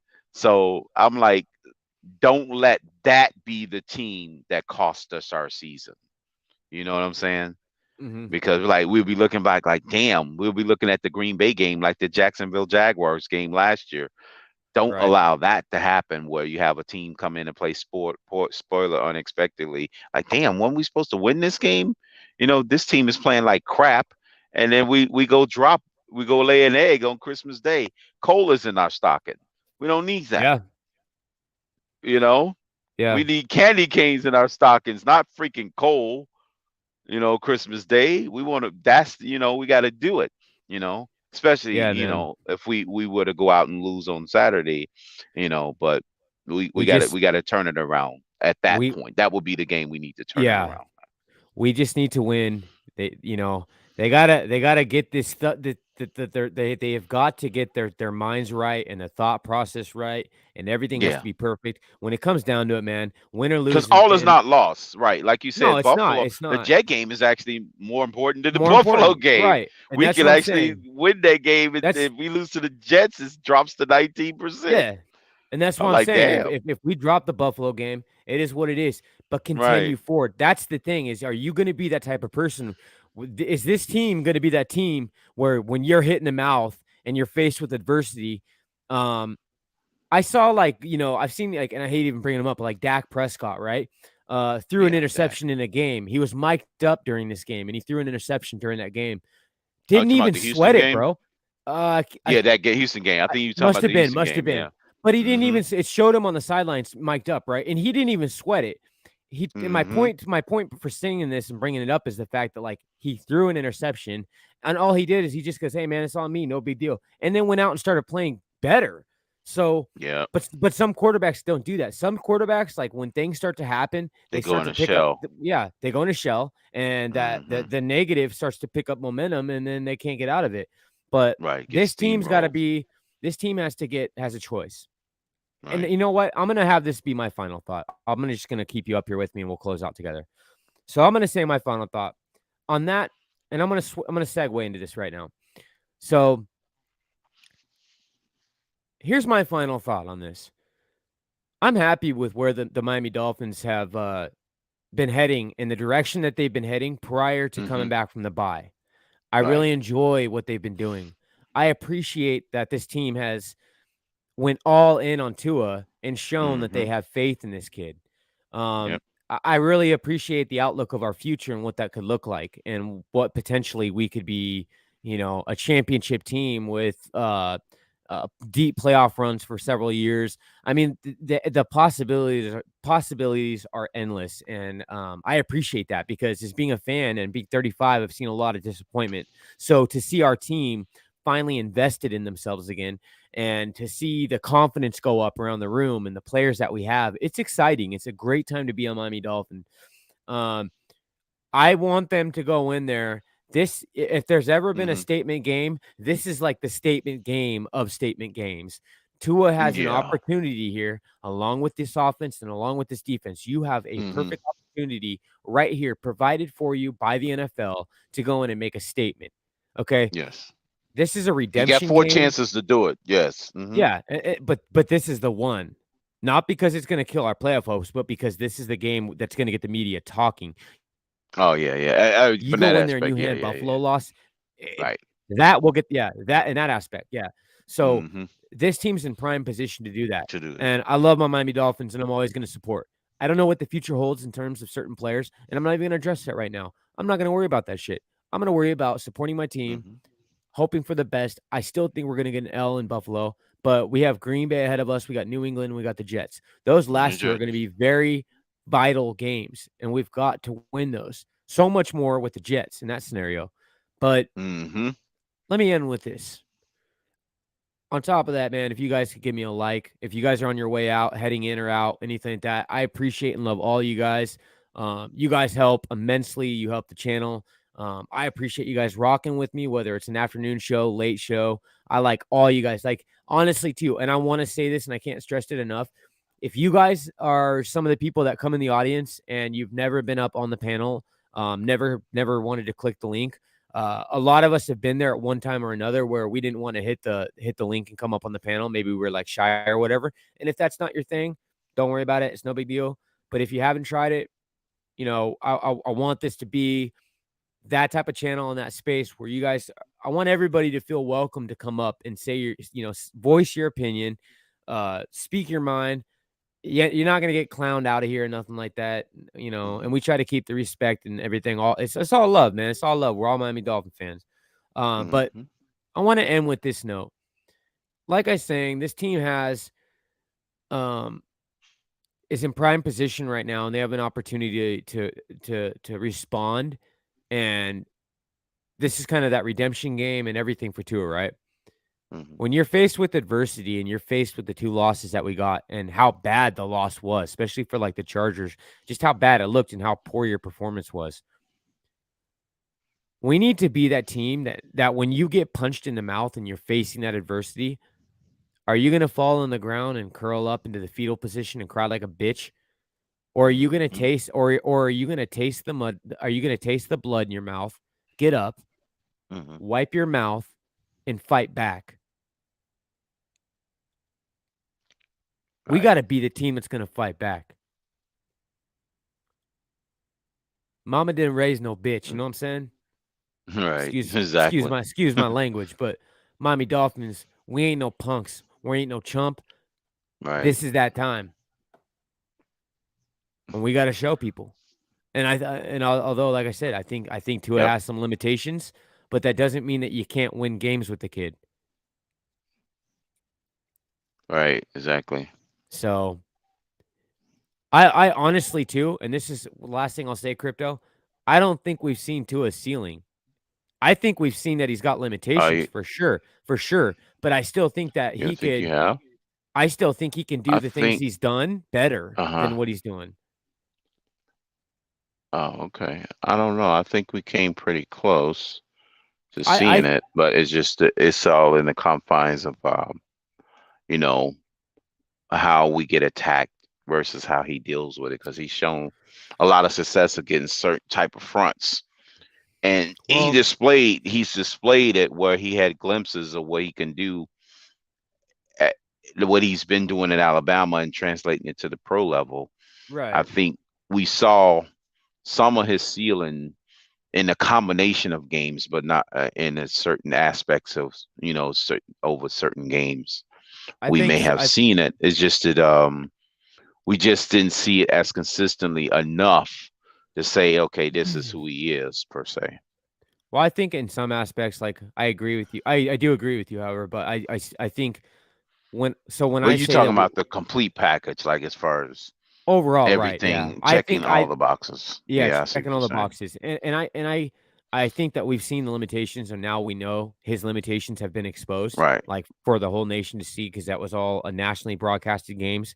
But what I mean when I say that we haven't seen the full ceiling, I mean, like, I think he could even be better at like just doing small stuff like his release or his footwork, rolling out, reading defenses, going through his progressions, stuff like that. Like, I don't know that we've seen a ceiling Oh, doing that kind of stuff. in that sense, But putting it together in one game. yeah. Collectively. But in terms of like his physical attributes and abilities, yeah, I think we've seen a ceiling. I think it is what it is. His athleticism and stuff. I think that we've seen a ceiling. Yeah, in there. that sense.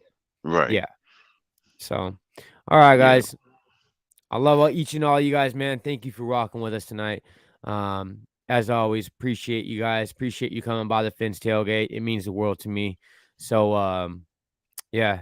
On that note, Fins up, everybody, and take care. Fins up. Yep. Fins up.